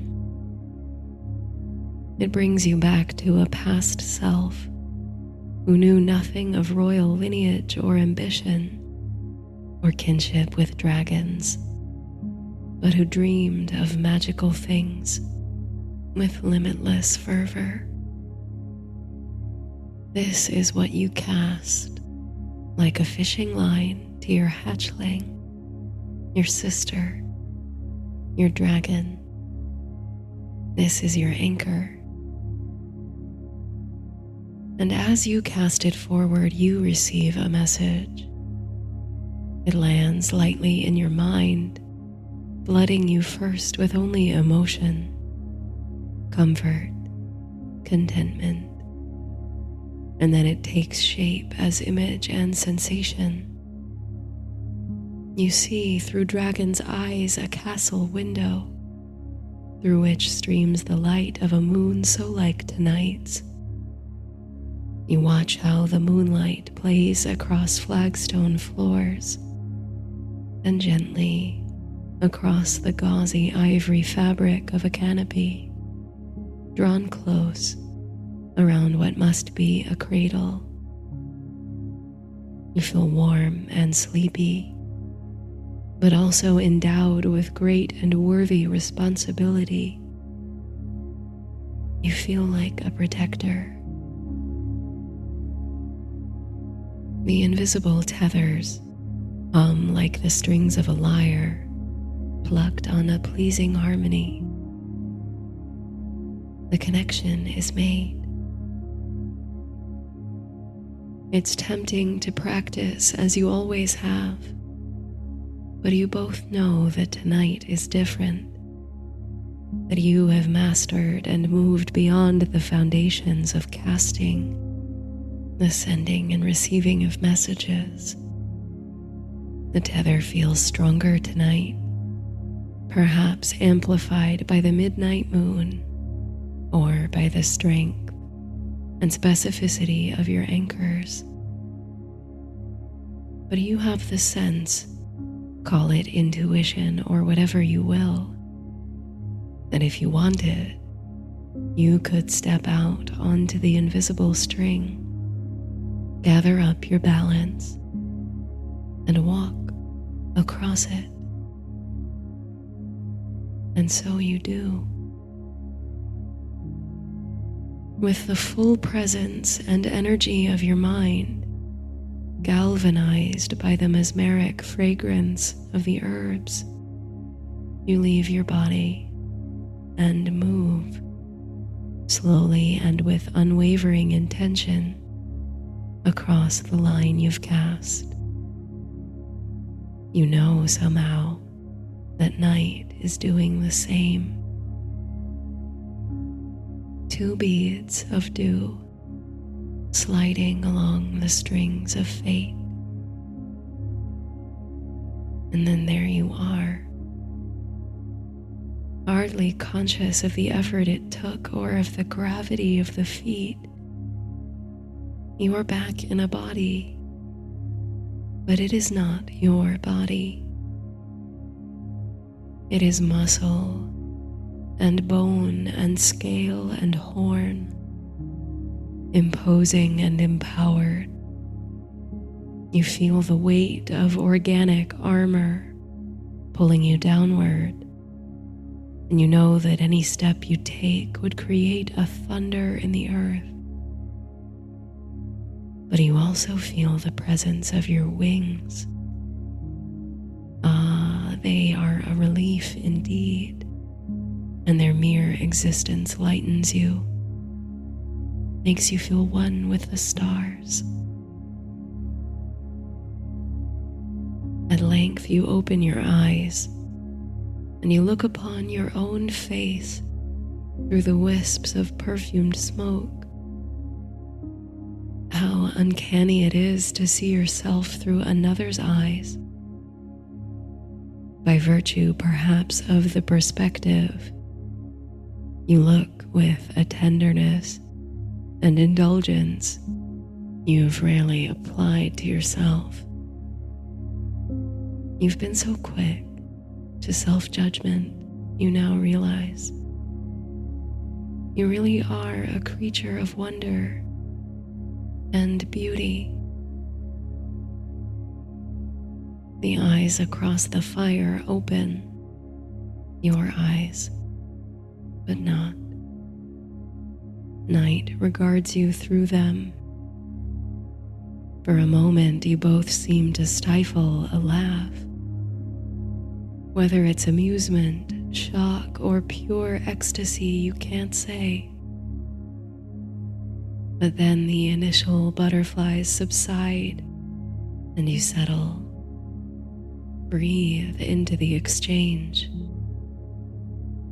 You hardly want to move for fear of breaking the tether accidentally and losing your pathway back to your body. But you breathe, and you listen, and you observe. Bonds like these are not so easily broken, says a voice in your head.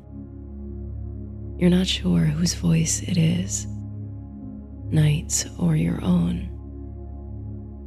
It doesn't matter. You've both had the same thought. As long as the fire burns, and as long as you intend it to, the connection will remain intact. And now a seed has been planted in your mind, though you don't know by whom. A delightful, impossible, and mischievous seed. Your gaze across the fire doesn't waver. The face you thought was yours nods almost imperceptibly in response. Go, says the unknown voice. Fly.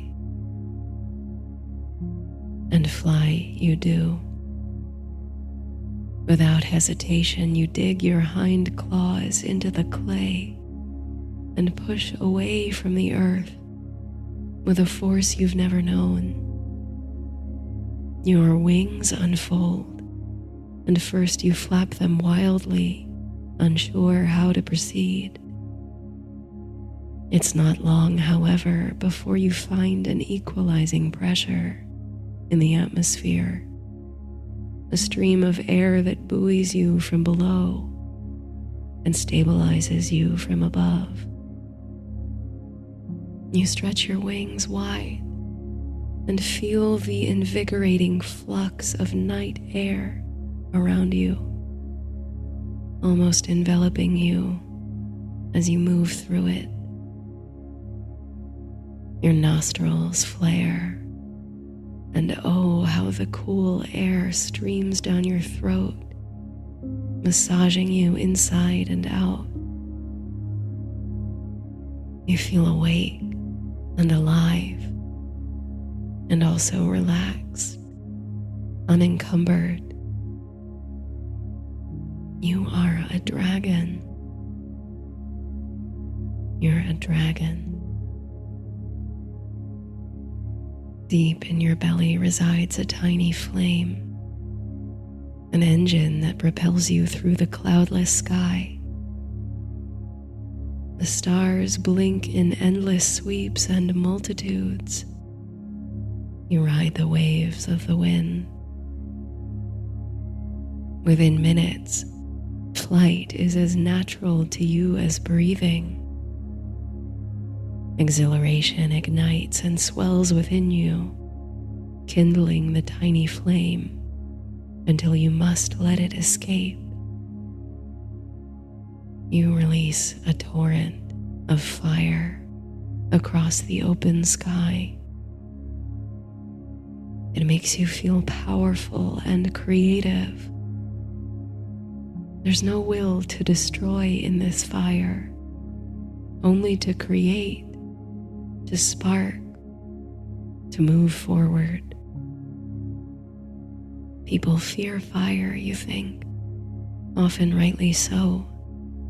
But in that fear of destruction, it's easy to miss that generative aspect of fire, how it releases new substances as it forms, how it makes possible radical and necessary change.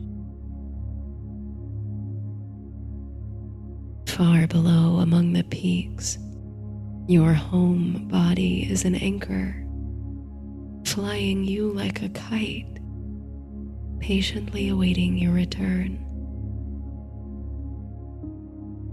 And as the moonlight graces your crimson scales, you can almost feel 1,000,000 more little invisible strings connecting you to all the souls, all the spirits, all the infinite wisdom of the universe.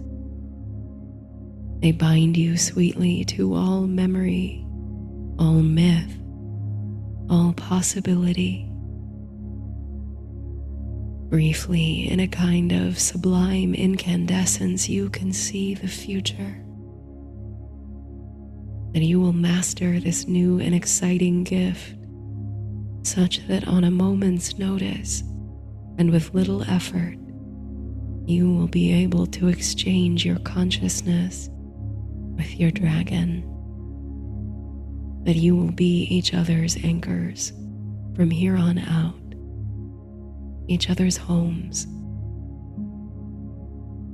and that you will claim your rightful throne one day, but not through force or fire or the swing of a sword. You were never one for conquest, dragon or no.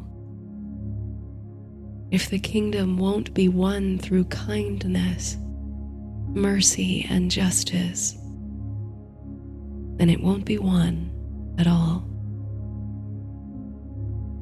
Somewhere, another is being groomed for the throne. Someone so much like you.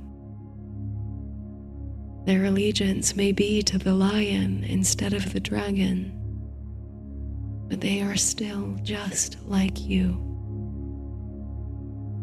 Flawed, well-intentioned, capable of forgiveness and mercy. You'll touch down soon and walk again across the invisible string to re-inhabit your body, no doubt finding it more cozy and welcoming than ever before. But for just a little while longer, you'll stay afloat. You'll breathe fire. You'll fly on the wings of night.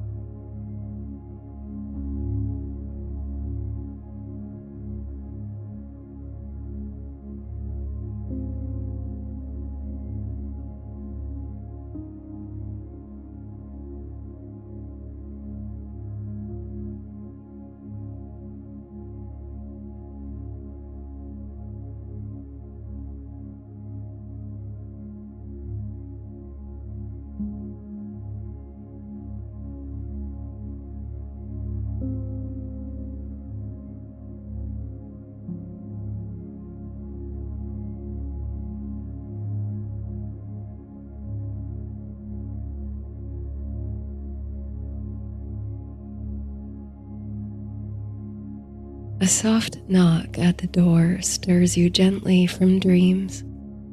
You don't open your eyes just yet, clinging for a few moments more to the fantastical images that have danced through your mind in this last hour of sleep. In the dream, you think you were moving through a forest thick with mist in a country that seemed to be bathed in midnight sun.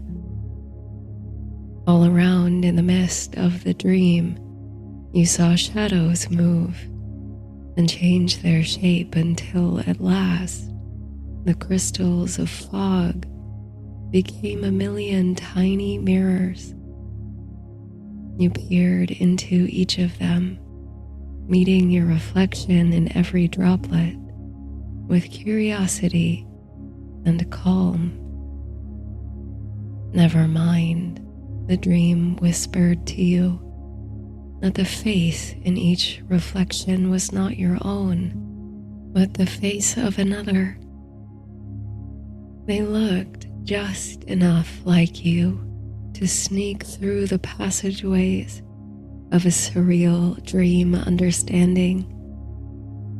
Now you shut your eyes tightly, wishing the knocking sound would cease and allow you to drift back into the strange midnight forest. You hold on to the images, the 1,000 tiny reflections, for as long as you can, trying to make sense of them. But swiftly, the pictures fade into swirls of texture and color, losing their shape and specificity. Another knock follows, this one only slightly more urgent. You call back for the knocker to enter at will, sleep still fogging your voice. You roll over in bed to see the young woman enter with a tray of breakfast. She lowers her eyes and curtsies on entry, then carries the tray over to the table by the window. You've slept in later than you should have. The sun streams in, falling in curtains across the wardrobe, where hangs the fine garment you are expected to wear today. You thank the young woman warmly. Your Grace, she says quietly, your father requests your presence as soon as you're ready in the throne room. You can tell him I'll be by soon, you respond. The woman curtsies again and exits the room quickly. You stretch, roll your shoulders and your neck, and pull on a silk robe that hangs on the edge of the bed. The breakfast platter smells very tempting. You sit down to eat, still grasping at the memory of the decadent dreams through which you so recently swam. But they won't come back to you in any coherent way. Your mind turns to the day ahead. For weeks now, the energy of the court has been elevated, anticipatory. Today is the first of a multi-day festival thrown by your father, and preparations have long been underway. Subjects are traveling from all over the kingdom, even from the remote forests and distant southern regions, places you've only dreamt of visiting. The excitement is palpable and contagious, with every day strengthening your desire to venture beyond the castle walls you so rarely leave behind. After eating your fill of breakfast, you dress yourself in the gold and crimson threads hanging in the wardrobe. Certainly, you think, addressing yourself in the mirror, you look the part of the heir apparent, the one who will succeed their father's throne. But the collar itches, and the exquisite details in the brocade, while undoubtedly made by someone with great skill, are so rigid and formal they seem to belong to someone else. You never feel quite like yourself when done up in the fashions of the nobility. It's more like a mask. This is a charmed life, of course, but a lonely one. Most days are filled with lessons in the art of courtly behavior, in swordcraft, and in reading and studying languages. You have no siblings, and there's never anyone your own age about the castle, so your most meaningful relationships are with your tutors. There are days in which you long for mischief and adventure, for breaking free of the restrictive lifestyle of court to wander the capital city and beyond, for a formative experience of any kind for the matter. The sound of voices rising from the courtyard below your window causes your attention to drift. You wander to the window and gaze down to observe the source. Far below, dabbled through the shade trees, you can see a small group dressing the fountain with bunting and draping flags across the courtyard. It seems the castle gates themselves will open, you realize, at some point during the festival, allowing non-courtiers within for the first time you can remember. The bells sound from the chapel, intoning the hour. They clamor brightly across the morning air and remind you of your purpose. Your father won't wish to be kept waiting. You leave the chamber, leaping lightly down the stone steps and down long corridors draped with tapestries and hung with armory. When you reach the throne room, you find your father standing before the elevated throne, his back to you. He's alone, with no attendants. He hears your footsteps and turns his head so that his profile is gilded with sunlight from the rose window above the throne. "There you are," he says. His voice is gentle, which brings you some ease. "I wanted to see you before all the excitement begins." Now he turns to you and places a hand on your shoulder. "How are you feeling about this evening?" You're not quite sure how to answer. It's a curious mix of emotions that have run through you these many weeks. On your last birthday, when you officially came of age, your father, the King Regent, shared with you his plans to surrender the throne and announce your imminent succession. It wasn't something you were prepared for. Always you'd known you would one day take over his seat, but this was a distant and vague proposition. You never thought it might come so soon, and at a time when you are still changing so much, still discovering who you are. Still, your father insisted that this kingdom so long ruled under a single dynasty before he came to power, would never be satisfied under the reign of a regent, a temporary figurehead. They need a true leader, a monarch to see them through times of peace and of turmoil, someone they can trust. This you could understand. But are you that person?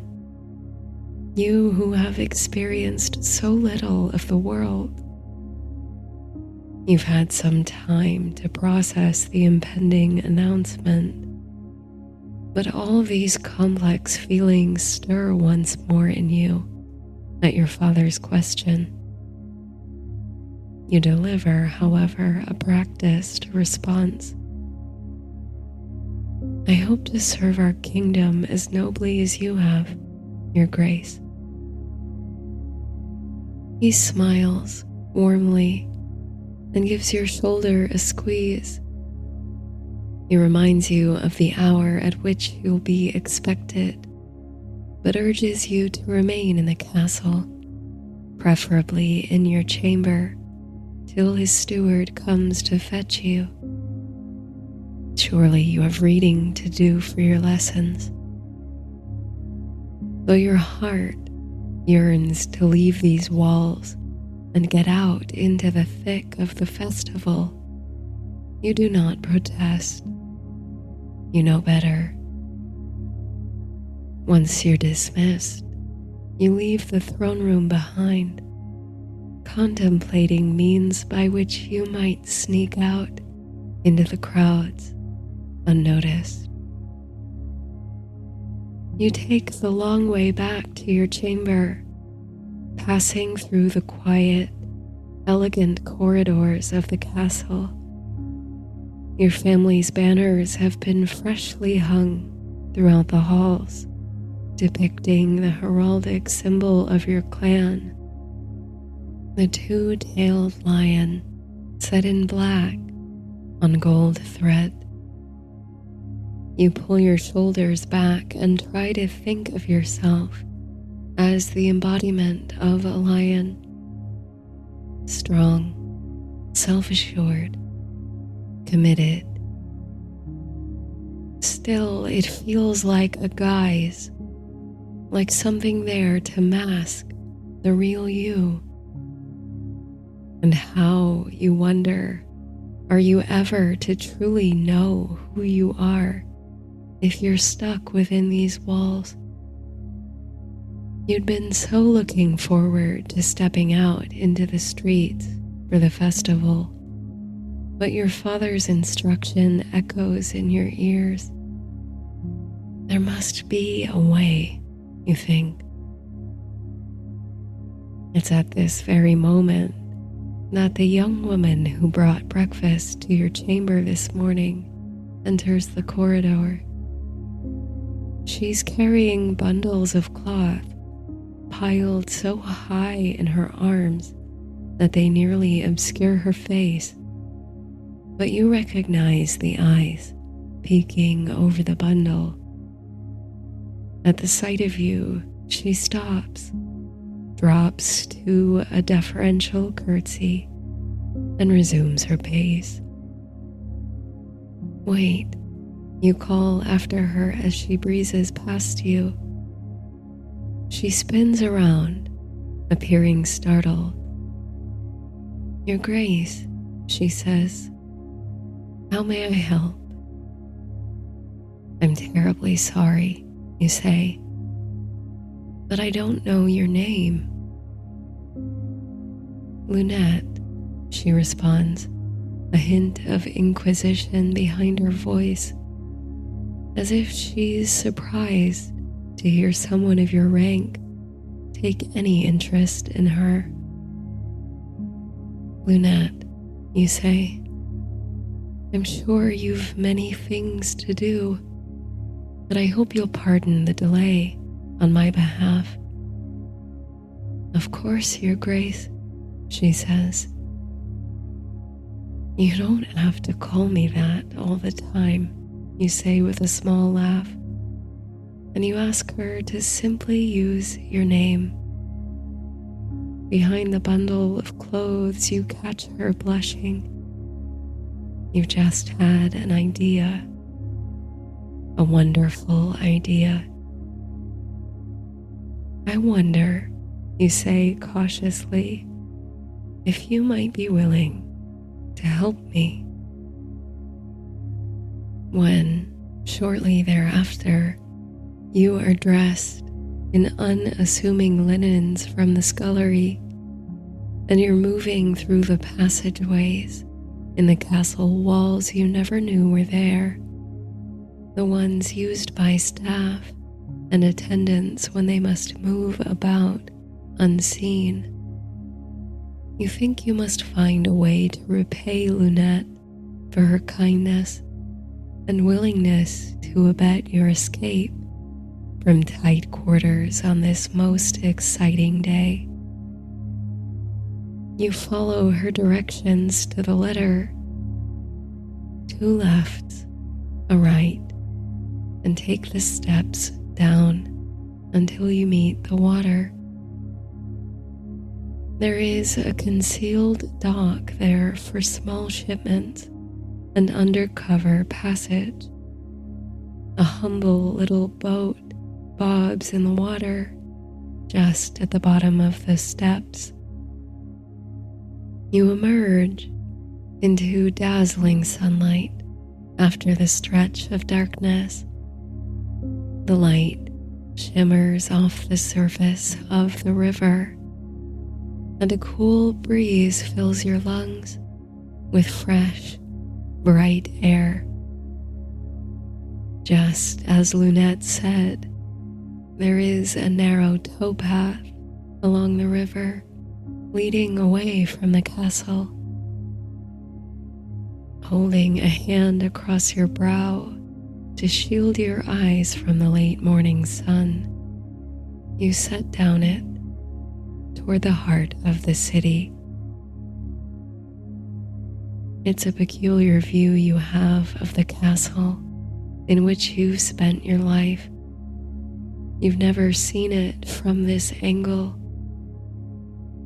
Looking up at the walls and ramparts, it seems imposing, impenetrable. You wonder how it must appear to those who've never seen what lies within.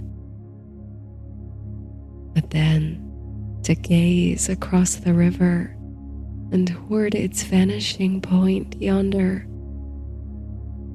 how much more fully you can breathe in this moment.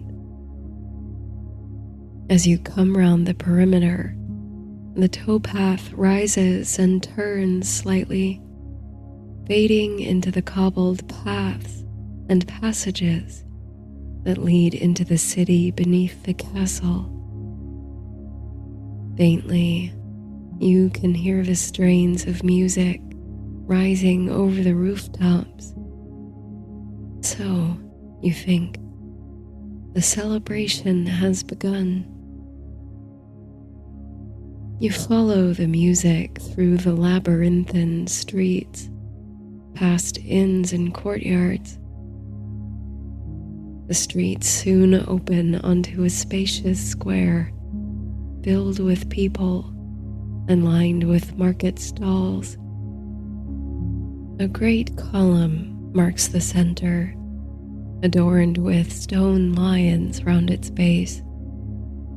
A band of musicians play an uplifting tune on the lute and pipe. From the column to the buildings on all sides, your family's banners are strung, flitting golden in the breeze.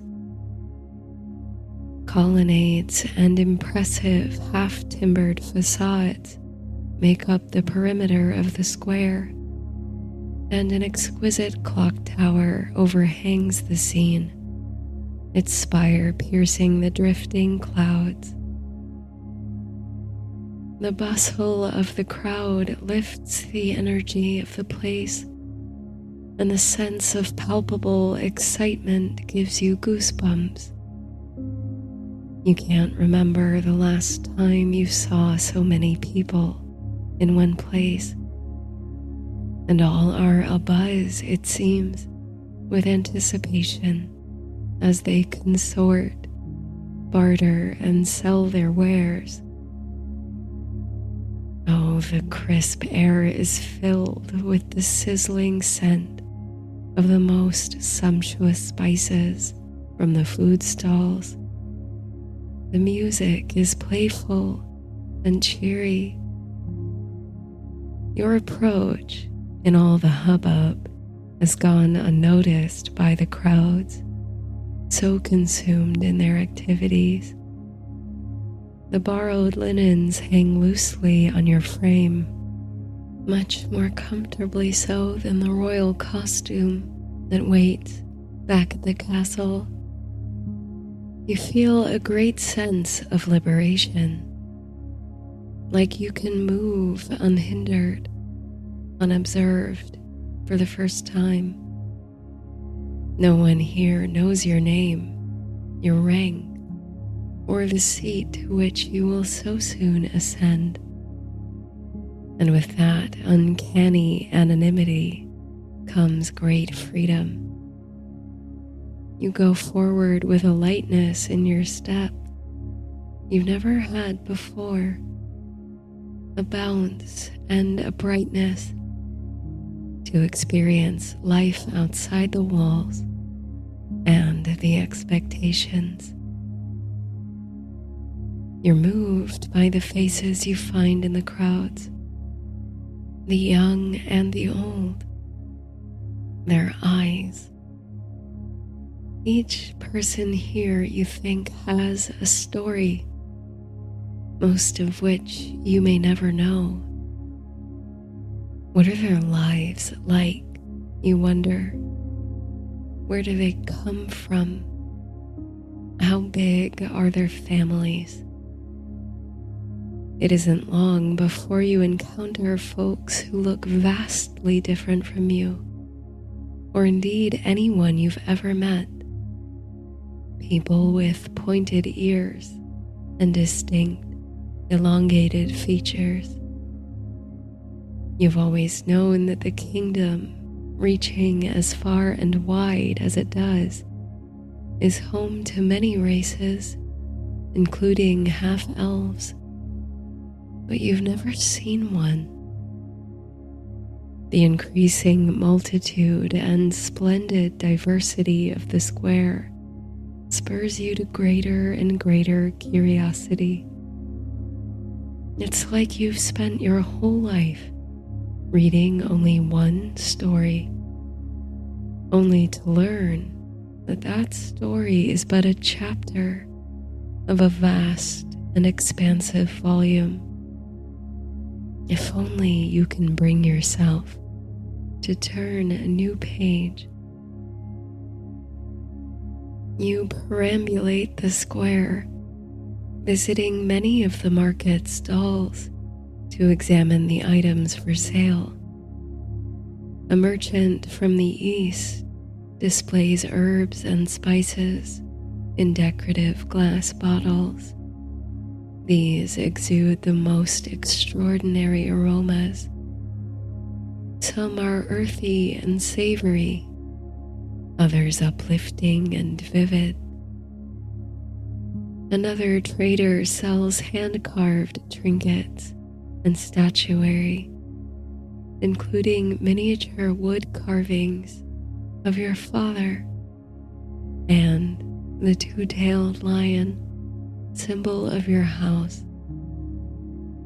It's funny to hold such a powerful symbol in the palm of your hand and to look down upon your own regal father. It's a good likeness, I think you'll find, says the carver, an elderly man with kind, dark eyes, who seems effusively proud of his work and eager to please. He speaks with excitement and hope about the expected opening of the castle gates, and how wondrous it might be to catch a glimpse of the king's heir.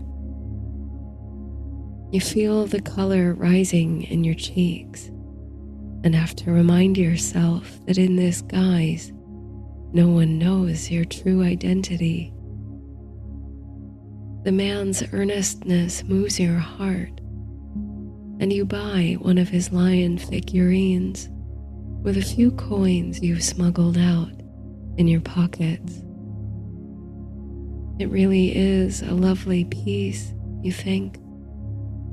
Perhaps it will make a welcome thank you gift for Lunette. As you continue your stroll through the market stalls, you turn the hand-carved lion over absent-mindedly in your hands.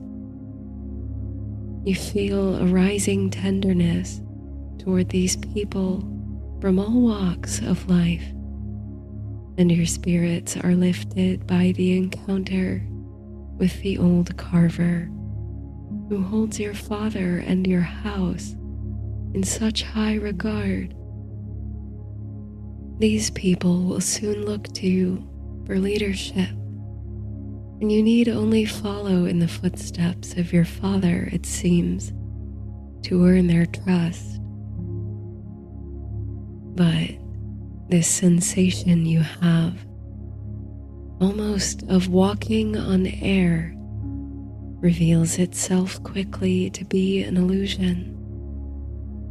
It's not long before you overhear a group of peasants decrying the extravagance of the king regent in throwing this festival when so many of his subjects are living in mean conditions.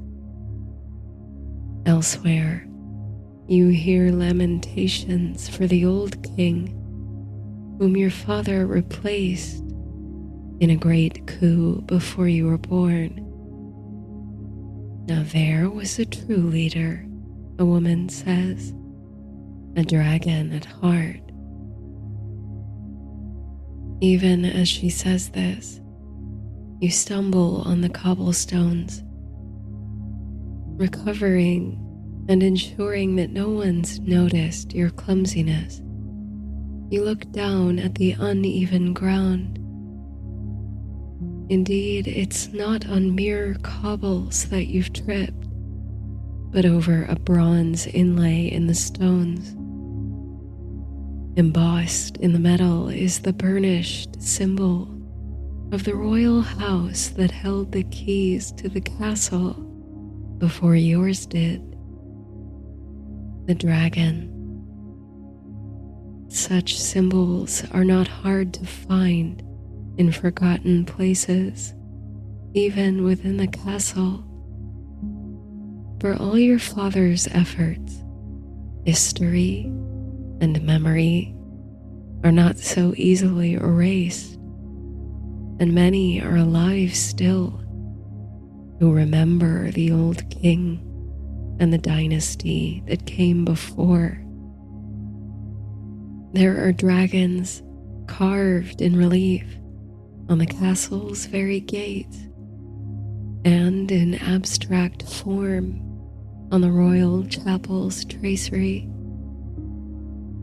It's natural that you might find traces of this recent history laid in the groundwork of the capital city the dragons built, and still aflame in the hearts of disenfranchised commoners.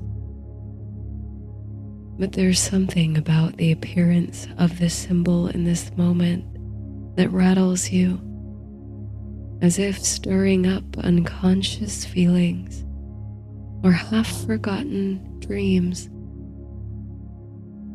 It's something like déjà vu, you suppose.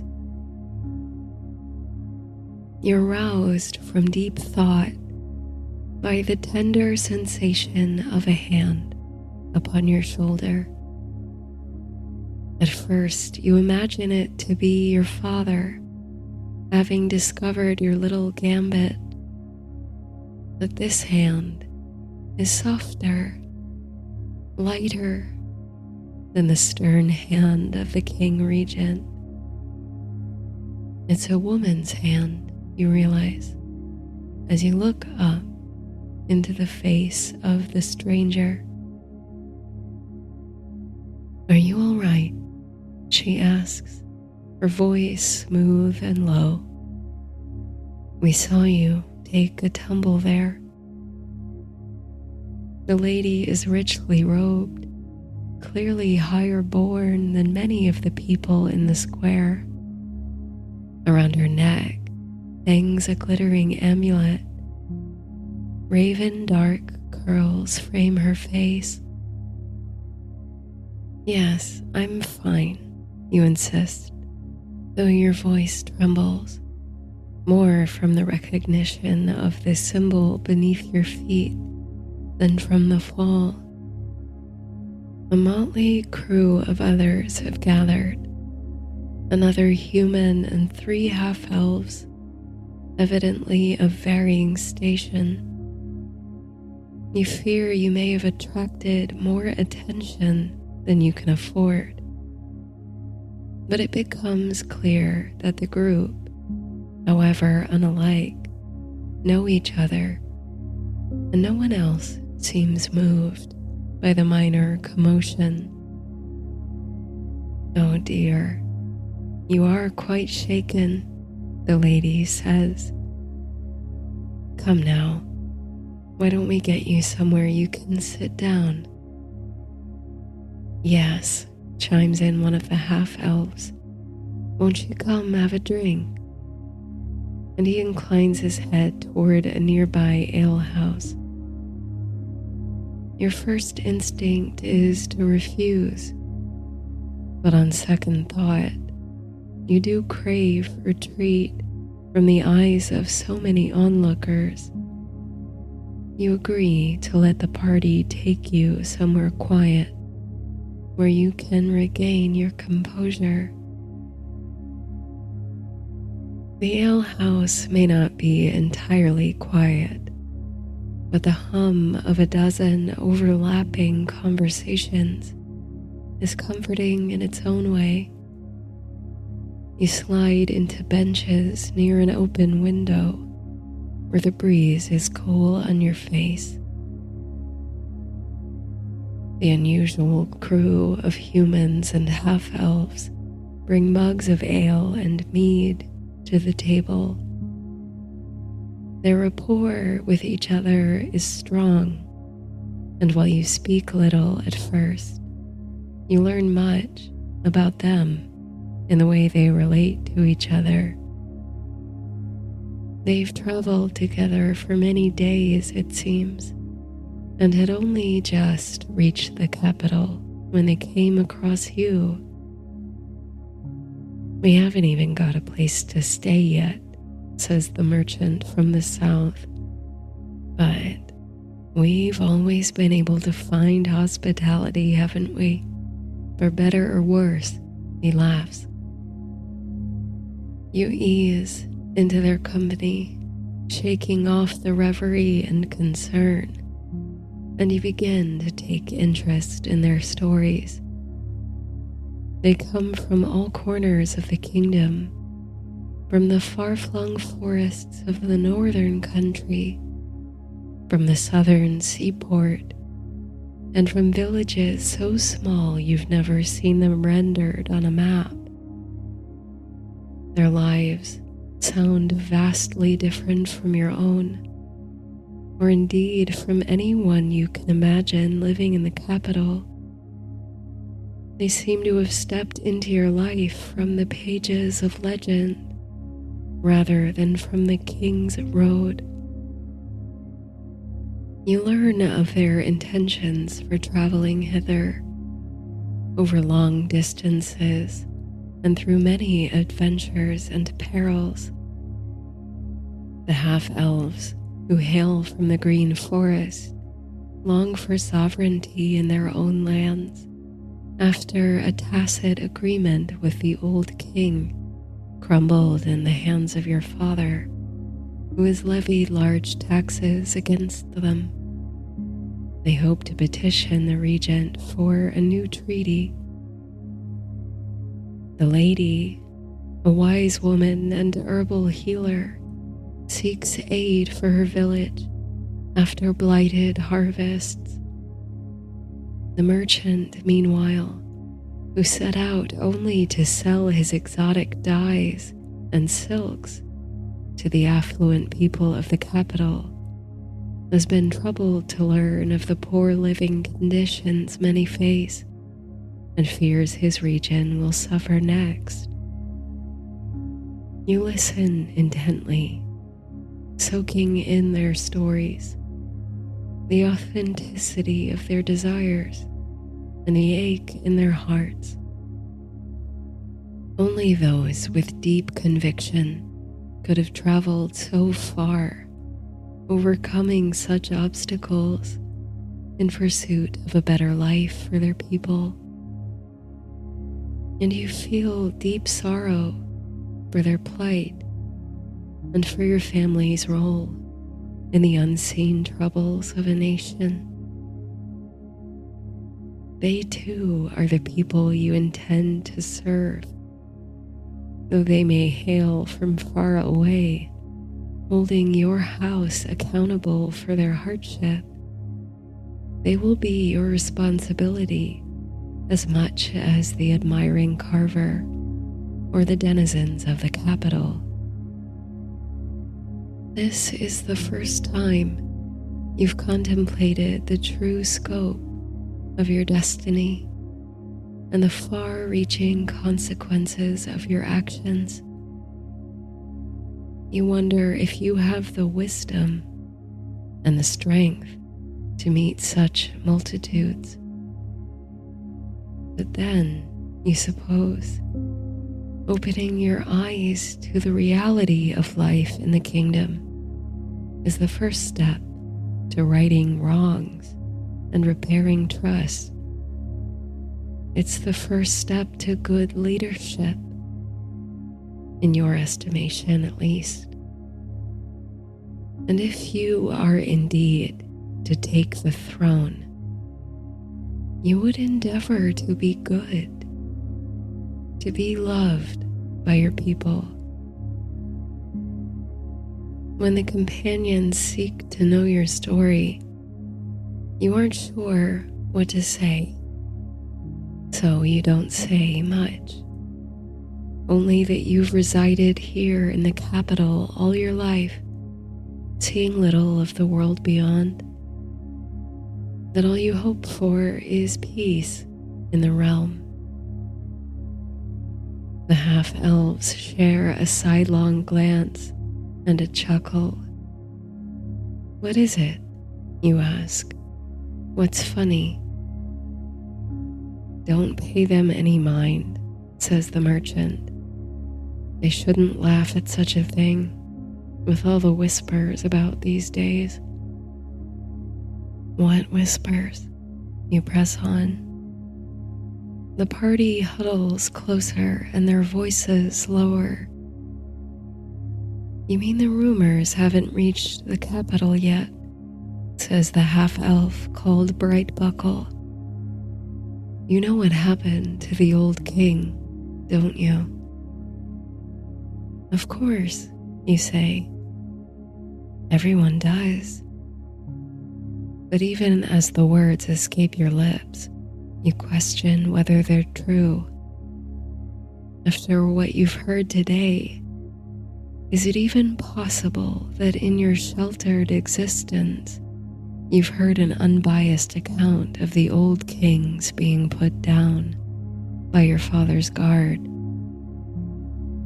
Well, Brightbuckle continues, the thing is, the old king had a child, one who everyone thought was long gone.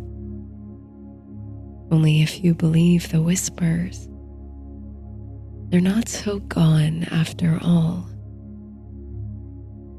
You mean, you say, wheels turning in your mind, the lady who's called Morana, picks up the sentence where you left off. There's someone out there with a claim to the throne who might be gathering support at this very moment, which might put a damper on your dream of peace. Something awakens in your mind. Again, you seem to feel the sense of deja vu brought on by the dragon icon in the cobblestones. You seem to see, swimming to the surface of your mind, the face that arose to meet your reflection in last night's mysterious dream. A face so like your own, you took it as such in the dream world. Was this, then, the face of your unknown rival for the throne? The child of the old king, whose life yours might have been had things been different. The bearer of the dragon symbol all these years in hiding, and yet free of the confines of court. You can't explain it, but tears spring to your eyes and your chest swells, as if your heart has somehow become more capacious. For so long, you felt unsure about your succession to the throne. Was it because, deep down, you somehow knew this fate was meant for someone else? Are you all right? Morana's voice cuts clearly through the fog of your thoughts. You lift your gaze to meet hers. These whispers, you say, brushing past her concern. Do they speculate as to the whereabouts of the old king's heir? Nothing concrete, says the merchant, but the same rumors claim that dragons are flying again over the western mountains. Really, you say, your eyes wide. But dragons haven't been seen since before I was born. I thought they were extinct. They are, says Brightbuckle. But I dare say we've seen our share of impossible things on the road. The companions share knowing glances. Somehow, though they don't say another word about it, you sense that they've been brought closer together by these impossible encounters. They've had some great adventure together, the kind you've always longed for. The conversation turns then to lighter topics, and the half-elves arrange for plates of food to be brought to the table. The merchant barters with the landlady of the alehouse for the last of the available rooms upstairs, and you slide into a sense of comfort with your new friends. Music travels from the square as the festivities get underway in earnest without. After a meal, you follow the merry company out onto the square, where the afternoon sun casts long shadows from the clock tower over the crowds. A troupe of actors are performing on a platform stage beneath a central column. They are presenting, it seems, a dramatization of the great deeds of your father's reign. You're surprised, though perhaps you shouldn't be, to find that you are also a character in the play. The valiant heir, a chip off the old block, who's destined to do great things for the realm. The actor playing you bears a muslin tunic with a golden lion emblazoned across the chest and holds aloft a wooden sword. Despite the flowery language and bombastic performances, the action falls flat for you now that you've spent some time among the kingdom's common folk and learned of their everyday struggles. You wonder how much of your own story you've built upon a fantasy. The face of your mysterious rival swims to the forefront of your mind again. It's funny, you think, how that face is so much more recognizable to you than the face of the actor on the stage who enacts your destiny. All of this, you deduce, is in the service of preparing the festival goers for this evening. They'll get to know you in this shining, gallant form on the stage, and then they'll cheer for the announcement of your succession. The announcement. You turn to the clock tower and wince when you see the time. You must have gotten carried away in your cavorting with the jolly companions. Now you've got to get back to the castle right away, lest your little escapade be discovered, if indeed you haven't been found out already. Whispering a hurried farewell to the lady, the merchant, and the half-elves, who regard you with bemused expression, you slip away through the crowds of onlookers.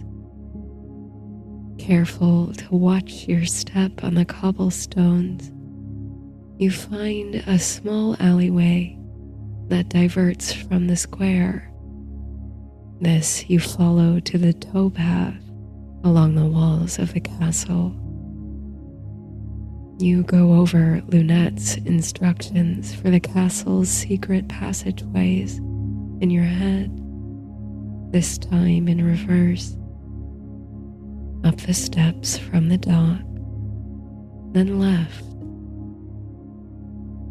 The river waters lap at the rocks below, catching the waning light of the afternoon. Your breathing steadies as you approach the entrance to the hidden dock. You'll make it in time. But as you begin to climb the steps, ascending from the dock, something tugs at you. Some part of you resists going back inside the castle that has so long held you at a distance from the world, from the strange and wonderful people in it, from the truth. You take a deep breath and turn on the spot. There, tied up and floating on the surface of the water, just as before, is the tiny boat. You just need a moment to think. You close your eyes and try to conjure an image of the near future, an image of yourself, proud and confident, with the strength and loyalty of the lion, wearing the crown your father placed on your head, sitting on a throne above hopeful petitioners, You try to see yourself as a great ruler, beloved by all from the capital city to the southernmost tip of the kingdom, from the green forests to the forgotten villages. But try as you might, the image just won't form in your mind. Instead, you see the face from your dreams, the face of someone you refuse to believe is your enemy, for the very thought of this person gives you immeasurable comfort and hope, as if they are calling out to you across the river and the mountains, across time, across the alternate lives you might have lived. By the time you open your eyes, you know that you cannot go back within the walls of the castle. Not today. You reach into the pocket of your borrowed clothes and close your hand around the wood-carved lion figurine. You run a hand across the natural grooves in its mane and the cleft in its tail. Then, placing it gently on the top stair, you hope it will find its way into Lunette's hands. Quietly, you whisper your thanks to her. She's done more today than facilitate a whimsical adventure.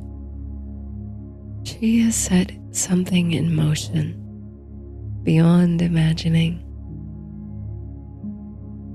And with a full heart and a clear mind, you step into the little boat and untie it from the dock. You've never sailed before, but the river flows west toward the setting sun and the mountains. With luck, it may bring you to the feet of this forgotten heir, the last of the dragons. You wonder if it was a boat like this from the same dock which carried the old king's child to safety so many years ago. How strangely history harmonizes with itself. Somehow, you know you will find them, as if there is an invisible thread that weaves your fates together in a vast tapestry.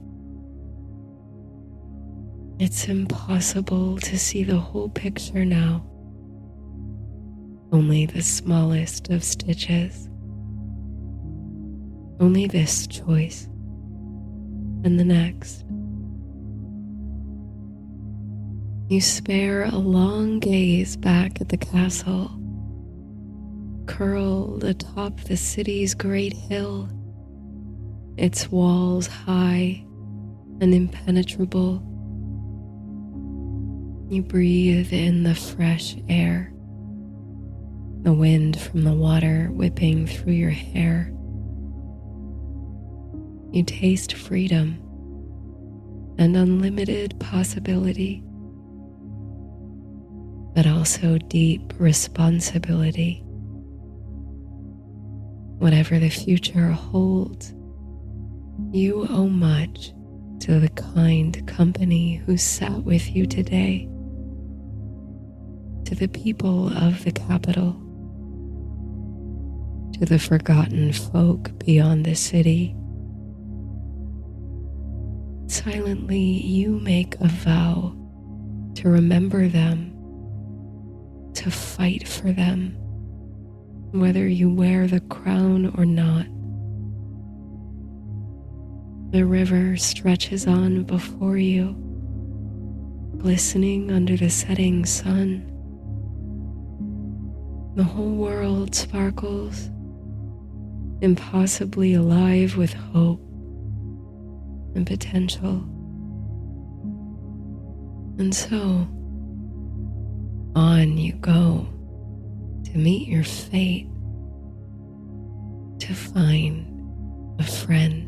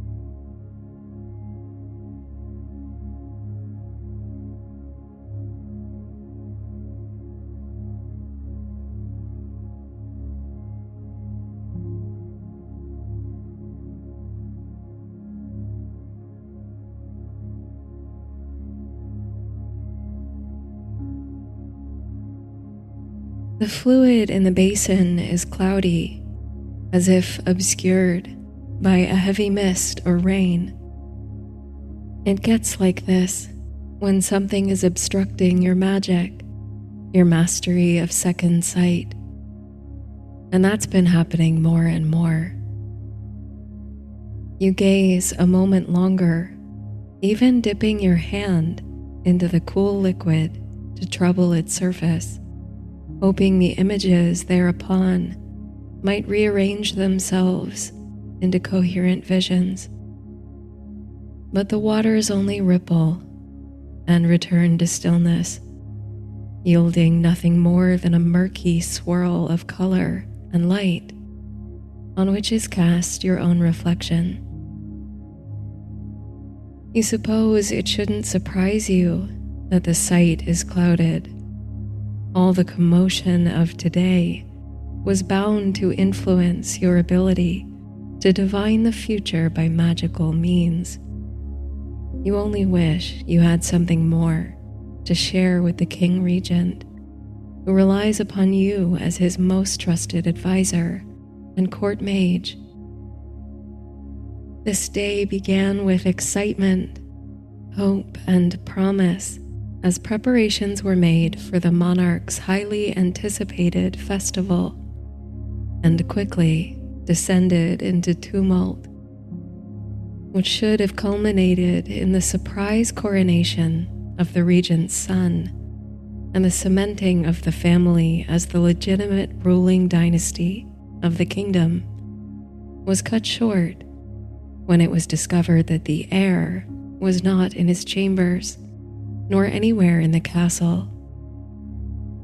In an effort to maintain the atmosphere of mirth and keep up appearances, great pains have been taken to keep the news from spreading amongst the public, who continue to revel in the streets as the castle's inhabitants contemplate the next move. You've withdrawn to the West Tower, where you have your quarters and private library to consult your gazing waters. This basin of fluid that often yields vision and insight. But cloudy as they are, and streaked as the sky is when you look to the dusk for the appearance of stars, you fear you won't have any answers for the King Regent by morning. You stand by the window now, watching twilight settle over the city below the castle, and the glimmer of last light over the water. The revelry goes on in the great square, making a low, muffled curtain of noise, occasionally pierced through by a single voice or instrument. They seem so far away from you, the people. As you watch the sun's final gasp of light disappear over the water, you feel a slight tingle at the back of your neck, a prickling awareness of something, like the faint fingers of magic and sight hovering inches from your skin.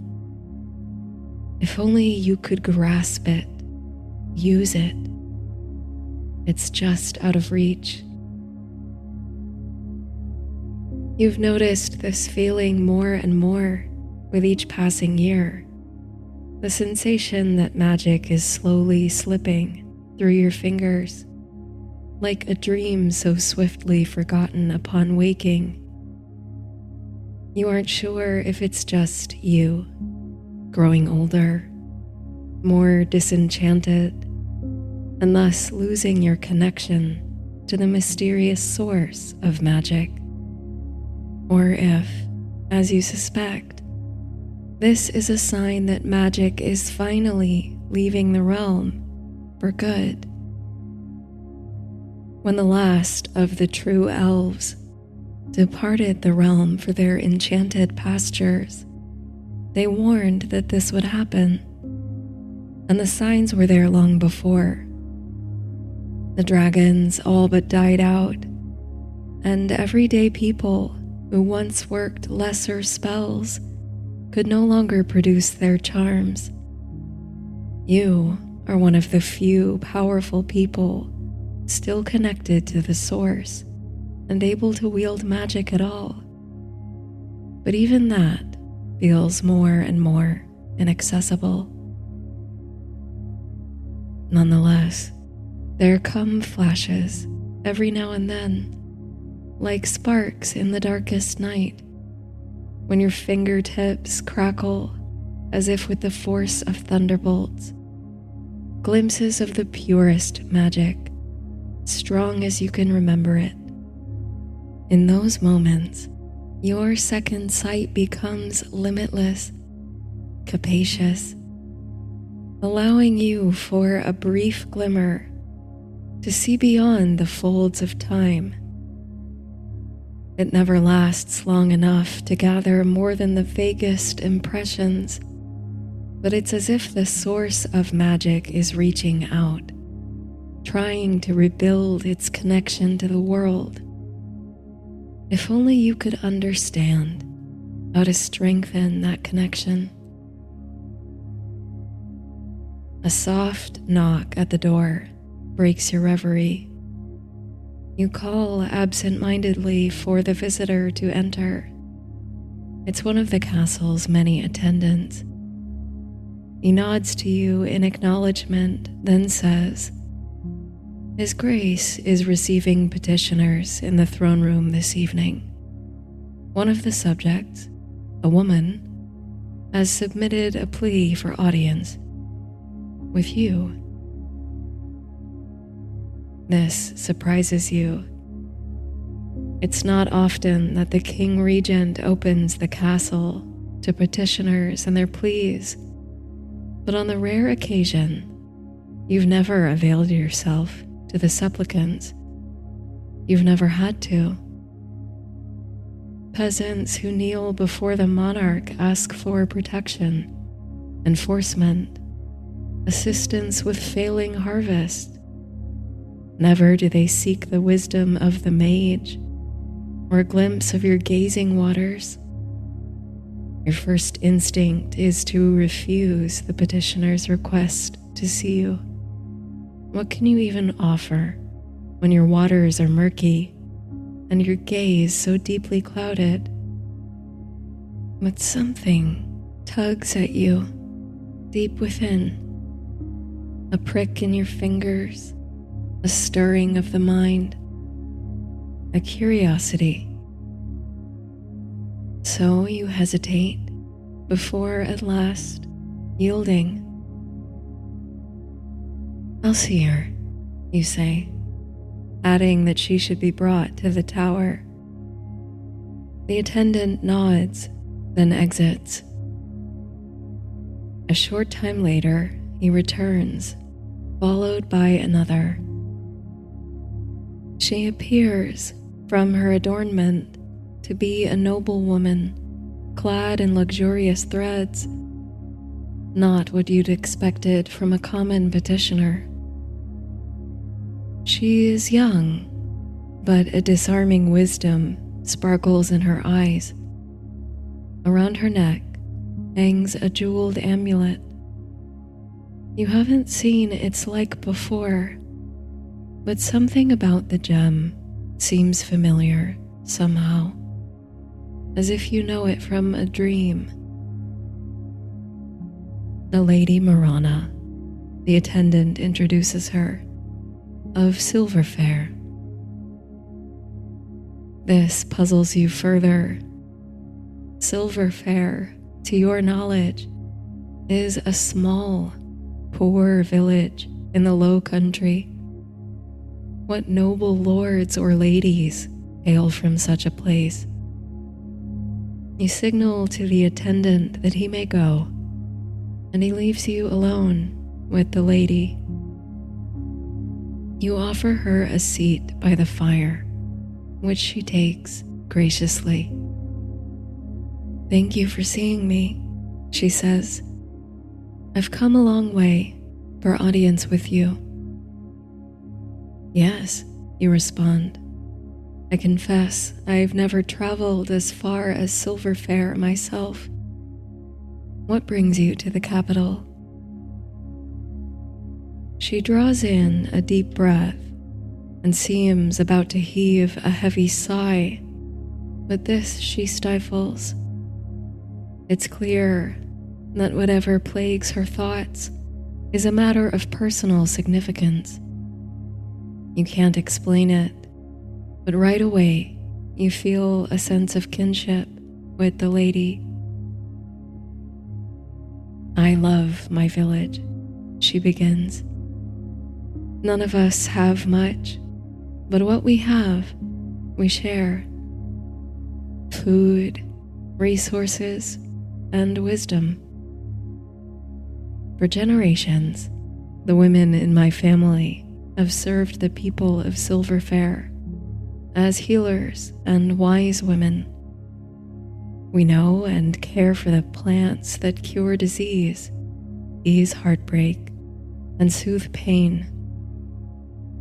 I am the last of them, and have no daughter of my own to train in the old wisdom. But a local girl came to me, hoping to apprentice. That was when the blight began. Now you take the other chair by the fire, leaning forward slightly, to take in the Lady Marana's tale. The local farmers came to us, hoping to understand why their crops had failed, she continues. But even my garden, once so lush and abundant with healing and magical herbs, began to wither. I have long been gifted with some stirrings of the second sight and can look to the plants in my garden for insights into the present and even clues to the future. But with all my beloved flowers and herbs wilted and dying, I lost my teachers, my connection. In the silence that follows, you scan the lady's face. The complex sadness in her eyes mirrors the melancholy of your own mind, your constant questioning, your diminishing connection to the source.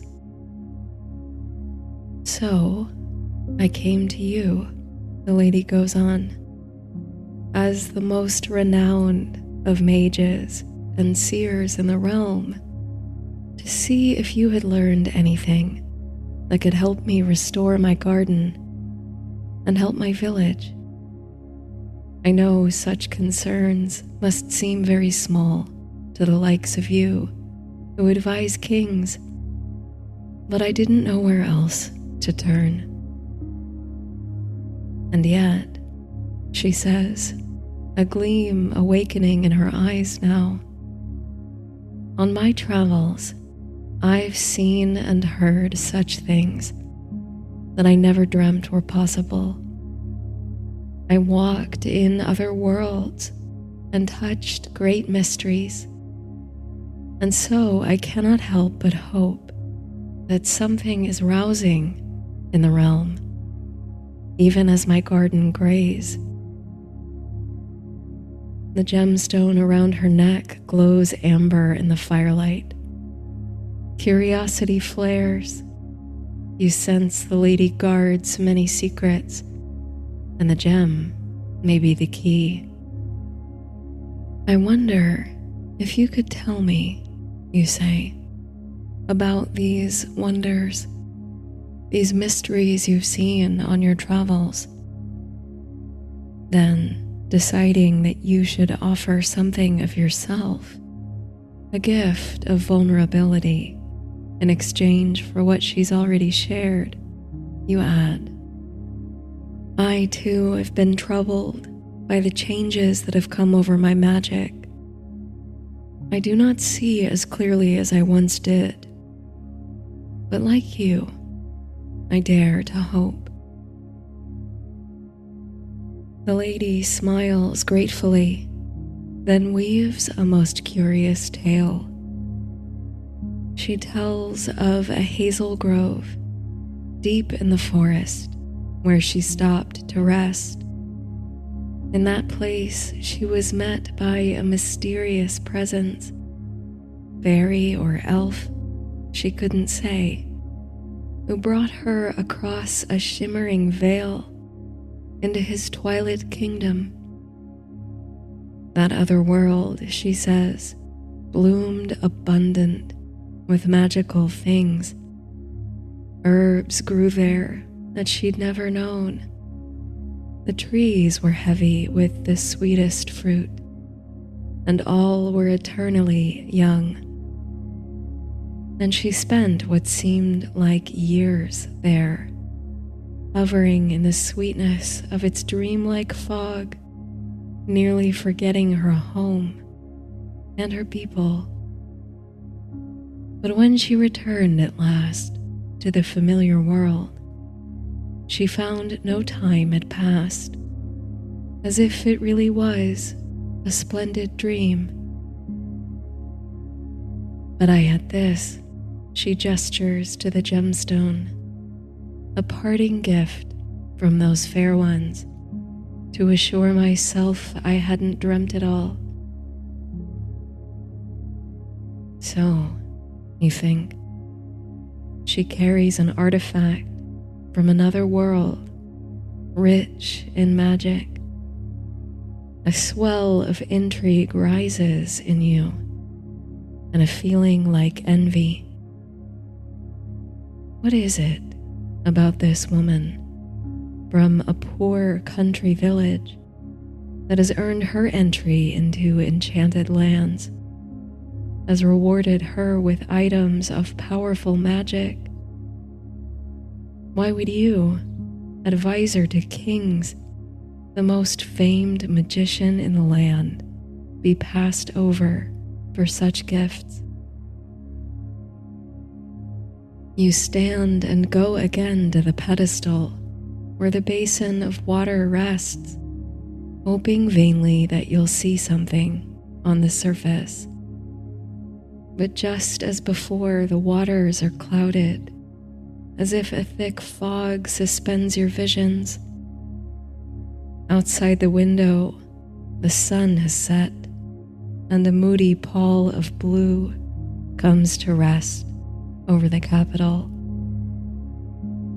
You sigh, realizing that the harder you try to pull patterns from the depth of the basin, the more it resists, the more it muddies.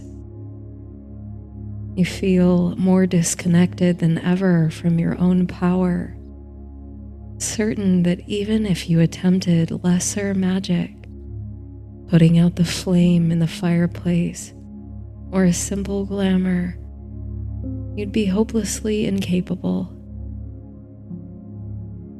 You bring yourself to look again upon Lady Marana, whose brows are knitted with concern.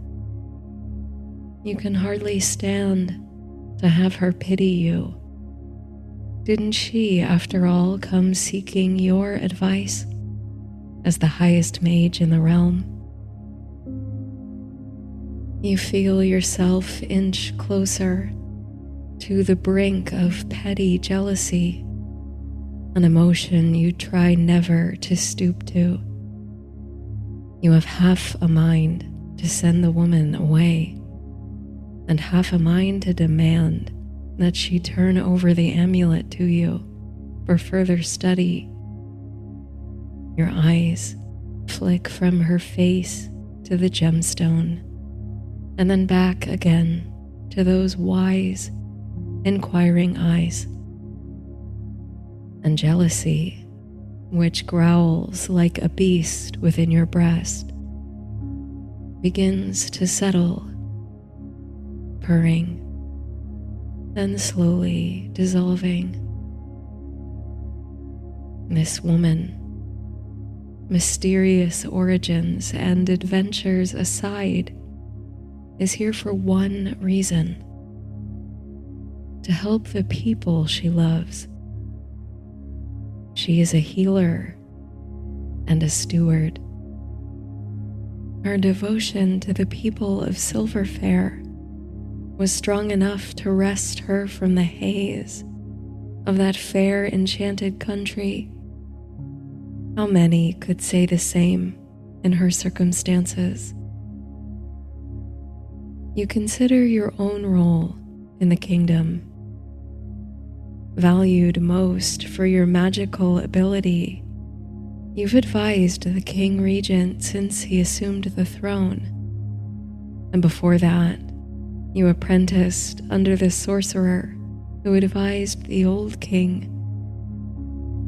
Always, you've been a political figure first, you and your magic beholden to the commands of the one in charge. But is it not the highest goal of leadership to serve the people of the realm? How long has it been since you lent your ear to one of the common folk, or walked among them? How long indeed since you descended from your tower, this sparkling citadel which houses all the instruments of your magic, yet is so achingly distant from the people you purport to serve? There are moments, you think, when life seems all a cacophony of random events and chance encounters, of short-sighted stumbles and shots taken in the dark.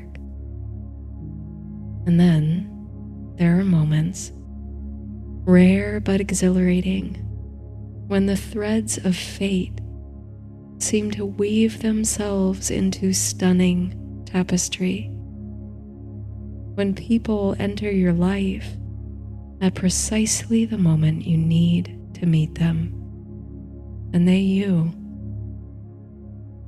This, you're certain, is one of those moments. Somehow, you understand that this woman, who journeyed from half a world away to speak with you, may hold the key to all your questions.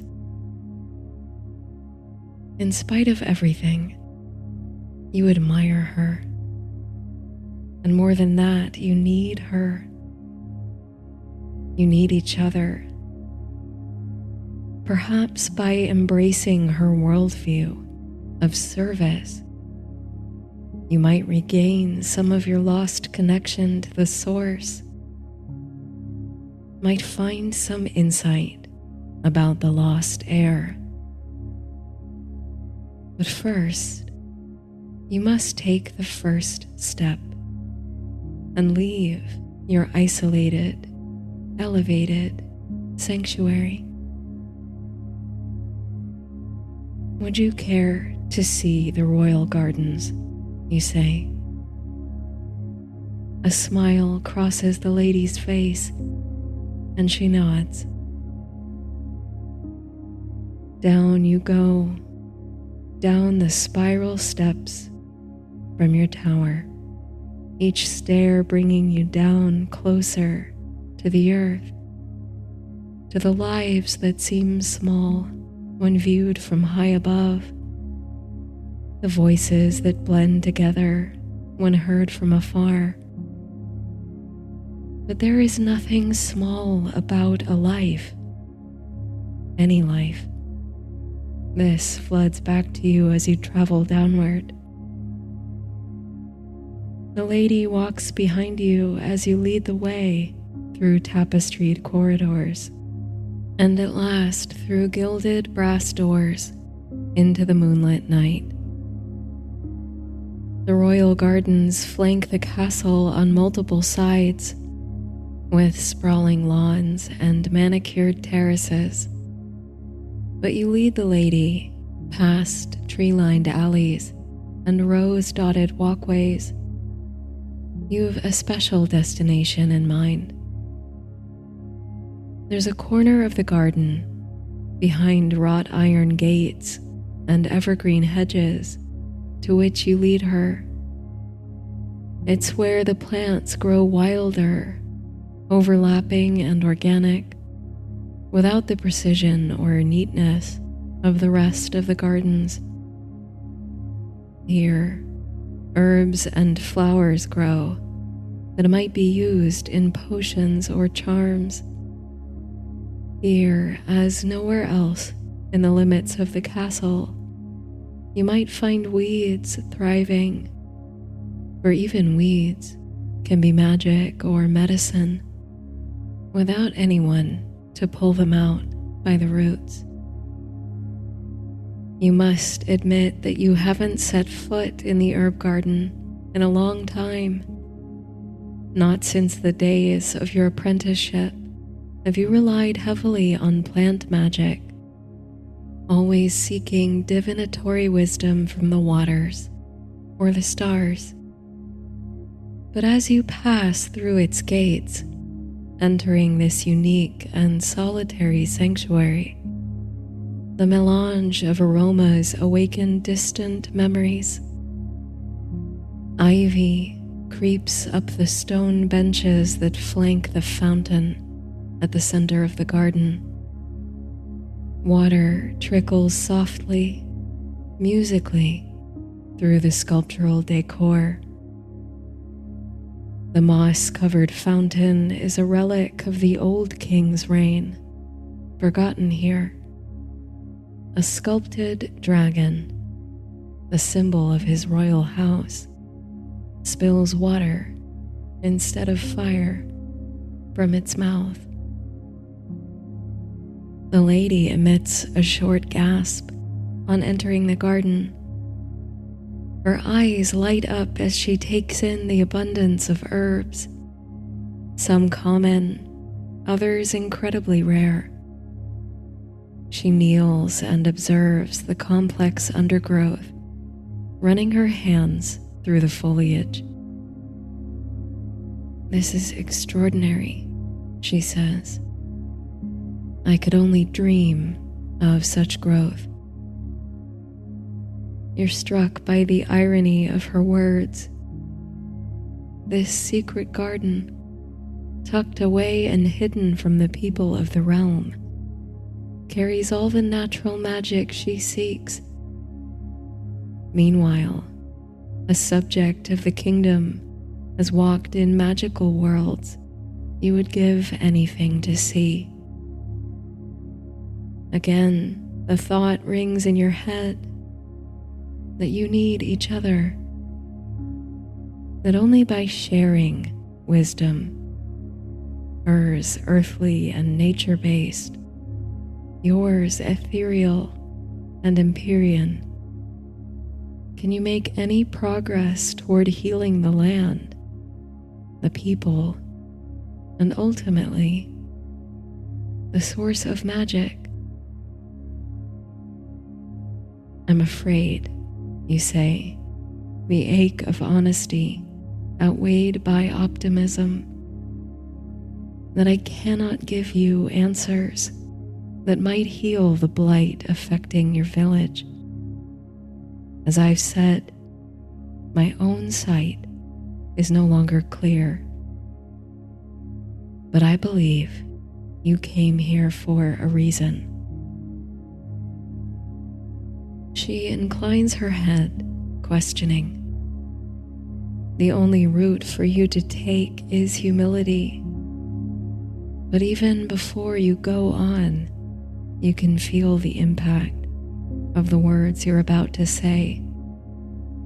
Just the intention of saying them seems to ignite a spark of hope, of possibility. Or do you dare even think it? Magic. "Teach me," you say, "your ways of herbal magic, your plant lore. I've been so long away from the roots and flowers that I scarcely recall their names. Show me your ways, and I will teach you everything I know of magic. Everything in my library is yours to read, my mind yours to learn from. Perhaps together we can help your people and all the people of the kingdom." A soft shimmer of moonlight breaks over the hedges. The half-moon gazes into the herb garden and reflects on the waters of the fountain. The night sings with insects and birds, the distant sounds of ongoing revelry beyond the castle walls. Morana gets to her feet. Her gemstone reflects the deep greenery of the surroundings. In the simmering silence between you, a hushed breeze comes through the hedges, making your skin prickle with goosebumps. This is one of those moments, you think, when possibility itself feels like magic, when the threads of fate intertwine, golden, across time. You wonder if she feels it too, that this is the root, the foundation, the birth of a great partnership, the beginning of a long journey to reawaken magic in the realm, not through pursuit of great power, but through acts of kindness, mercy, humility, and service. Years from now, you'll look back to this as the moment earth and water met and wove their gifts together for the betterment of all. The lady smiles. It is unspoken, yet agreed, as if a bond has forged between your minds in the short time you've known each other. Destiny's hands seem to turn the dial and seal the compact. Your fingertips tremble as if with renewed magic. Orana's face suggests that the same is true for her. Then her eyes flick toward the fountain, and your gaze follows. A thin mist hovers over the pool of water. You go to its edge, and the mist ripples and clears. There, in the waters of the forgotten fountain, so far below the basin into which you've gazed for answers, there form shapes and visions from the deep. At first they are formless and vague, soon solidifying into flashes of familiar images. You can see a boat on the water at sunset, steered by a solitary rower, a cave in the mountains, a cottage overgrown with ivy and moonflowers,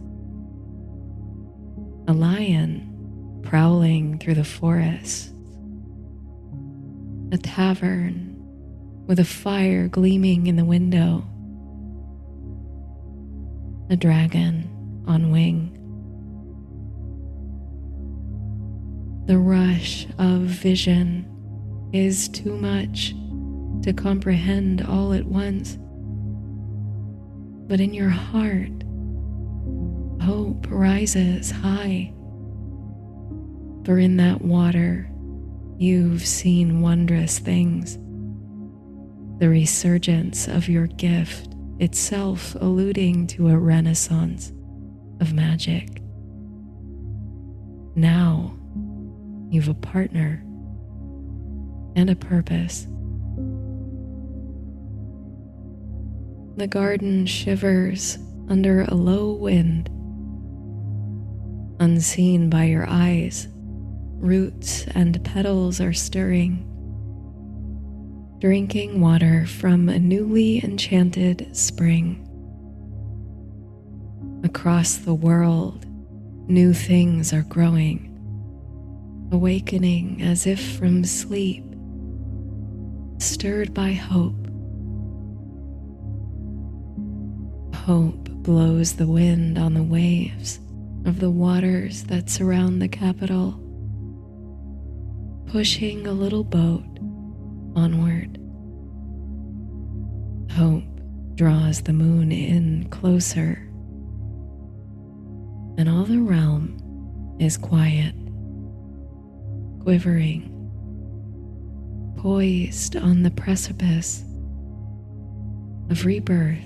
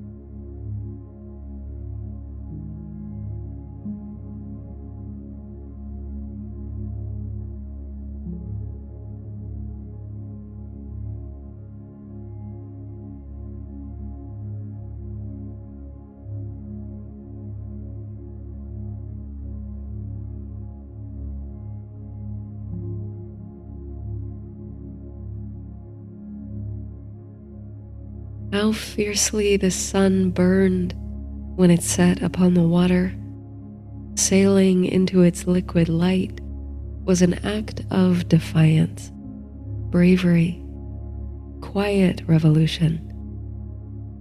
How noble you felt then, how singular, bobbing over the river in the little boat. All those nights ago when you took that courageous step, you envisioned something different. Rugged adventuring, perhaps, like the heroes in romances. You pictured yourself rising to meet challenges with the confidence and intuition of a daring knight. Instead, you've discovered rather rapidly that a life within castle walls, a life of sheltered luxury, has not, in fact, prepared you to set out on your own into the world. You've got a fire going at last, after many tries, and for this you're grateful as darkness falls in the depths of the forest. You warm your hands by the crackling flame and sigh heavily as you sit, allowing your body to relax for the first time today. You've been on your feet since the sun rose, following its movement across the sky, eyes upward all the while, peering through the trees for signs. How funny to think as you huddle for warmth among the wild roots that only days ago you were set to ascend to the high throne of the realm. You feasted on the finest foods in the kingdom, seasoned with spices imported from the south, and tonight you pick through foraged berries, grateful you've read enough to know which are safe to eat. And while a part of you, the part accustomed to a hot meal, a warm bed, and fresh clothes laid out by the servants of the castle, longs to turn tail and go back to your father's keep, your beating heart remembers the reason for your departure and clings to determination. You resolve not to be the villain in this story if and when it's told 1,000 years from now. Perhaps you won't be its hero either, but if you can help it, you'll be remembered for doing what was right. You never could see yourself on the throne, despite being raised for it. Power has always seemed to you this impossibly unsavory thing, something that once won must be clung to at all costs. You watched your father's furrowed brow etch permanent lines into his face, saw how fearful he was of losing control of the realm, despite what seemed to you like a secure reign. But his rule is, after all, a regency. He never claimed the title of monarch. That was reserved for you. You were called upon to cement your family's legacy as the true rulers of the realm. And for a time, loyalty to your house overrode your distaste for power. But on the day your ascendancy was set to be declared, you made a choice that changed your life forever and set you on the path toward your current misadventure. On that fateful day, you stepped beyond the walls of the keep to walk among the people of the capital. Unsupervised and in commoner's clothing, you spoke with people from all over the realm, learning of their fears and struggles, and hearing stories of the strange magic waking across the land. You've long known that your father came to be regent after the old king was deposed by his army, but for the first time, in the company of the common folk, you learned of the existence of the old king's child. Though they were thought long gone, rumors have surfaced that the youth recently came of age and now gathers support in the West. Rather than igniting a sense of jealousy or defensiveness, however, this revelation of someone with potentially a more legitimate claim to the throne has sparked a feeling of uncanny lightness, of liberation, as if a great weight has been lifted and you've been absolved of the responsibility to rule. It's never so simple though, is it? Through your interactions with the common people, you came to truly empathize with the challenges faced by those outside the castle walls. And with that understanding came deep resolve, a sense of clear responsibility. You feel compelled to help the people of the realm, to advocate for those without a voice, to serve all, whether you do so from the throne or not. It isn't power you're interested in, but stewardship.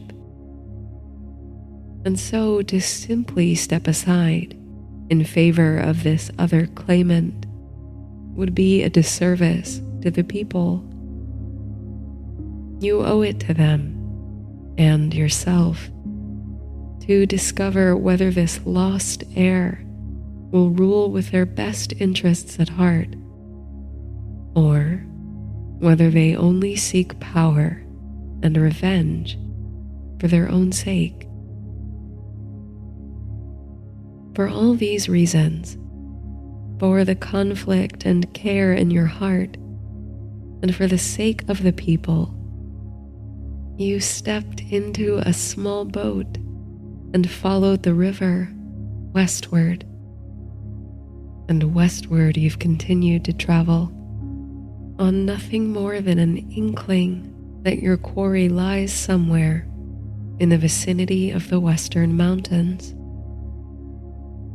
You've heard whispers that a dragon was spotted there not long ago, the first dragon sighting in decades.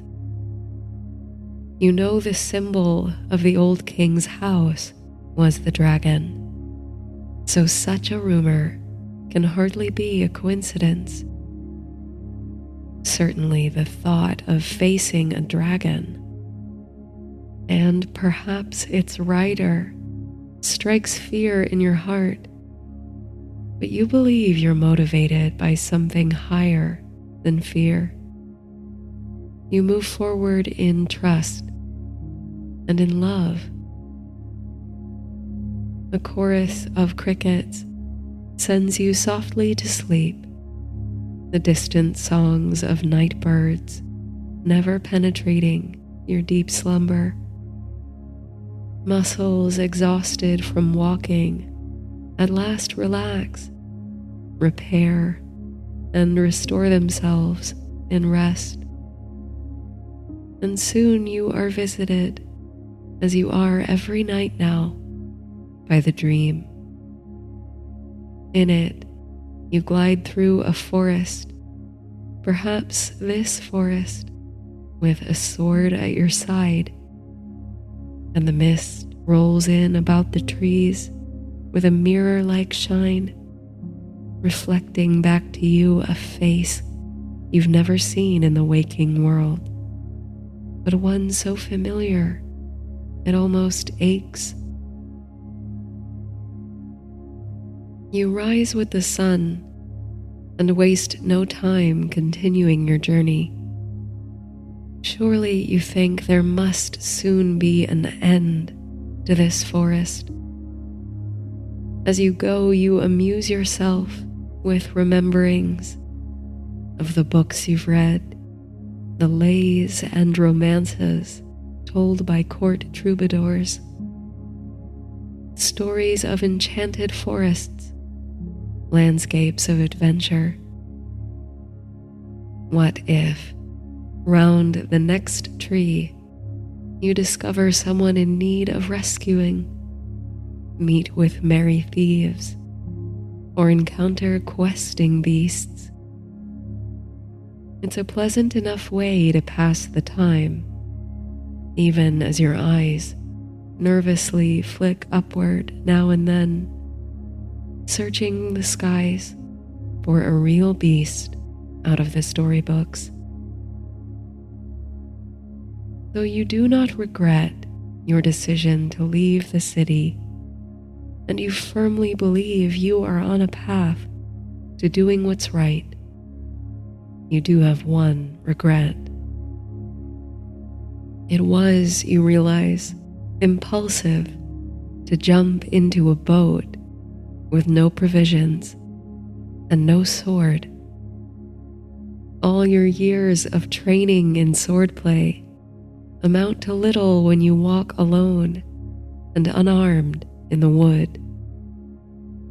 So while you think on myths and monsters, you silently hope you encounter no one in the trees, whether friend or foe. The sun is just beginning to weep westerly when the trees become less dense, and for the first time you can see where the forest ends. It's a relief to leave the woods, but open country comes with its own feeling of exposure. As you emerge from the trees and meet a great expanse of shallow hills, you realize, maybe for the first time, how enclosed your life has always been.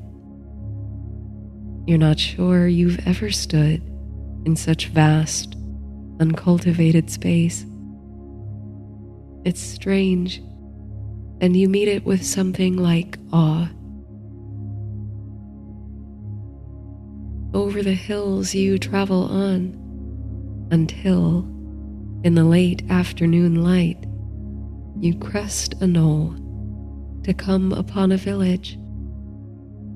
Nestled there between the rolling hills, it is idyllic and charming, like the little towns of storybooks. From one establishment, you can see smoke rising from the chimney, and even from your place a short distance away, you catch the scent of food. Real food.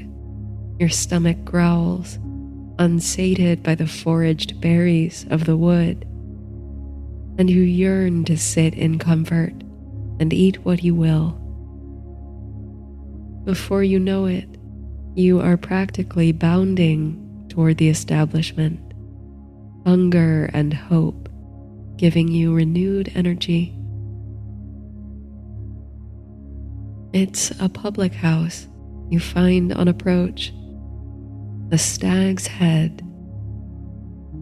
As the door swings open and a rambunctious duo exit, with them come the tantalizing aromas of home-cooked meals. Before you step inside, however, you stop the merry fellows leaving the establishment. Begging your pardon, friends, you say. Could you tell me the name of this town? Ah, a traveler, says the taller of the two. Merry meet. A charming greeting. In your head rings the old song that's often sung at midwinter in the capital. Merry meet and merry part, and merry meet again.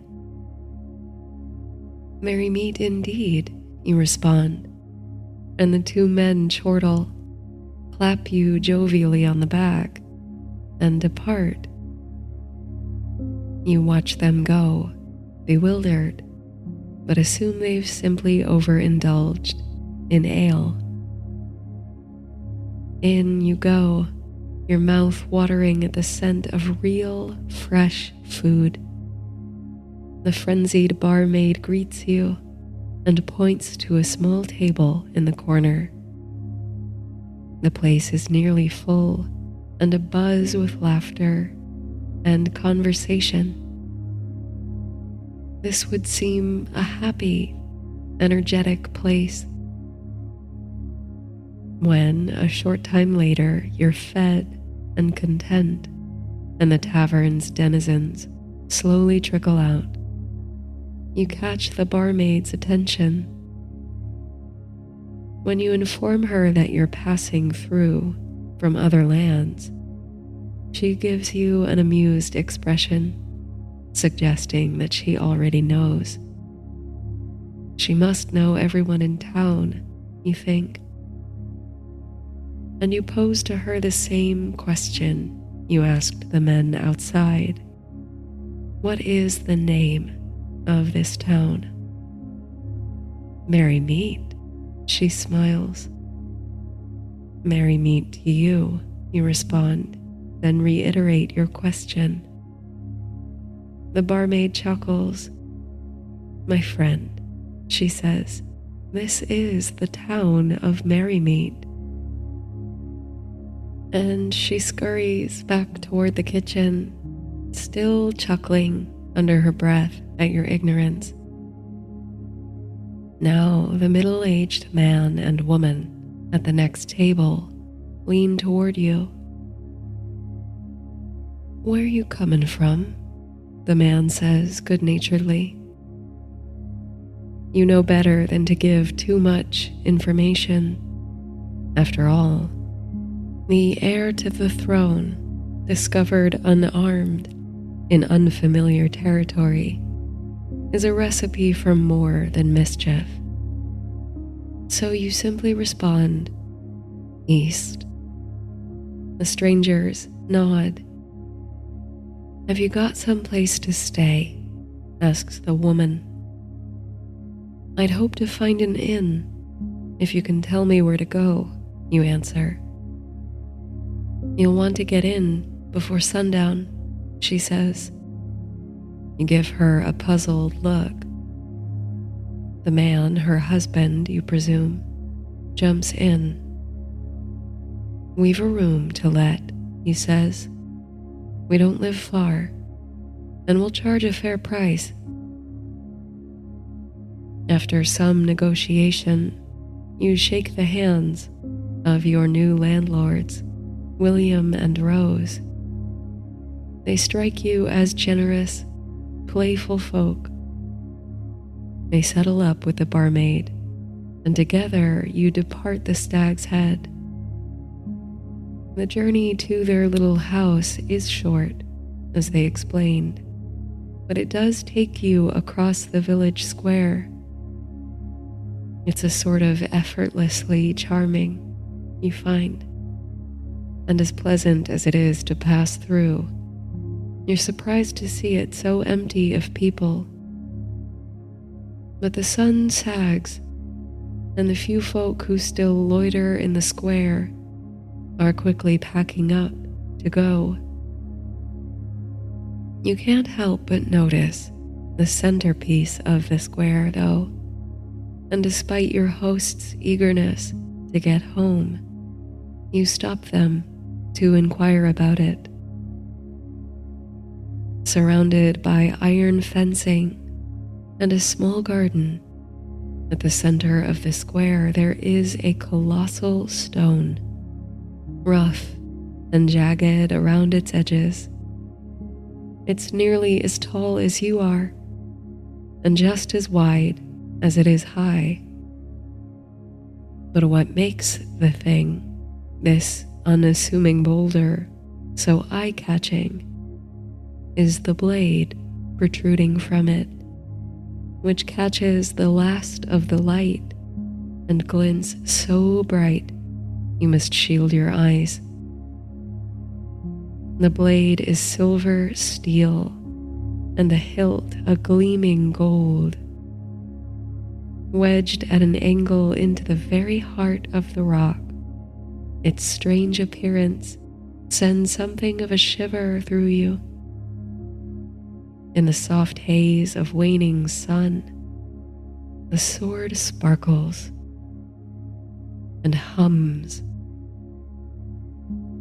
Rose and William say little, only that it was here before the town of Merrymeet was ever built around it, that it's a curiosity which inspires many local legends.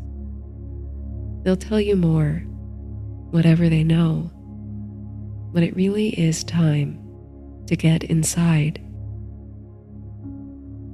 Why the haste, you wonder aloud, stepping over the threshold of your host's modest home, a townhouse close to the village square? The spare room's up there, William says, then gestures to another chamber.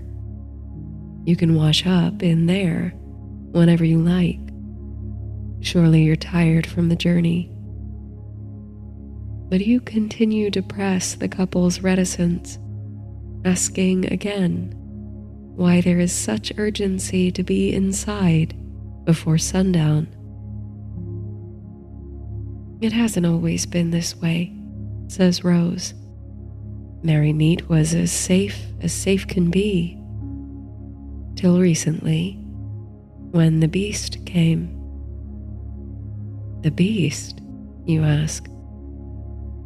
Every night, William picks up where his wife left off. It comes out of the woods and walks the streets of the town like it's looking for something or prowling for food. And then by morning, it's gone. But we're a town that looks after people. Everyone's inside before dark now, and we won't let travelers like yourself be caught unawares. What is this beast, you ask? Have you ever seen it? William chuckles. Wouldn't be here if I had. Has anyone seen it then? Has it harmed anyone? In your mind, you picture a wolf or even a bear lumbering out of the forest, the same forest you so recently passed through, even camped in, untouched by beasts of any kind. Well, no, says Rose. But the blacksmith heard it sniffing round his door one evening, and the butcher stores were raided not long ago. You can sense that both your hosts are unnerved. You certainly didn't intend to take advantage of their hospitality and then question their worries and experience. The people of Merrymeet would, after all, be among your subjects, should you assume the crown one day. It occurs to you that this presents a unique opportunity to practice empathy and understanding without the trappings of court. I'm sorry, you say. I don't mean to cast any doubt. I understand how you feel, and I wish I knew how to help. As William brings tea and nightcaps, you turn to the other subject that piques your curiosity. The sword, you say. Can you tell me more about it? This subject seems to lift the spirits of your company as the sun finally sets outside the little townhouse. It turns out there are countless local legends that have sprung from the blade wedged in the stone. As you heard before, the whole town was built around it, and no one seems to know how long it was there before the square was constructed. Many believe it was put there by an ancient warrior, one of the great proto-kings of myth, who drove his own sword into the rock as a symbolic gesture to profess that peace would now reign in the realm. And some say that only when the hero is reborn or reawakened from centuries-long slumber will the blade be reclaimed. Others believe any worthy hero or leader might one day pull the sword from the stone. In fact, each year, on the longest day of summer, the folk of Merrymeet gather in the village square to play games, dance and sing, serve a great feast, and test their strength. One by one, every person in the town who wishes can take their turn and try to pull the sword from the rock. It's all good fun and nothing more, William insists, for no one has the strength to dislodge the thing from its place. At this, Rose laughs and informs you that her husband tries and fails every year. The conversation warms you. You've never spent this kind of dedicated time with honest, working people. Their fears, their joys, these are somehow infinitely more interesting and endearing than the goings-on of the aristocracy and courtiers.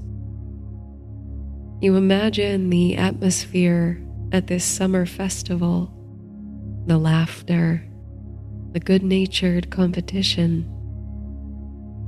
You find yourself longing for such a community, and for a moment, you entertain the notion of casting everything off, abandoning your quest, and finding work here in the village of Merrymeet. You can easily see yourself fulfilled here, working as an apprentice or selling food, doing something to serve the community. But still there nags the reminder of your higher purpose, to find the lost heir to the throne, the reminder of your role in the fate of an entire kingdom. All the while, you converse with William and Rose. You listen and look to the windows. Something about the townsfolk's fear of this supposed beast doesn't sit right with you. You aim not to distress your hosts any longer about it, but you long to know more. When cups are empty and eyelids heavy, you bid goodnight to William and Rose. You wash up and step into clothes they've left for you to borrow, while yours, freshly washed, hang to dry overnight. After several nights sleeping on knotted roots and damp soil, the bed in the spare room feels fit for royalty. As you climb beneath the covers, gratitude sinks in sweetly. Now, more than once, you've seen firsthand the kindness of common people, strangers. the willingness of your would-be subjects to extend themselves for others. You are determined to depart Merrymeet in the morning and continue your journey westward. But there's a cozy part of you that already feels very much at home and feels an attachment and responsibility to the townsfolk. Should you choose to take the crown when all is said and done, the first thing you'll do is send someone to investigate this mysterious night visitor to the village and free them from the fear. Sleep comes over you quickly as you relish the comfort of a real bed in the enclosed space. But it doesn't stay long. You aren't even asleep long enough for the dream to come.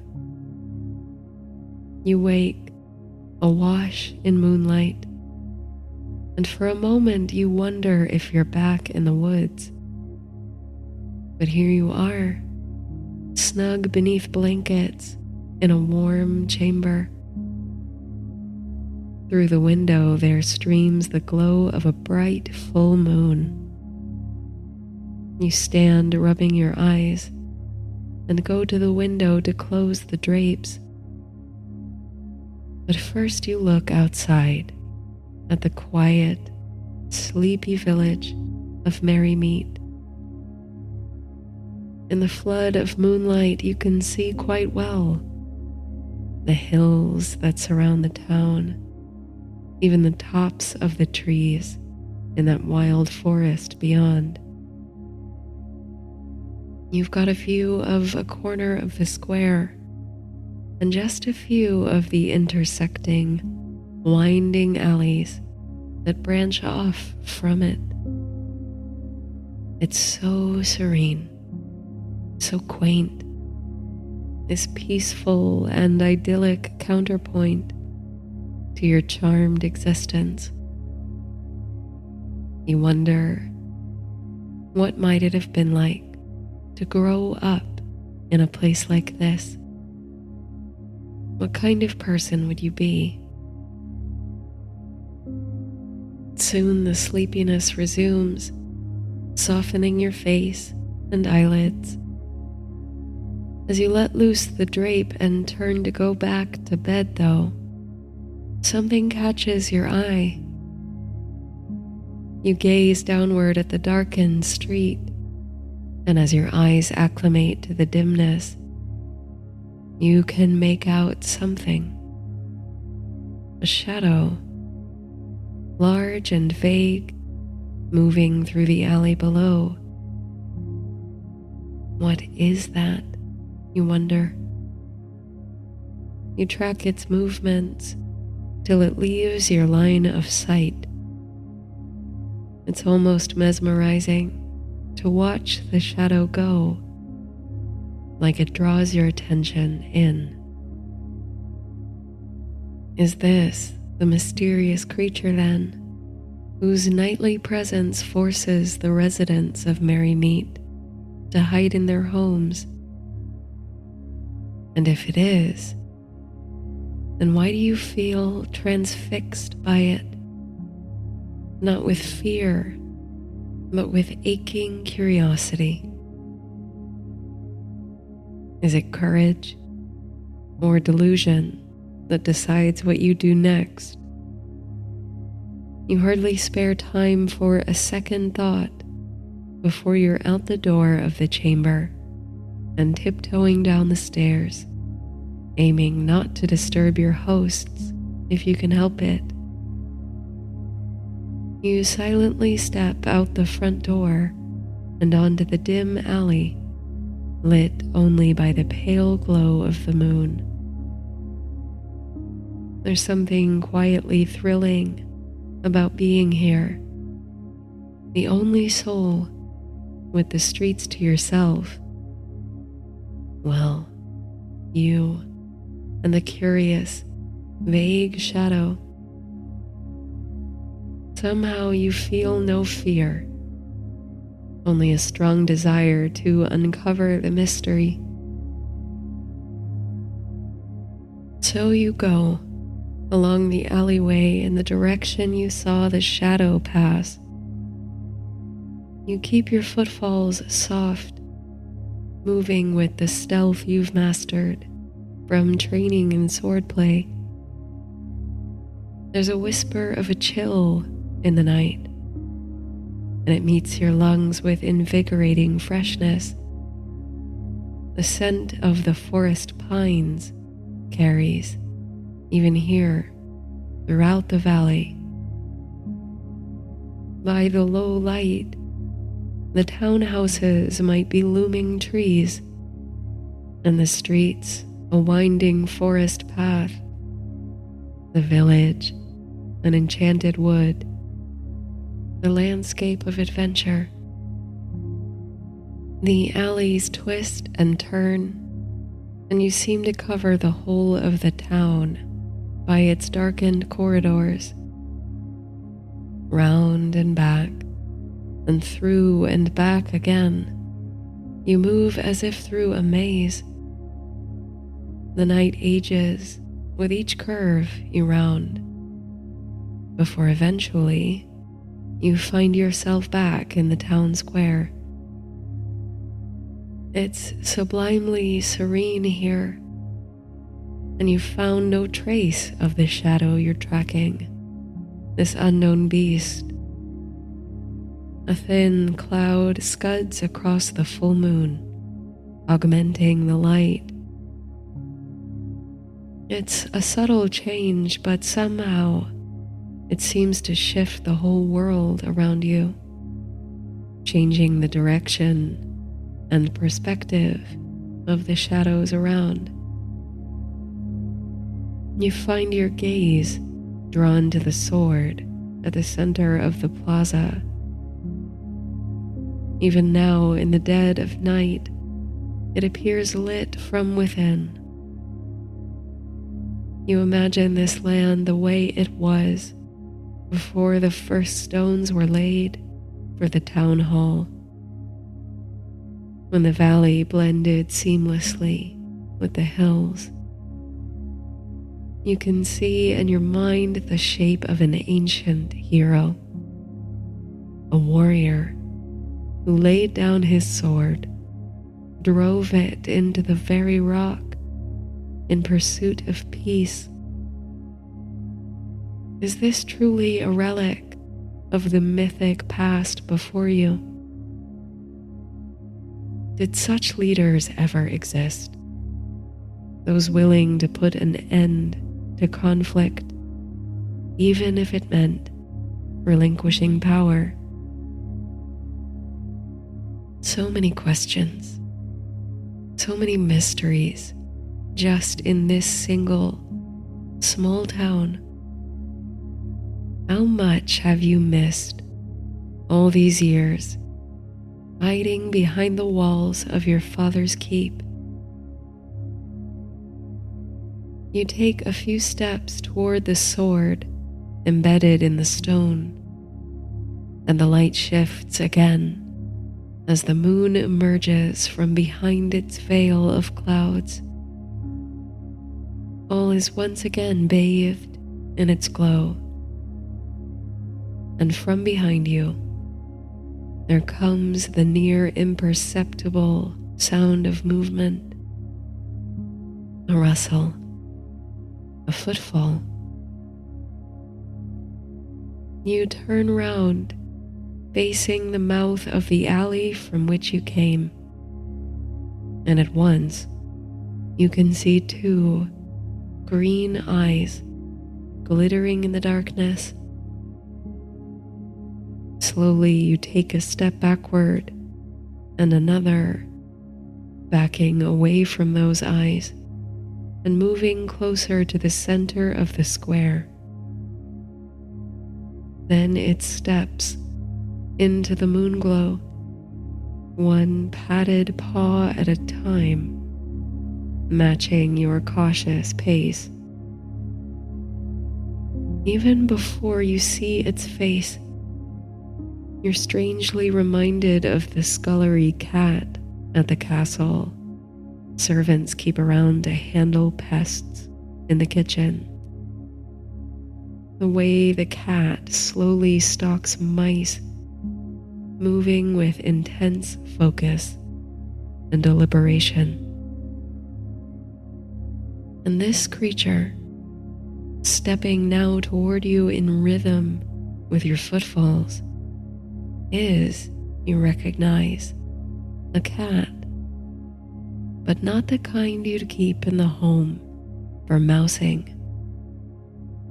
This is, in no uncertain terms, a beast, great and majestic, muscular and broad, with a wild mane of hair framing its grave and glorious face. You've never seen this kind of creature face to face before, but you know it well. Its image dons the heraldry of your royal house, graces the capital and the keep in tapestry, statuary, and clothing. This beast is a lion. Is it ridiculous to think, even as you back away, that this creature is beautiful? You ought to be more afraid, oughtn't you? This ought to feel like the movements of predator and prey. So why does it feel to you more like a dance? The echoing waltz of time and destiny, myth and memory. Soon you realize you've come up against the gate that surrounds the monument and the sword. The lion advances still. Without thinking, you hoist yourself up and over the shallow gate. The lion comes sniffing toward it, pacing back and forth, as if assessing the iron for weaknesses or trying to find a way through the barrier. You reach for a crag in the massive stone and climb, putting more distance between yourself and the animal. It circles you pensively, and you can faintly hear a low rumble in its belly. This is some conundrum you've gotten yourself into. What happens next relies very much on what the lion does. Perhaps it will lose interest in you and stalk its way back to the forest. That, however, could take all night, and you don't fancy spending all these chilly hours huddled atop a rock. Then there's the possibility that the lion could find a way through the gate, either by leaping over it or even chewing its way through. Once again, you chastise yourself for leaving the capital in such haste, with no weapon or means of defense, no sword.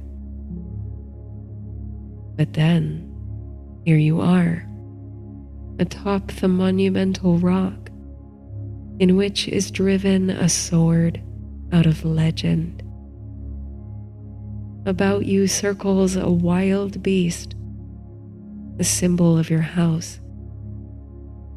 The moon bears witness, and the trees and the hills. All of this feels very much like a dream, or a myth, or a song. There is only one way forward, and whatever the outcome, you are poised to learn something about yourself. Are you worthy? Are you a hero? Are you fit to bear the burdens of leadership, wielding power in service of something bigger than yourself? Or are you better suited to the modest life, to serve in quieter ways, in smaller communities? And ultimately, can a sword even answer these questions for you?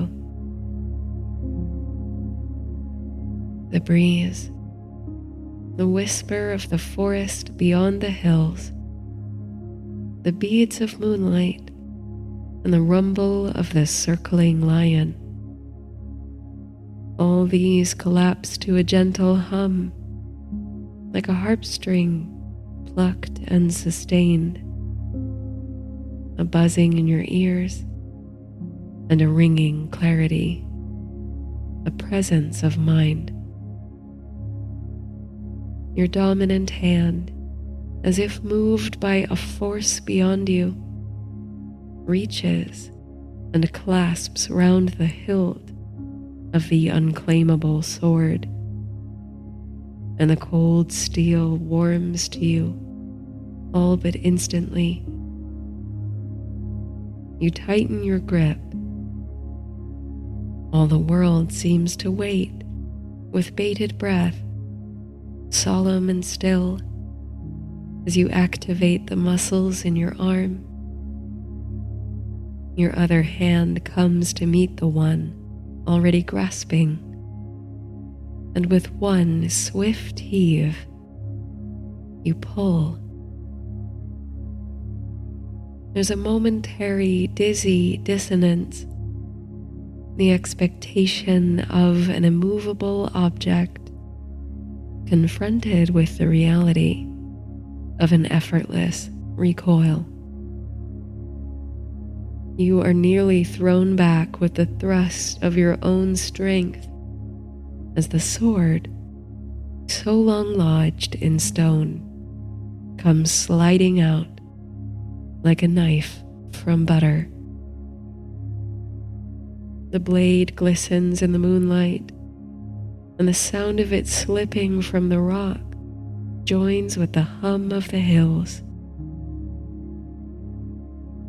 Dazed and disbelieving, you marvel at the sword in your hands, this symbol of worth, of heroism, of war and peace. It's surprisingly light for a blade of its size, with a balance unmatched by any you've trained with.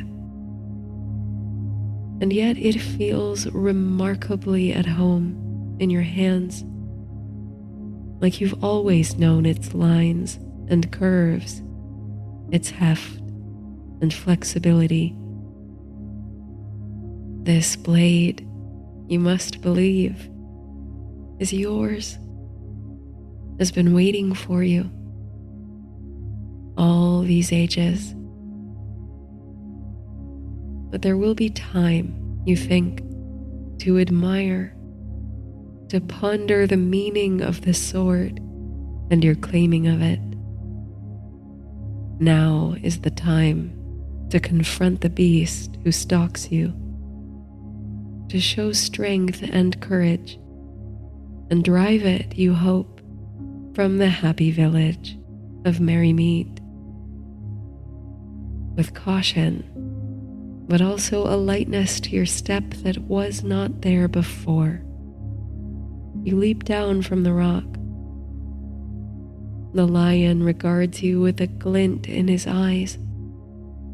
He stops his circling, conscious, it seems, of the outstretched blade and the danger it poses. As you approach the garden gate, stepping between the primroses, the lion perceptibly flinches. Yes, you realize there is fear in those eyes, or if not fear, a kind of awesome reverence. With this boost of confidence, you hoist yourself up and over the iron gate once more. So the only thing between you and the lion is the sword. There's a strange sense of calm that settles over you now, a feeling of surrender to circumstance. There is no roadmap for what you are doing, or indeed for any choice you've made since that fateful day you left the castle. Every step you've taken has been a wild leap of faith. So in the same way you've put your trust in the world, the path, the river, to guide you right, you now put your trust in the extraordinary blade you carry. You take a slow step forward toward the lion, thinking you can drive him back, intimidate him enough to send him for the hills without doing any harm to the beast. An ideal outcome, certainly. You take another step, and now the blade nearly touches the nose of the majestic animal. But just when you expect the lion to begin backing away, something else happens. Something entirely unexpected. The lion lowers his heavy, maned head, then sits backward on his haunches. With front paws outstretched, he turns his face toward the ground and stills. The gesture is unmistakable. The lion is bowing before you. It's only now that you realize how close it is to morning, as a glimmer of rosy warmth tints the sky in the east. Dawn approaches, and a great lion, the symbol of your house, kneels at your feet. With only a moment's hesitation, you slowly lower your blade. With one hand outstretched, your heart thumping away in your chest, but your breathing steady, a wave of serenity within. Without, you step forward once more, a little at a time, until the lion lifts his eyes the slightest bit, and uncannily like a house cat angling for attention, pushes his head into your hand.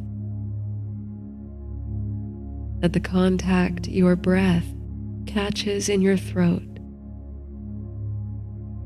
It's such an impossible thing, but here you are. Between you, something sparkles. Crimson rays of emergent sunlight begin to dapple the humming hills, and a kingly beast nuzzles your hand. There is something wondrous at work here, you recognize.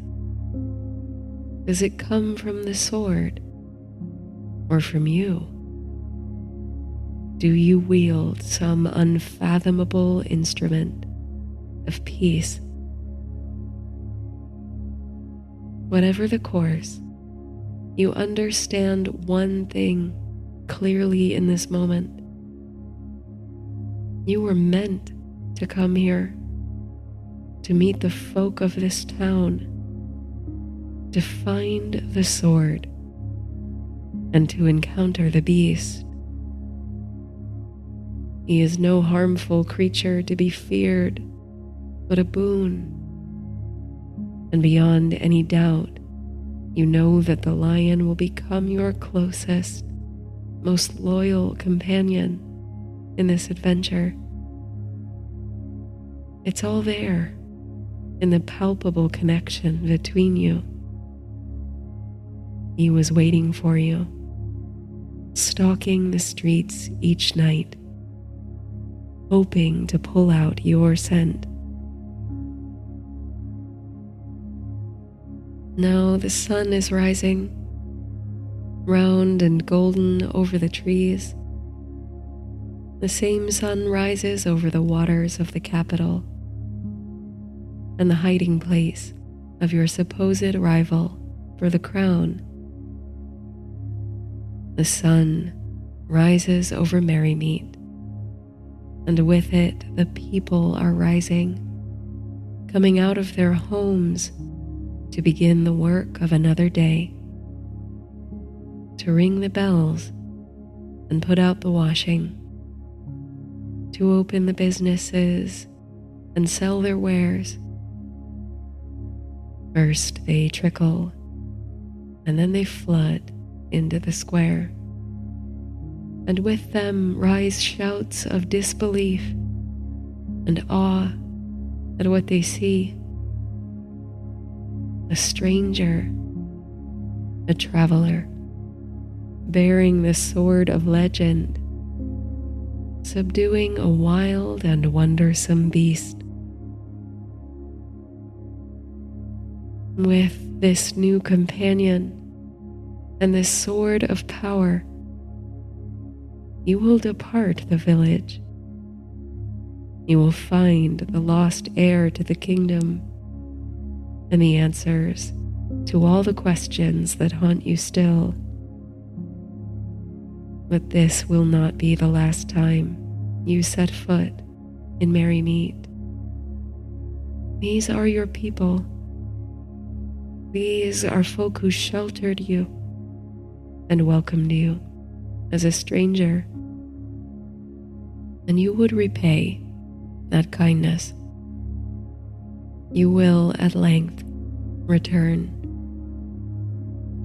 for in your mind an old song echoes. It skips along the shining aura of sunrise and through the palm of your hand, and your fingers twined in the lion's mane. Merry meet, and merry part, and merry meet again.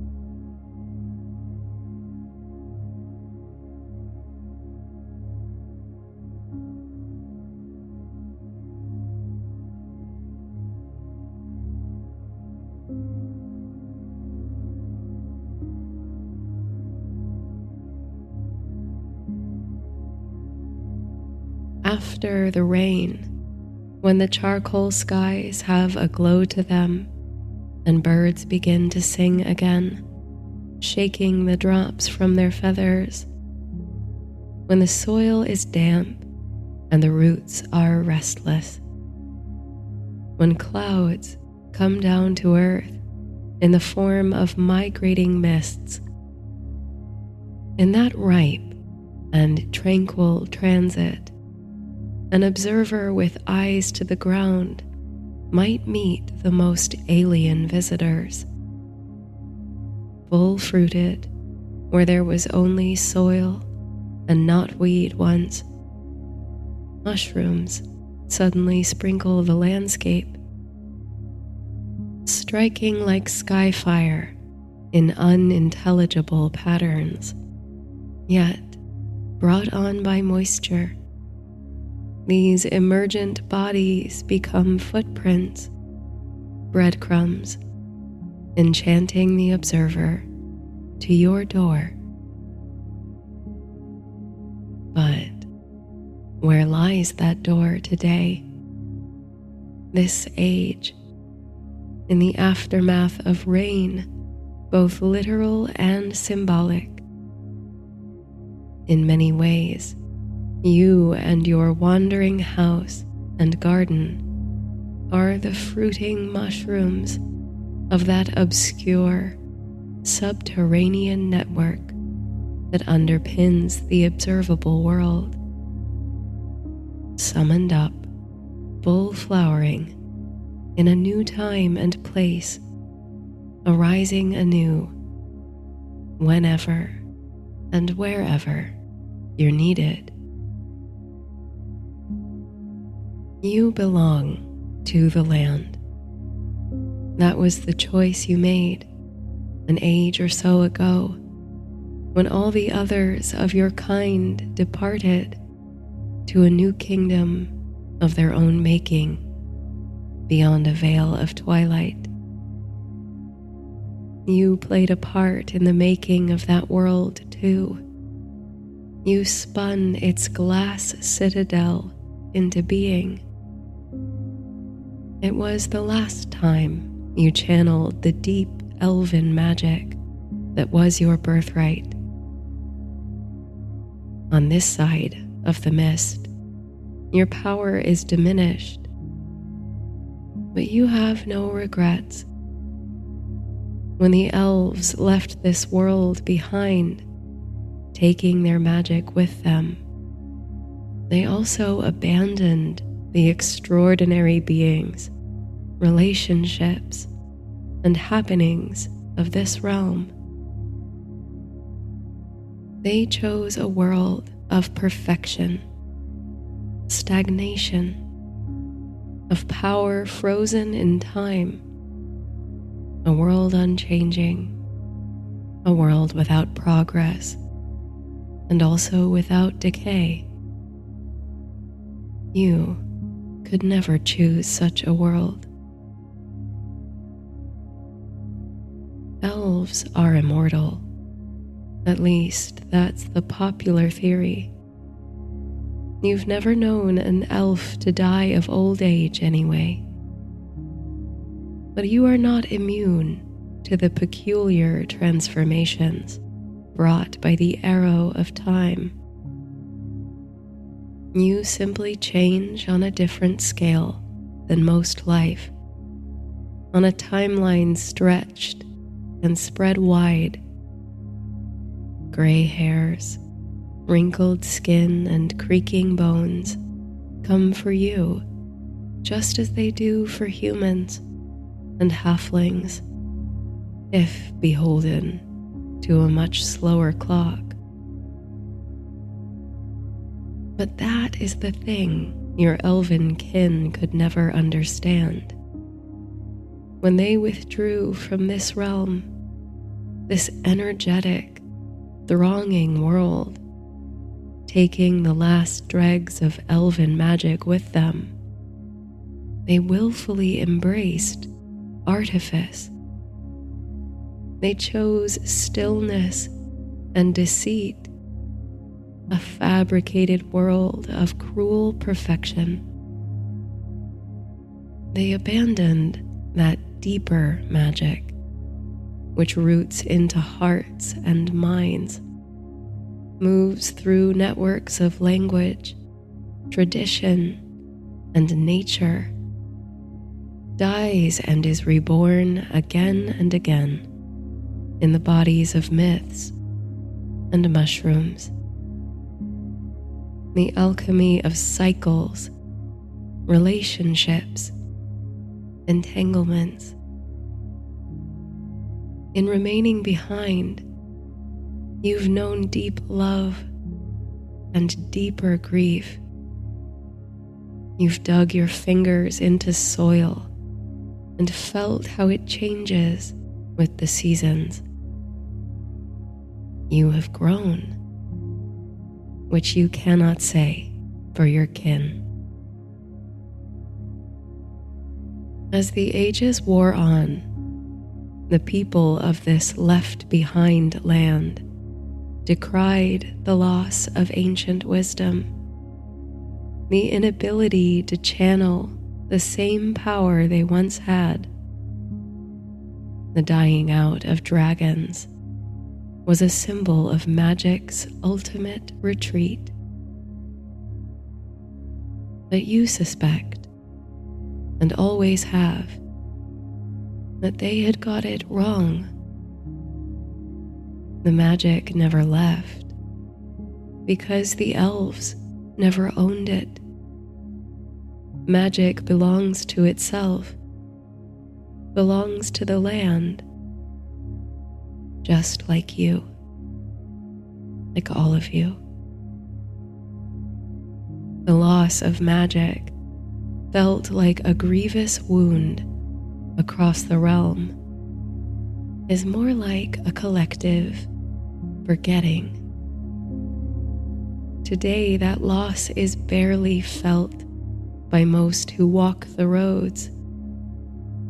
They've even forgotten the forgetting. Wisdom once cherished has dissolved into myth. Fortunately, your memory is long. Though you may not retain every name, every battle won or lost, every detail of the lengthy past, you hold the greater story in your body, in the threads that reach outward from you, threading in with history's tapestry. You remain entwined. Life is long enough that you can sink down into the soil, lying to the eye of the observer, dormant for a century or so, waiting to be summoned like the ripe scent of petrichor. You relish the dissolution of you into a disembodied system, a collection of fungal hyphae and mycorrhizal relationships. You soften into a whole mythology of entanglements, rather than a single myth of embodiment, a whole language or suite of languages, rather than a single word. There was a time long ago when you were called up to serve at the right hand of a magnificent war leader. To him, you were a battle bard, a warrior, servant, an advisor, and a praise singer. And for all your ardent admiration of the man, all the words and songs you spilled for him, you can scarcely recall his name. He lives in you, and in the earth you till, but it seems you've been summoned more frequently of late. The gaps grow shorter, maybe. Your house flowers and fruits into being again and again, popping up in the aftermath of change or thunderstorm or initiation. You are needed here and now, it appears, not as a direct participant in the great events of the age. The cottage never emerges in the midst of a consequential battle, but as a subtler force. Not long ago, in the timescale of trees and root systems at least, you awakened somewhere deep in the woods, a familiar place to be sure, and there came to the door of your wandering shelter a band of travelers with good hearts and hopeful eyes. Though they seemed ordinary folk, you sensed in them the kind of blazing ambition and feeling as your fallen captain. And yet, to that happy company, you only needed to give a nudge, to alter their quest just so, like a gentle bend in a river. Who can imagine what that nudge set in motion? And after their visit, you and your house and garden once more seeped into the soil. Since then, you've asked your reconnected roots for insight into their adventure. The trees and plants send signals down your spine. You sense their trajectory, their story unfolding chapter by chapter. And now, you rise again.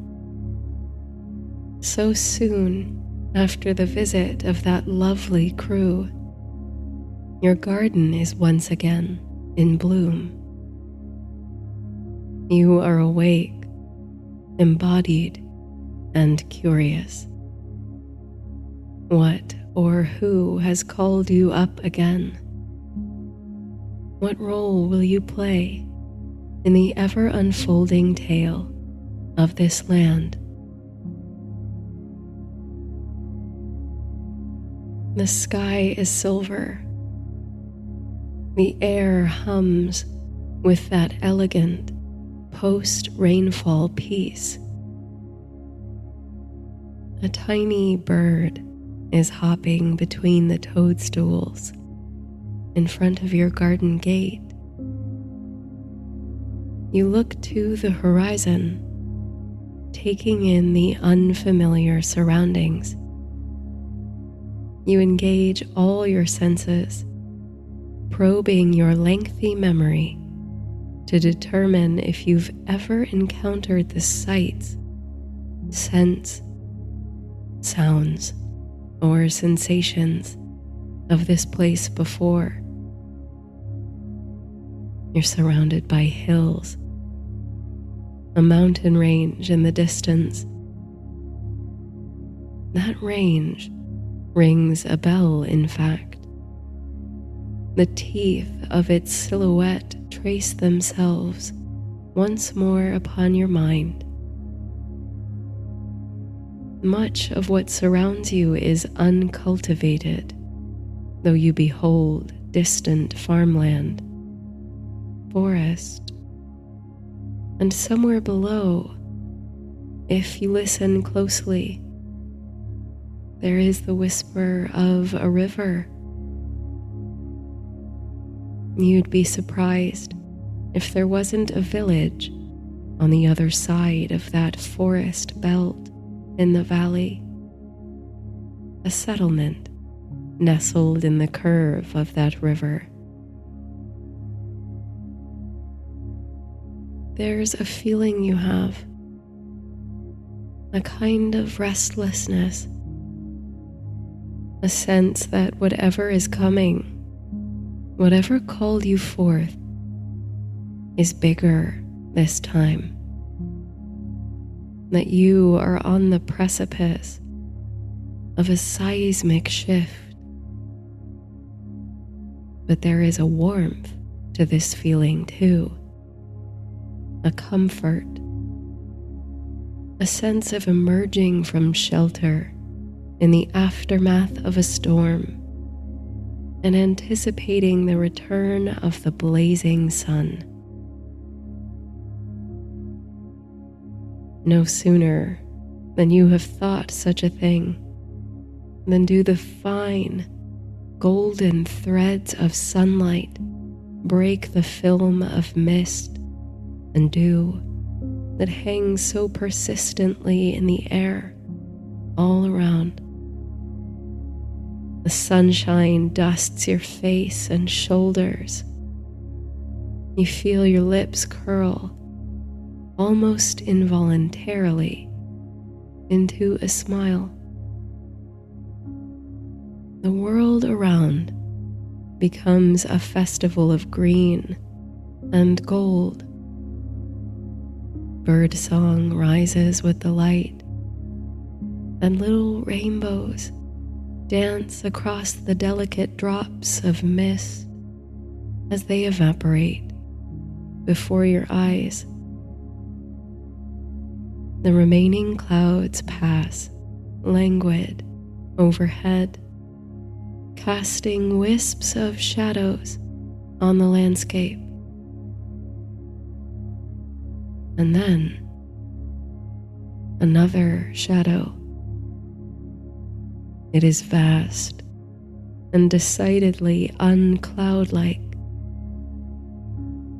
There are no soft edges to this silhouette, but a svelte and serpentine shape. Rippling over the land, a great shadow with wings. A shiver passes over you as the shape momentarily blocks the sun. It cannot be. The last of them died out only a generation ago. The roots and the soil broke down their bones. You felt it. But now, with courage and a pounding heart, you lift your gaze to the sky to behold the dragon. The creature flies low. You can see her crimson scales glint in the sun. She's clutching something in her claws, returning from the hunt, you suppose. But to where? Where is this world's last dragon to call home?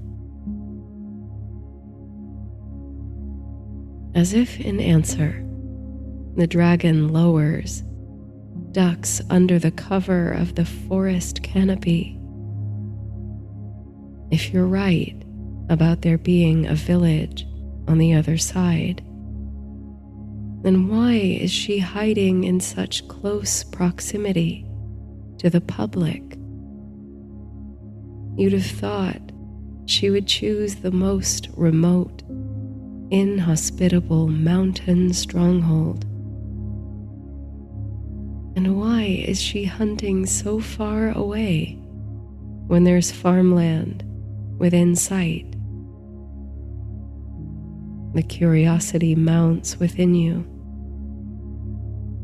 You must ask the trees what they've seen.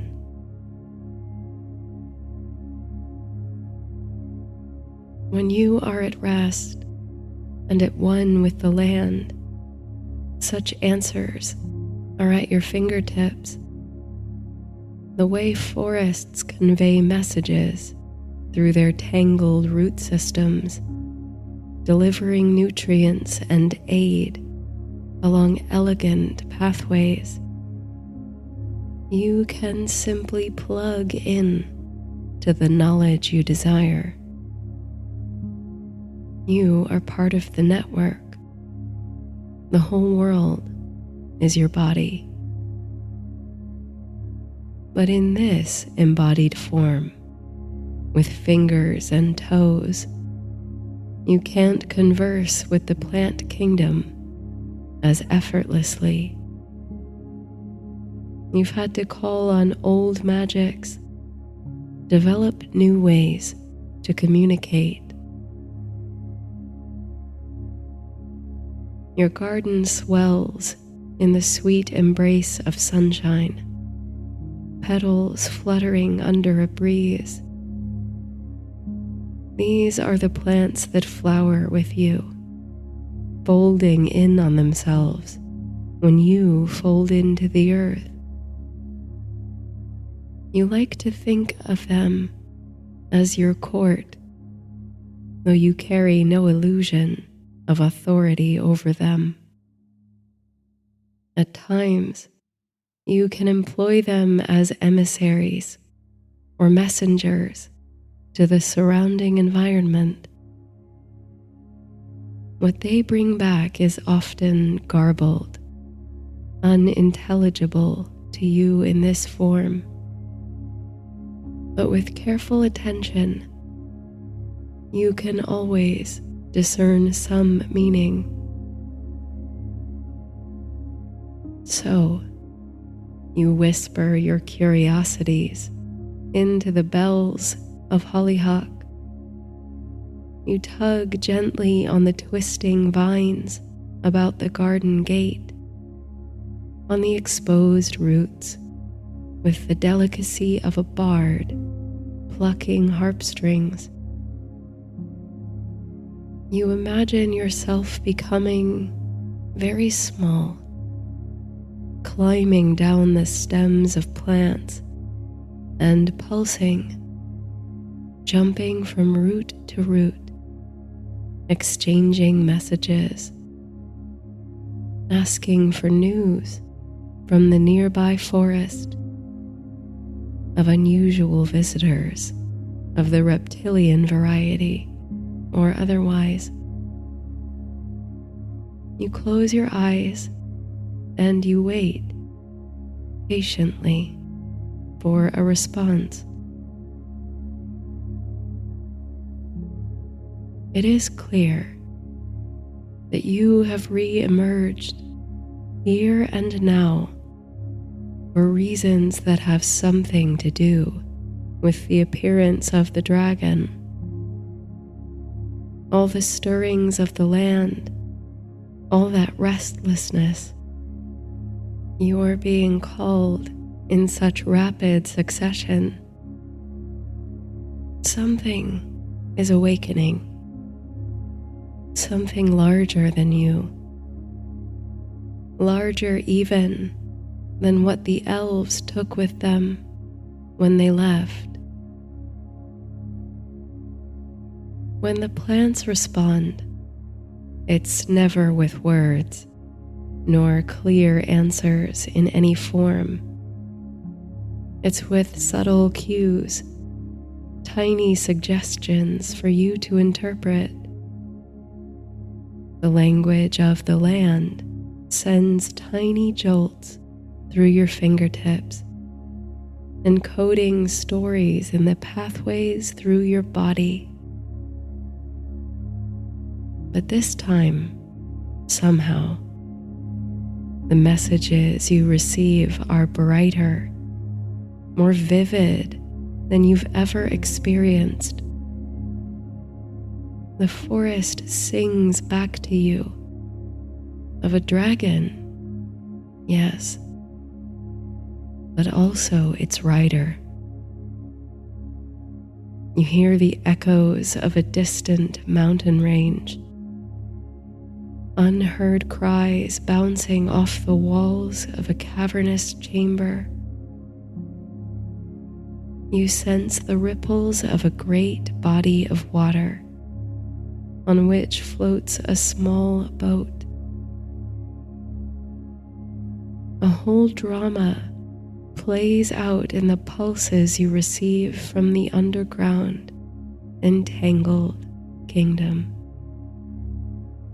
Generations long, a tale of noble houses, deceit, and hunger for power. You watch a dynasty rise, conquering and unifying disparate tribes into a singular kingdom, something your erstwhile captain aspired to, but never achieved. You observe the plotting of a rebel faction bent on deposing a tyrannical king. You witness the parallel paths of two children, one born to the house of the dragon, spirited away amid the rebellion and raised in obscurity. The other, born to the lion's house, the child of the new ruler, groomed for the throne. They are like mirrors of each other, these youths. Each of them claims an inheritance of power and conquest, yet you sense in both a fear of that power, a resistance to it. And then your inner vision begins to zoom outward. You see something like a vast spider web, tiny shimmering threads woven across a great expanse, to which cling iridescent beads of dew. They slide along the strings like little gemstones in a kind of dance, sometimes colliding and joining together, or sliding past each other on different beams. For the first time, you realize you perceive something even greater than the story. You can see all the stories, not the single filament, but the whole network, not the single myth, but the mythology. It is all so beautifully entangled, chaotic, and emergent. Each strand intersects with countless others, opening endless pathways and possibilities, alternate routes, roads untaken, lives yet unlived and unexplored, stories yet untold. From here, you are witness to it all, that which has happened, that which is happening, and that which may yet happen, or not. All because of your tender relationship to the land. You have been welcomed into mystery, into deep entanglement, into the source of all magic. You wonder if any of your elven kin have ever claimed such privilege and power. And oh, there comes an overwhelming urge to reach out into the vision and pluck the strings like those of a harp, to send ripples through the entire web, to play the interconnected mythology at your own will.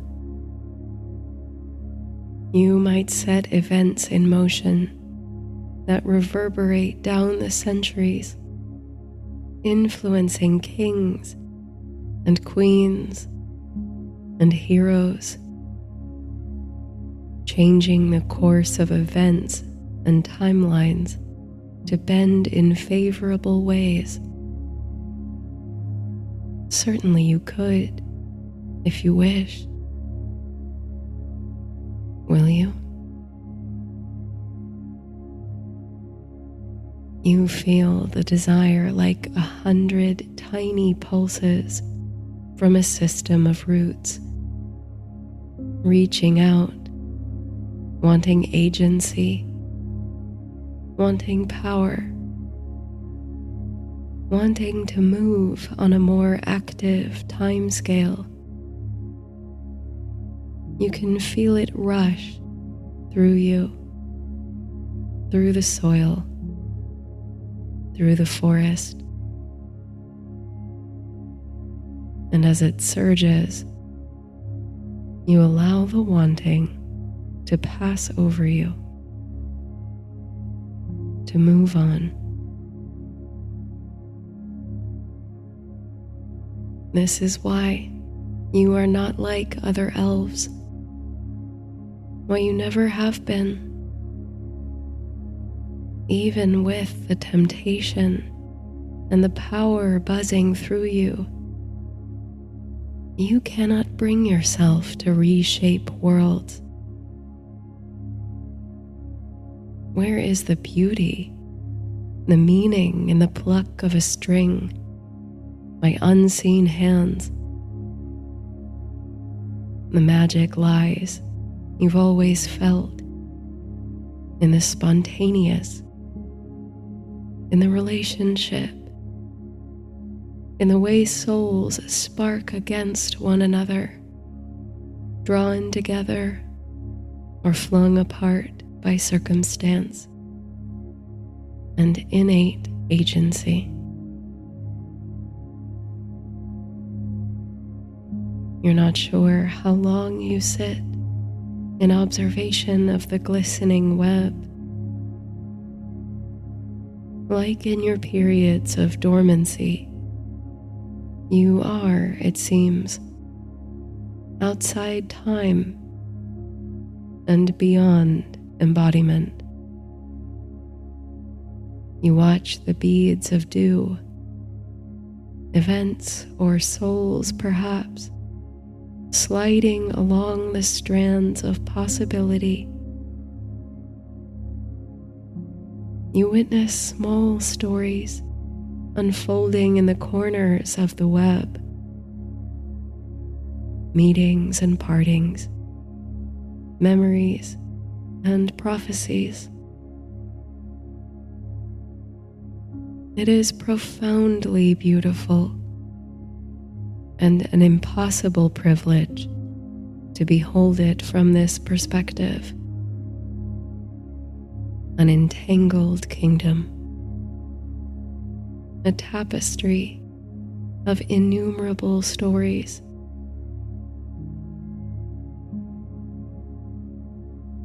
No, you won't pluck the strings,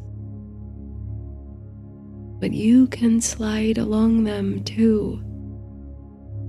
You can be like a dewdrop or a gemstone, changing the course of another's fate by your mere presence or guidance, by your participation. You've done it before. Everyone has. And so, you ask your plant and mycelial friends for another favor. You ask them to send a signal to the forest, an invitation. You leave the garden. You brew some tea.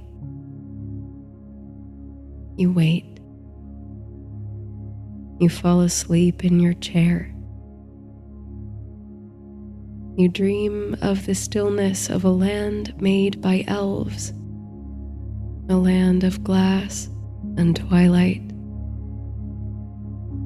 And when the sun breaks through the windows of the cottage, you awake. You step outside the door, inhaling the scent of a soft, overnight rain, or gentle showers of rustled laughter from the soil. Now full-fruited mushrooms spring up in a dappled line down the hillside, striking like skyfire. These emergent bodies become footprints, breadcrumbs to the mouth of the woods and beyond. Will they enchant the traveler to your door?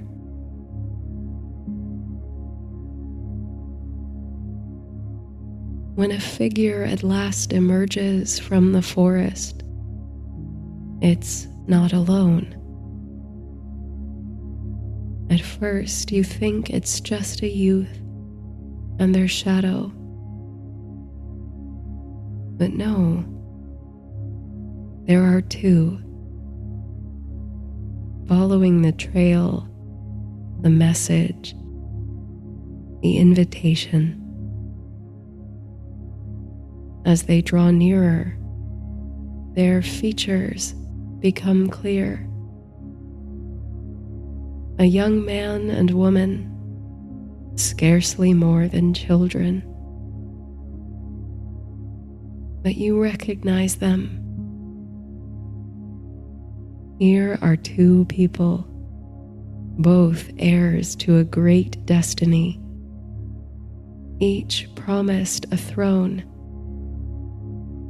each promised a glorious future, a glistening thread.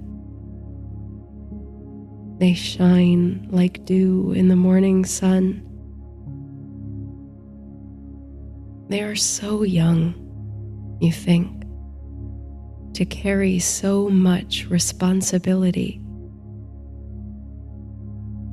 And yet, to any outside observer, they would seem in opposition, sworn enemies, scions of noble houses that have spent a generation at war. So why, you wonder, with no small amount of intrigue, do they walk together? The dragon rider and the heir apparent to the throne of Brenindor.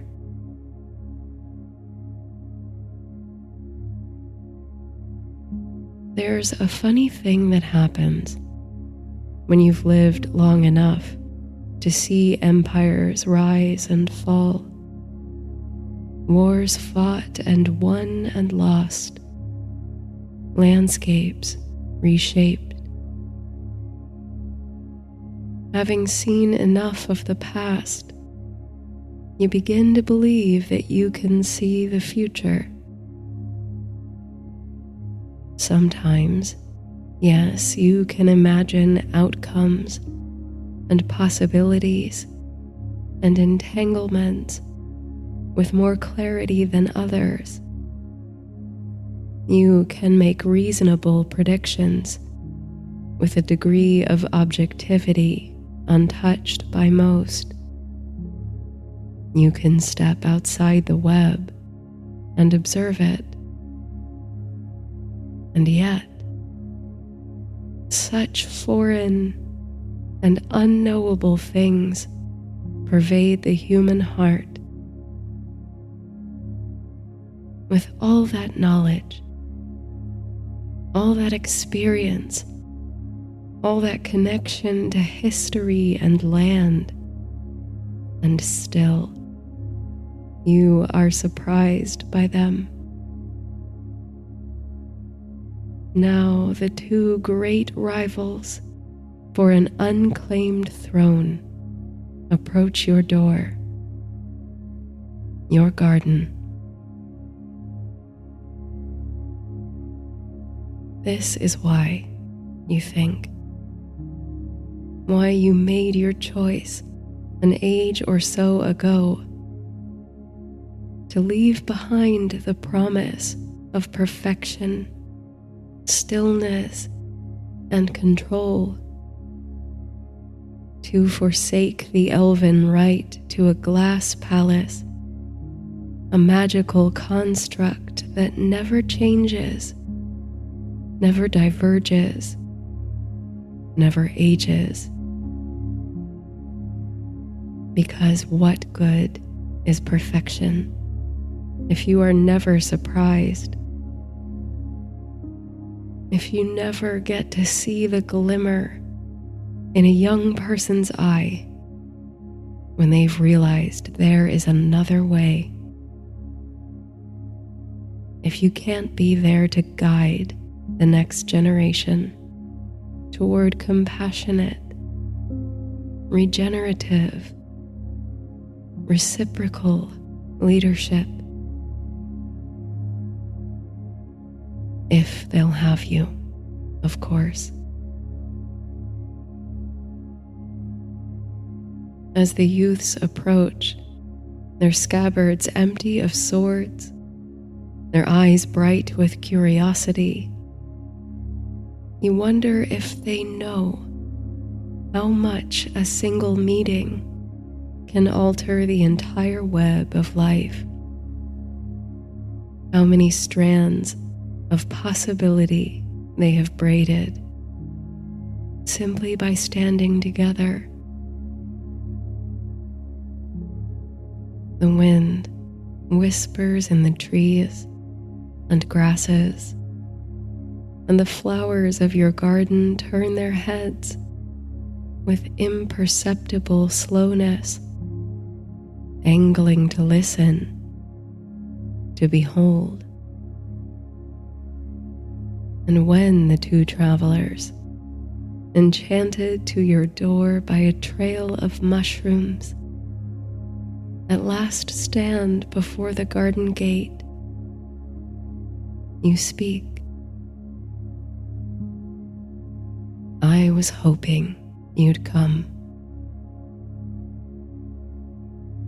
And in those words you hope they can hear more than the immediate meaning, because the whole world, the whole Entangled Kingdom has been waiting, hoping for them.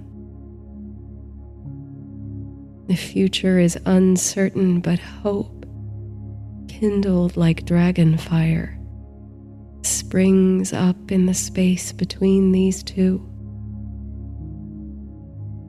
You can feel the land and all its soil and roots and rocks and networks trembling, breathing, hoping collectively. Please come in, you say. I'll make some tea. We have work to do.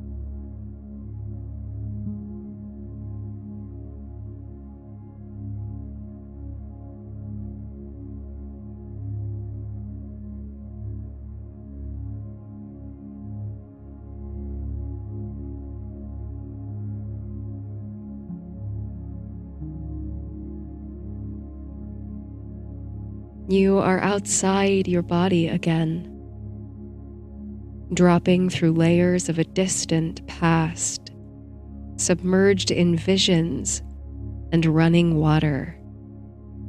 You are like a river stone. You feel your surfaces smooth out and tumble, flickering between states. This river, you sense, has its source in the otherworld, the place inhabited by the fair folk or the elves, those ageless beings who once shared this land with your kind before they retreated with their magic. You can hear their songs in the water, tripping over you, catching the light. The liquid songs pass through you, too, for you realize you are not entirely opaque. So, not a river stone then. Just as solid, perhaps, but you let some light through. Some you reflect back, tossing temporary rainbows through the pockets of shifting water. You are a gem, perhaps, a stranger among so many gray and marbled rocks. You can feel how the water changes quality as it passes over you, flowing away from the source and down to the sea. It is changing in itself through the very process of movement. It changes everything it touches, smoothing the surface of stones, carving ripples into the banks. But you know, somehow, that it is also reacting to your presence. You are changing the water too. It encounters you, interacts with you, and moves on. Its shape and texture and the timbre of its song is not the same as it recedes. You are quite certain in this crystalline form that you have been here for some time, yet you do not have an antiquity to you. The gems and sparkling jewels unearthed from mines are the result of untold ages of underworld alchemy. You feel, at least comparatively, new. You were not pressed into being by the great forces of heat and earth and material exchange. You were, rather, forged, or better yet, channeled.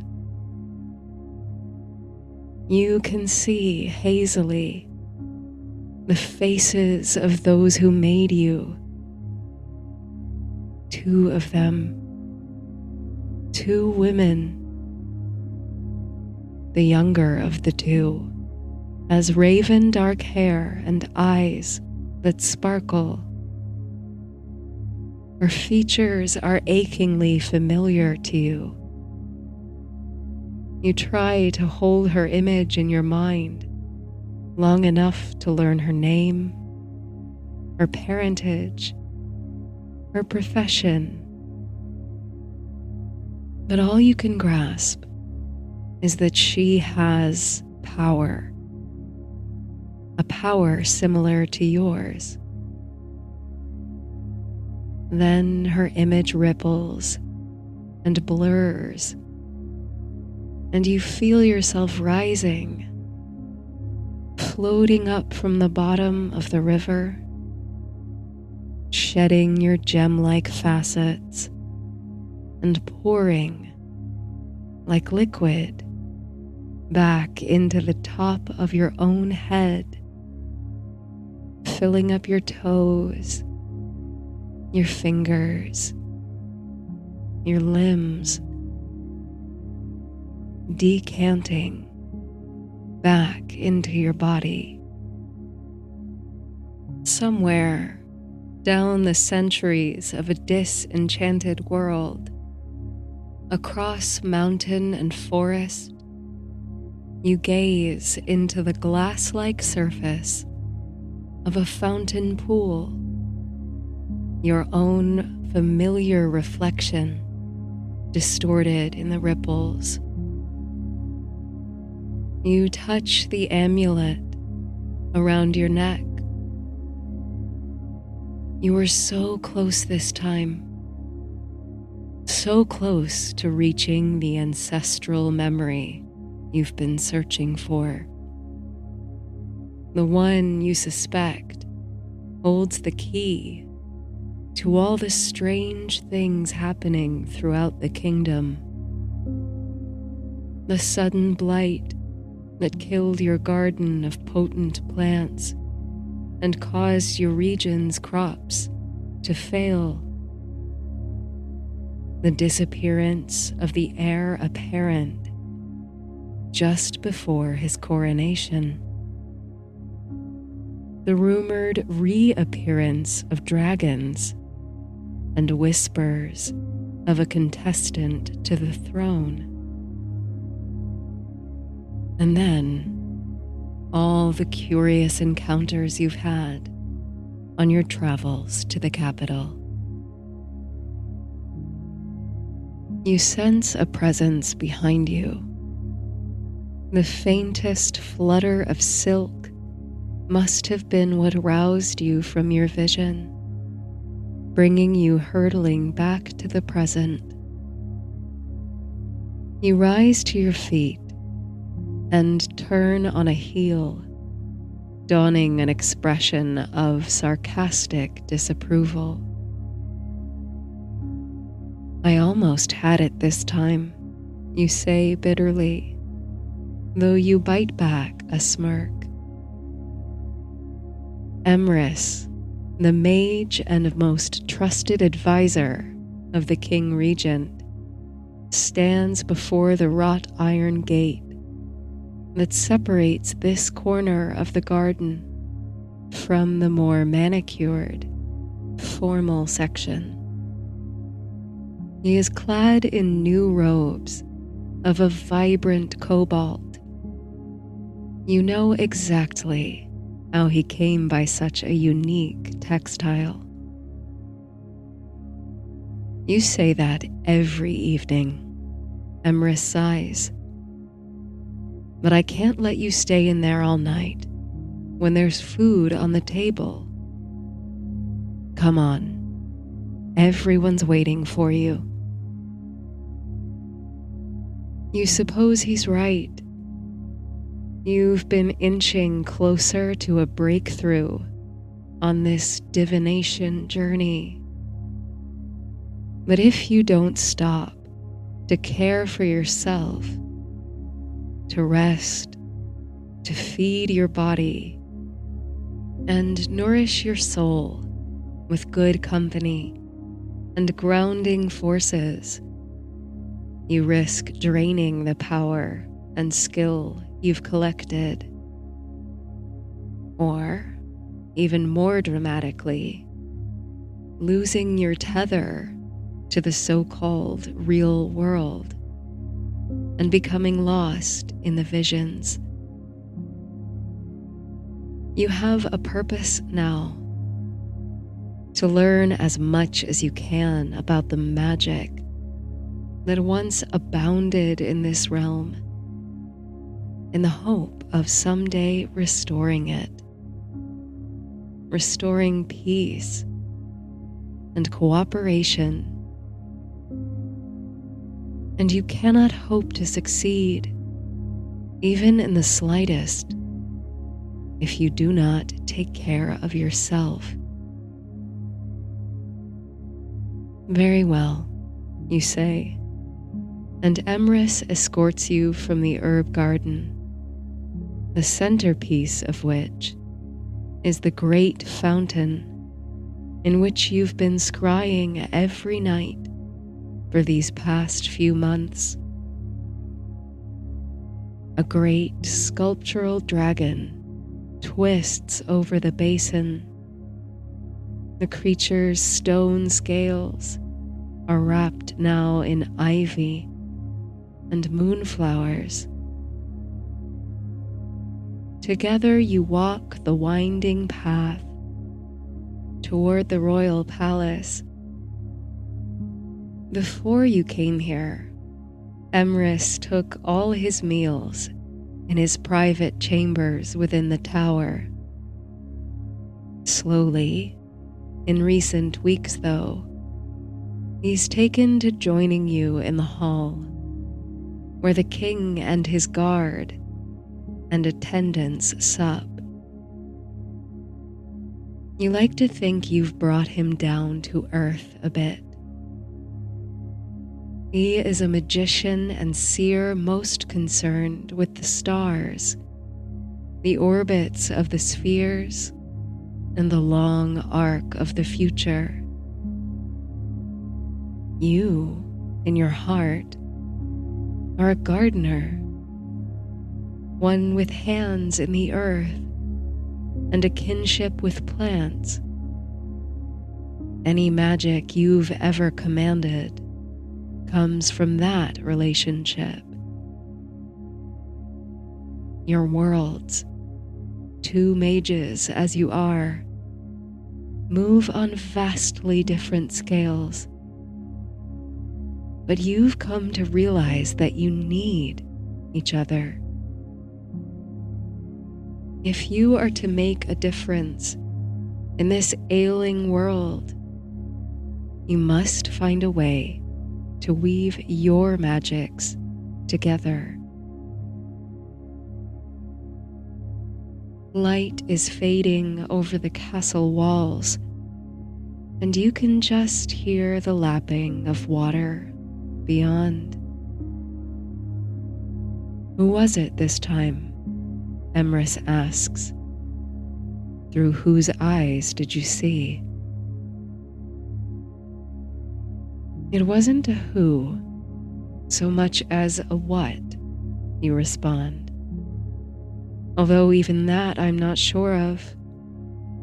Sometimes I feel everything in this world must be alive, must be someone.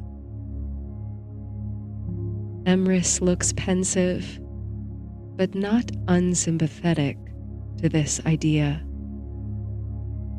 But anyway, You bring a hand once again to the amulet that hangs around your neck, the one which you haven't removed since it came into your possession. This. You were the stone, Emrys asks, a hint of surprise and intrigue in his voice. Then do I take it that you saw beyond the veil of twilight into the land of the Elves? No, you say, though you understand why Emrys leaps to this conclusion. You came by the amulet during your travels, on your way to this very castle to seek the advice of the king's mage. You have served as a healer and herbalist in your village for almost your entire life, inheriting the role from your mother and generations before her. But under your stewardship of the garden and the community, the blight came, and you felt you must be responsible. If you had not sufficient magic to heal what was broken in your home, then you would go to the ends of the earth to find a way. Your apprentice begged to go in your stead. She was, after all, much younger and in better health. You refused to let her undertake such a quest. The village needed her to stay. Still, your bones creaked and your body ached. From the very outset, you questioned your judgment. What had possessed you to travel alone through such rough terrain? But the journey was one of many wonders. One night, as you took to rest in the safety of a hazel grove, you found yourself transported to a strange realm where neither sun nor moon would shine, only an enchanted twilight. There you were doted upon by a coterie of beautiful attendants, each one seeming to glow from within. You feasted on the finest foods and sweetest wines you've ever tasted, and with each passing day, you felt younger, lighter, more vital. Like a river stone, softened and smoothed by the singing waters. When finally you emerged from the otherworldly company, the amulet hung around your neck. It hummed against your youthful skin, and you knew that if you ever removed it, all those years would come rushing back. And until tonight, until the vision you were just granted, you believed the amulet was some elven artifact, something enchanted by their hands for the purposes of your journey. Now, you suspect the gem has its origins in something closer to home. I lay at the bottom of a river, you say, describing the contents of your vision. And I knew that river. I could swear it was the Ardent, the river that flows through Silverfair, my home. But I also felt that I knew its source, and that its source lay beyond the borders of Elfland. But maybe I was mistaken. You add this last after stealing a glance at Emrys, whose brow is furrowed. Trust your instincts, he says. They're sharper than mine, anyway. You smile as you and your friend pass under the colonnade and through the oaken doors to the hall. Already there are dozens of people at supper. Household attendants, King's Guard, lords and ladies. The King Regent is not at the head table, though he rarely is these days. You suspect He accompanied the latest envoy to the lesser courts in search of his heir, who vanished unceremoniously at the very time you and your friends arrived. Most of the denizens of the capital seem grateful that the prince's disappearance didn't provoke all-out war, given that the regent suspects kidnapping. But with rumors of rebels and dragons stirring across the land, and still no sign of the boy, such a peace is unlikely to last much longer.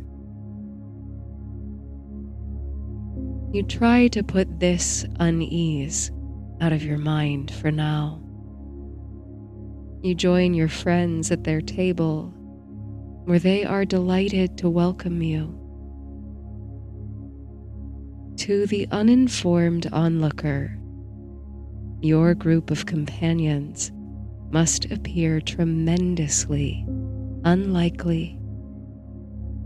There's you in your finery, and Emrys, the king's trusted right hand, resplendent in silk.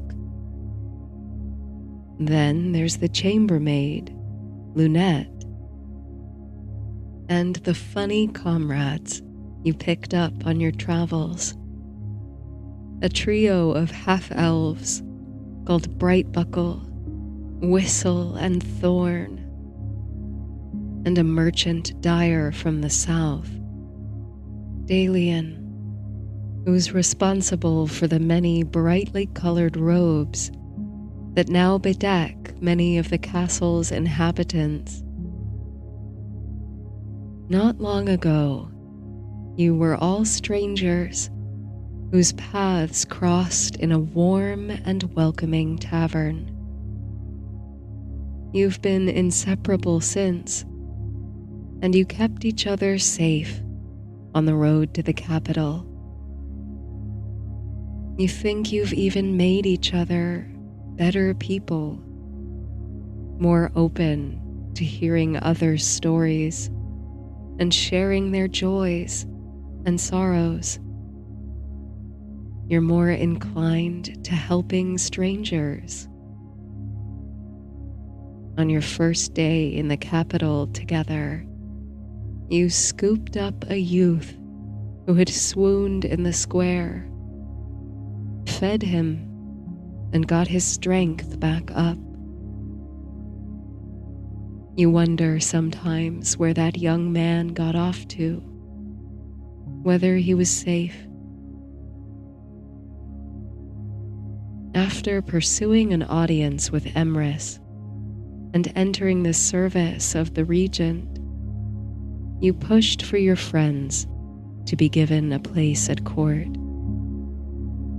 As it happens, the half-elves are warriors, skilled with a bow, and they have made valuable contributions to the castle guard.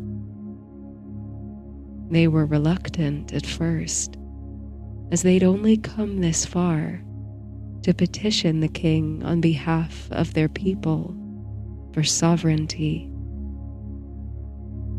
But you convinced them to work toward that goal through climbing the courtly ranks, rather than approaching an uneasy regent with no clout. Meanwhile, Dalian's talent with textiles and the exotic dyes brought from his home at the kingdom's southernmost tip has made him an in-demand artisan at court. Even the king regent is dressed in his linens and silks. You join your band of misfits happily, shaking off the last shiver of vision and trance, settling instead into laughter and conversation. Having such a cross-section of companions means you're able to learn much about the goings-on in the castle and beyond its walls. You command a unique position of being in the know, even before you count your tendency toward second sight. Tonight, you hear gossip all the way from the midland town of Merrymeet, where a stranger was said to have conquered the beast that once prowled the streets. Most of the guard think it's all tall tales, but Brightbuckle thinks there must be something to it. At any rate, no one seems to know what manner of beast it was. Lunette, at least, seems especially interested in the topic. But your friends lean in extra close as you share the wisdom you've gained since last you spoke. You relate the experience of this evening's vision, your certainty that you inhabited the memories of your amulet and its unexpected appearance at the bottom of a river so near your home. You describe with as much of the slippery detail as you can grasp the faces and eyes of the two women you saw in the vision, especially the younger one, who seemed so familiar. You're getting closer, so close, to accessing the cultural memory you seek, the memory of a time before the great magic faded. And for the first time, you've received a clue to that story. The story of the kingdom's disenchantment, of all the events that led to the blight, of the curious marvels you've witnessed. And it's a clue that all that is connected to you, your village, and perhaps even your family line. What you have no doubt of by now is that your amulet, a gift from the Elves, is the key to solving it all. The party has many thoughts and interpretations to share, and just as many questions to ask about the nature of your vision, though you are somewhat unequipped to answer them. How did you know it was your home river? They ask. Because you swam in those waters as a child, gathered herbs by the banks. You know its special song. What about the women you saw? You believe they made the gem? They ask. Not made the gem, perhaps, but made it what it was. Made it more than what it was before. Who were they? Your companions wonder. You don't know. But you felt a tug so profound within yourself when you saw the young woman's eyes. Like a child when they see a beloved parent or sibling. No, not like that exactly. More like an elder, gazing with wistful longing at a painting of their younger self. Or a gardener, beholding the first green shoots after an endless winter or a devastating blight. The next one, you say, will be the one. I can feel it. I'm so close to the answer. I've gone back almost as far as the departure of the elves. And that was what started the disenchantment. The next time I dive, I'm sure I'll see what really happened. And we'll figure out how to reverse it. It has never occurred to you to question the idea that the deep past holds the secret to a brighter future. Ancestral wisdom, like the knowledge of healing herbs passed from mother to daughter, or the songs that immortalize heroic values across generations, is the most sacred, mutable vessel.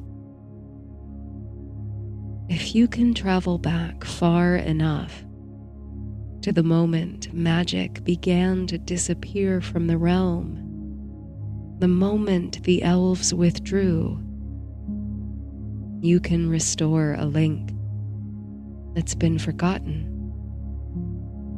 And you can help restore Brenindor to the splendor and peace it once knew. A harmony between people and land. Though you never would have believed it when you first left home, you may be the kingdom's best hope for recovering what's been lost, for returning to the way things once were. The talk around the table soon softens, turns less serious. You laugh with your friends, letting the whole vision slide out of your mind for at least a few moments. You just enjoy each other's company. What a strange road you've walked together already, and what untold adventures must still lie ahead. You feel fortunate to have accumulated friends like these. You never would have met any of them had you not left home.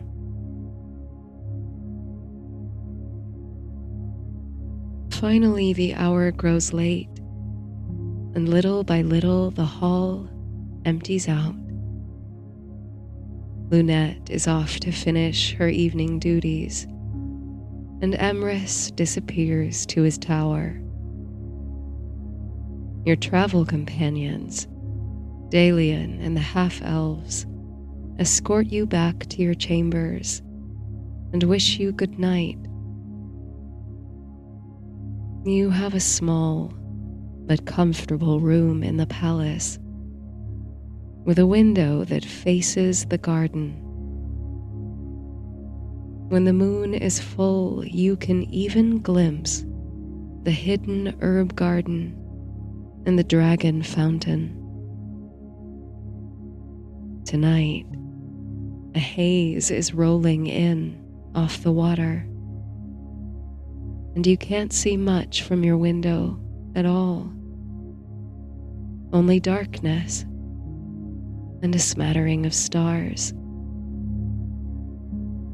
Still, you look out over the mist, almost a scrying surface in itself, and imagine you can make out shapes and stories in its patterns. There are times you feel everything in this world must be alive and connected and working together. even mist, even water, even rocks. You touch the amulet around your neck once more, and you climb into your bed. You sink like a river stone towards sleep, dropping a little deeper down with every breath you take. Tonight's vision swims lazily in and out of your dreams. Familiar faces, unreachable ancestors, the song of the river enfolds you like a loved one's embrace.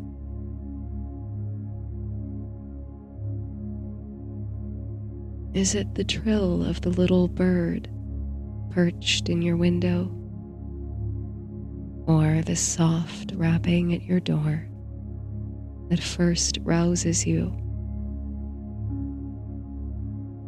Wisps of golden morning light fall graciously into the room as you stir.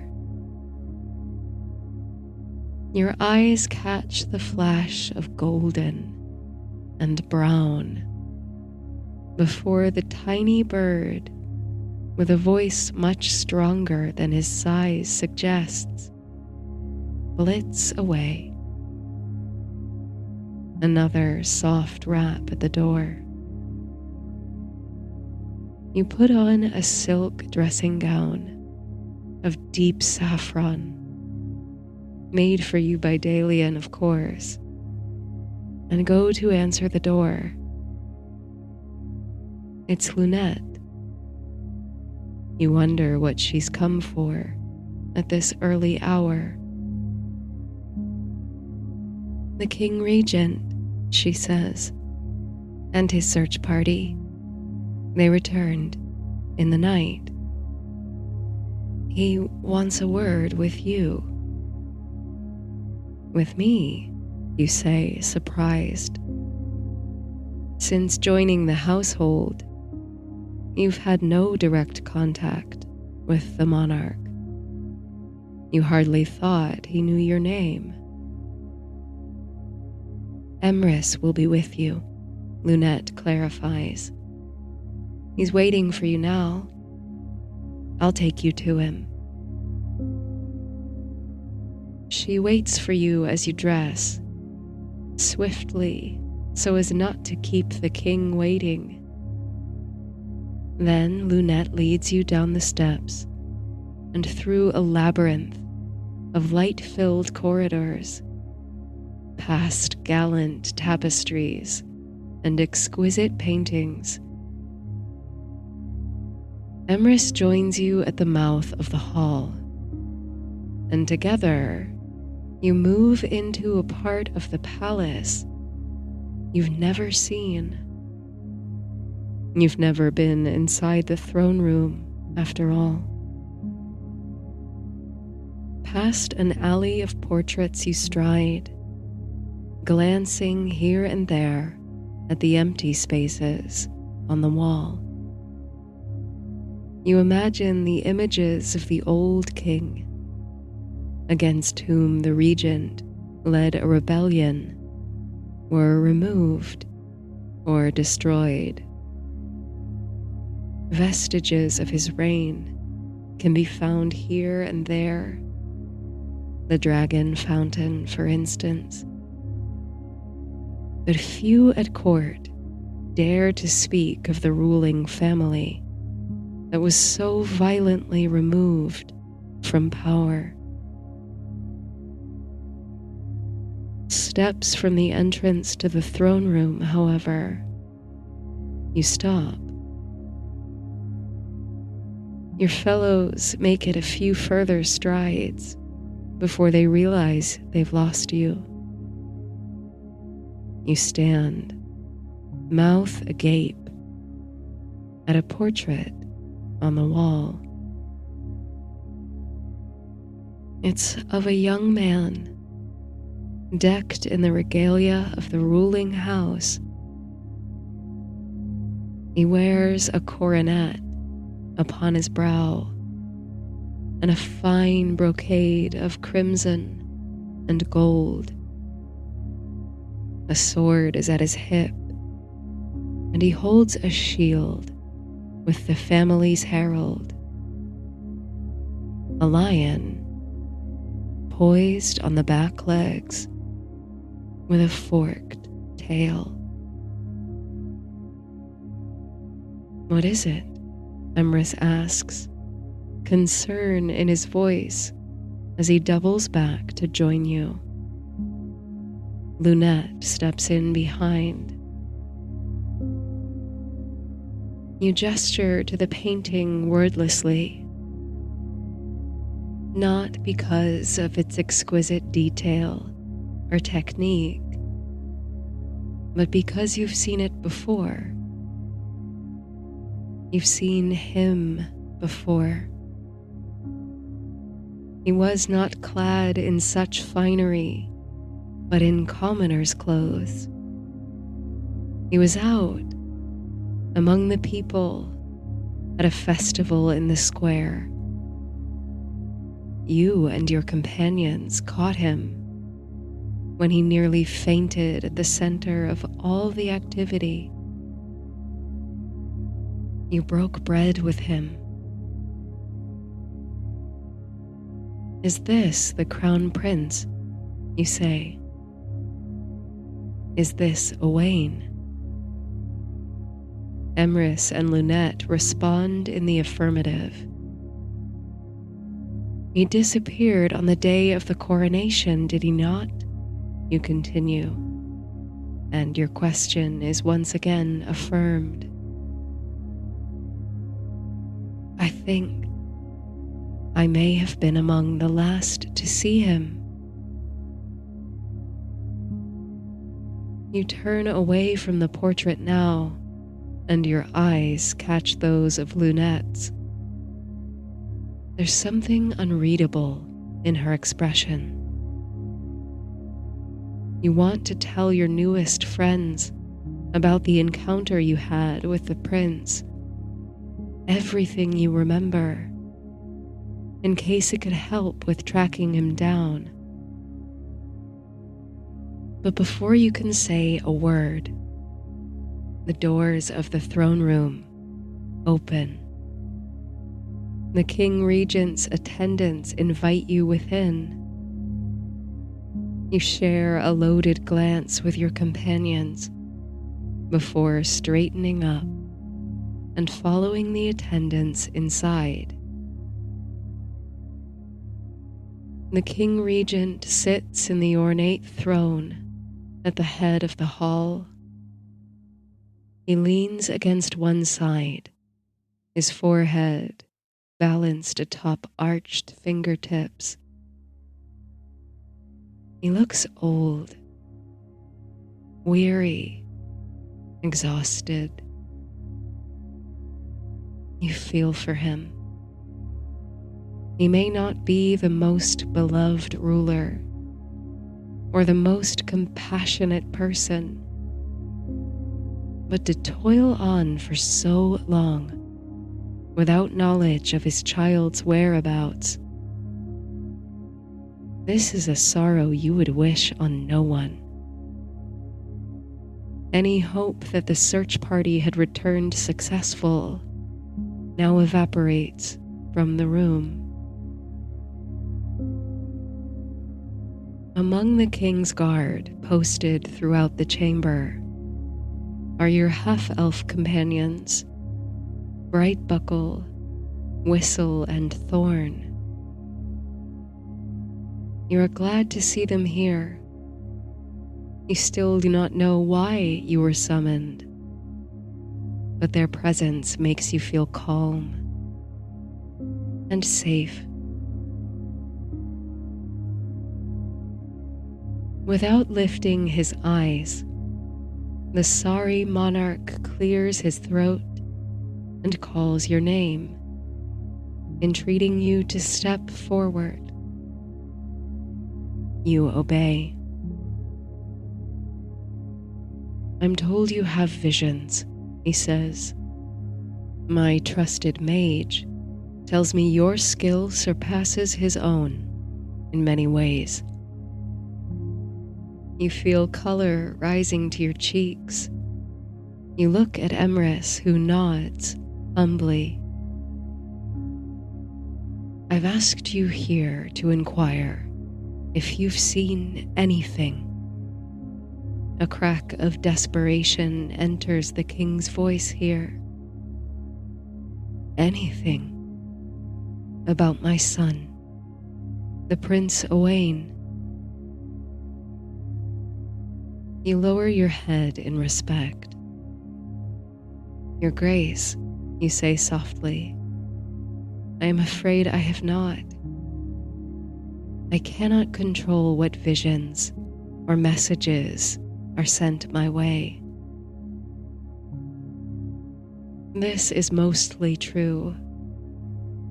Certainly you have skill, and you can maneuver through the memories to an extent. But the waters tend to push back, steering you along a course already determined. But the thing you haven't the heart to tell him is this. You are not looking for the prince. You are not diving into the past for the sole purpose of bringing him home. Your motives are broader.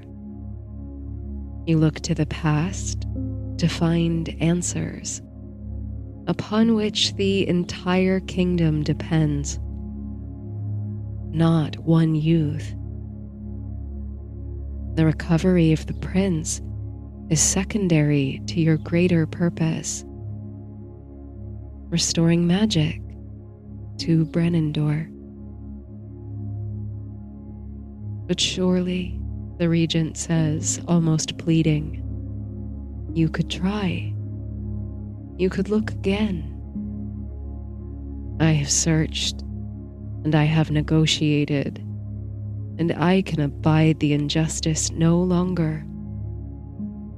If he is not safely found soon, there will be no other choice. He doesn't say the words, but you and everyone else in the room can hear it in the silence. If the prince is not discovered, he will have no choice but open war. Emrys steps forward now, side by side with you. He speaks up on your behalf, insisting that your skill improves every day. That soon, very soon, you will have the gazing waters in your complete control, that you will be able to dive in and find any answer to any question. The king considers you. Show me, he says after a long pause. Show me what you can do. He claps his hands and calls for a basin of water to be brought forth. Your nerves rise, but Emrys squeezes your hand and whispers words of encouragement. Two of the attendants exit, returning shortly with a shallow basin. They set it before you. You've never been tested like this. You wish you could refuse. Tell me what you see, the King Regent says expectantly. These are not ideal conditions for your gift to flourish, you think. The threat of war the watchful eye of the monarch, and the audience of onlookers make your brow sweat. But as you step before the basin, you catch the eyes of Brightbuckle and his company. You've been through deeper perils than this, with them at your side. Emrys is here. You trust each other. And Lunette, a steadying force of a friend. You exhale. You gaze. For the past few months, you've been searching the past, climbing down the threads of ancestral memory, that which is imprinted on the land through roots and relationships. Now, you imagine yourself riding on the current of the present, instead of wrapping around you, flowing over you, or passing through you. You try to perch like a weightless bird on the crest of a wave, to be carried with it. On and on you flow, reaching out with all your senses, grasping and grappling for anything that might connect you to the prince. His youthful face swims across your inner vision. A crowned peasant. The river's song is different from atop the rapids. It is the song of foam and spray, of splash and giggle, rather than the rushing and pounding and thrumming you're used to. It takes effort to balance on the current, to neither fall behind nor surge ahead. You are tempted more than once to slip from your perch, but you hold on. The banks of the river are dappled at first by oak and alder and willow woods.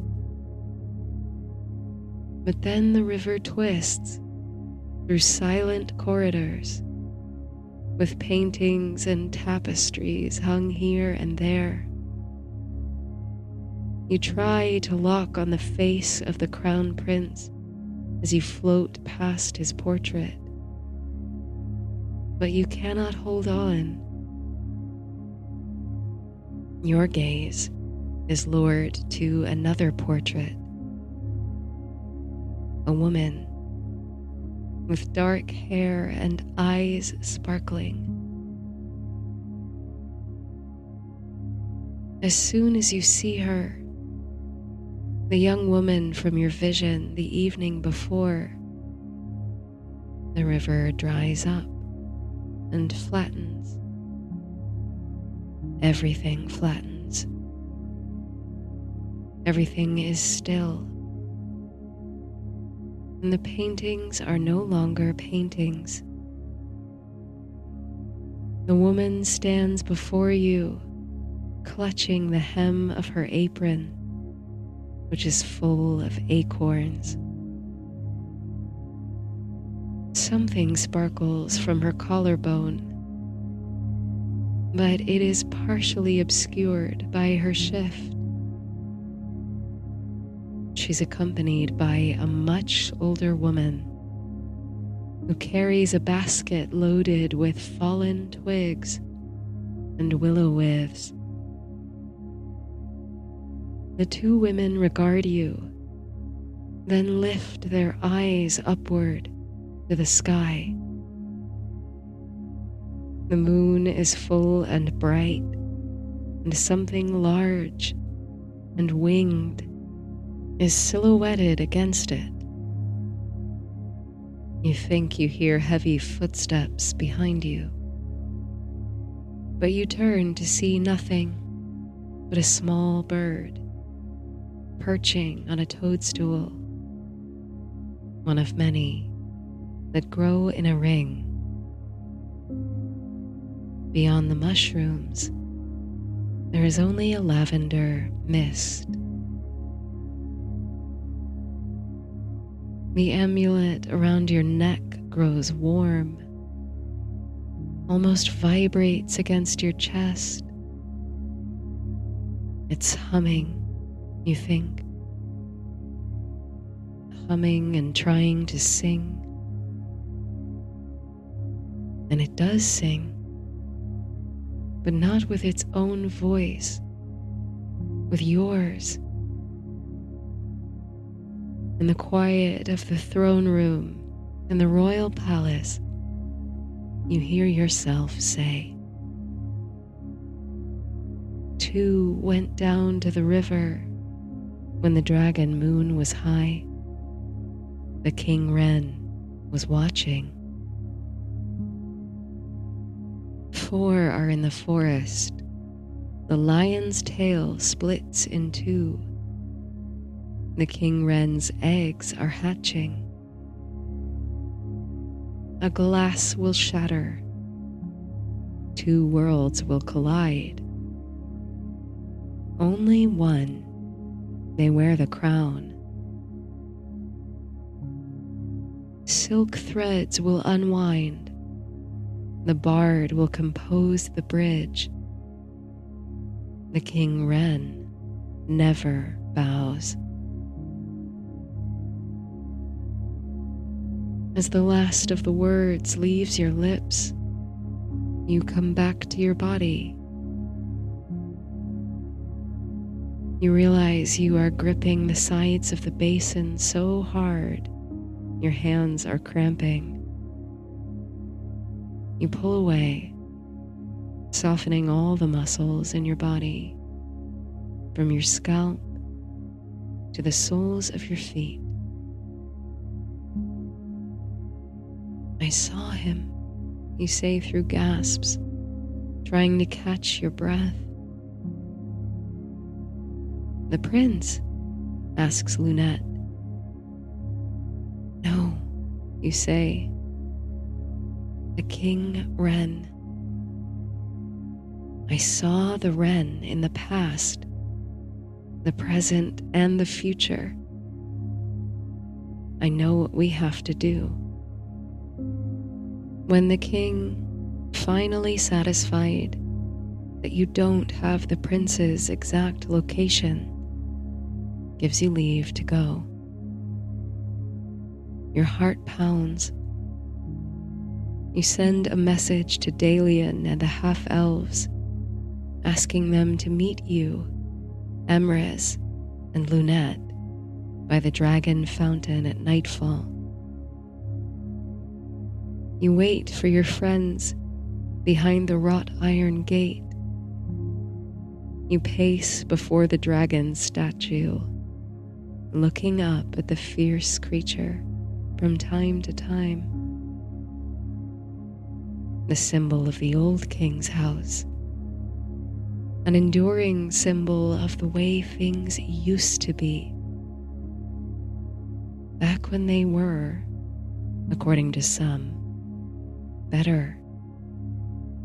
When the land was richer, the people more prosperous, and magic more abundant.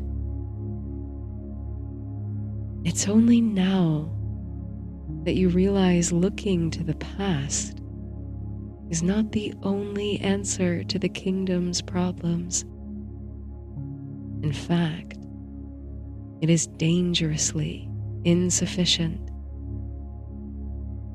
To make the best world for the future, you need more than memory. You need a prophetic voice, the courage to sing new possibilities into existence, to make magic real. You don't go searching for it. You practice it to make peace. You practice peace. You don't know if the words you uttered at the feet of the throne today were prophecy, or history, or memory, or nonsense. But you know you wear something powerful around your neck. You know that when you sank to the bottom of that visionary river, you were not the amulet itself, but the wondrous thing contained within it. The magic waiting to spill across a hungry world. You know the woman from your visions is trying to lead you to something. And whatever those riddling words were, your friends were there to hear them. And the world you all deserve is yours to make. It all starts with joining forces, with taking a first step. As the moon rises over the water and climbs to sit atop the ivy-covered garden wall, you hear footsteps along the path. They're all here. They're all eager to know what you're planning. Under the shadow of the moon and the statue of the dragon, you behold your friends, the unlikely companions of court and tavern, tower and scullery. The bonds of trust between you are stronger than spider silk already, stronger than the roots of the oldest oaks. Before you even speak it into the night, you know what their answer will be. Thank you for coming, you say. I need each and every one of you. Will you come with me on an adventure?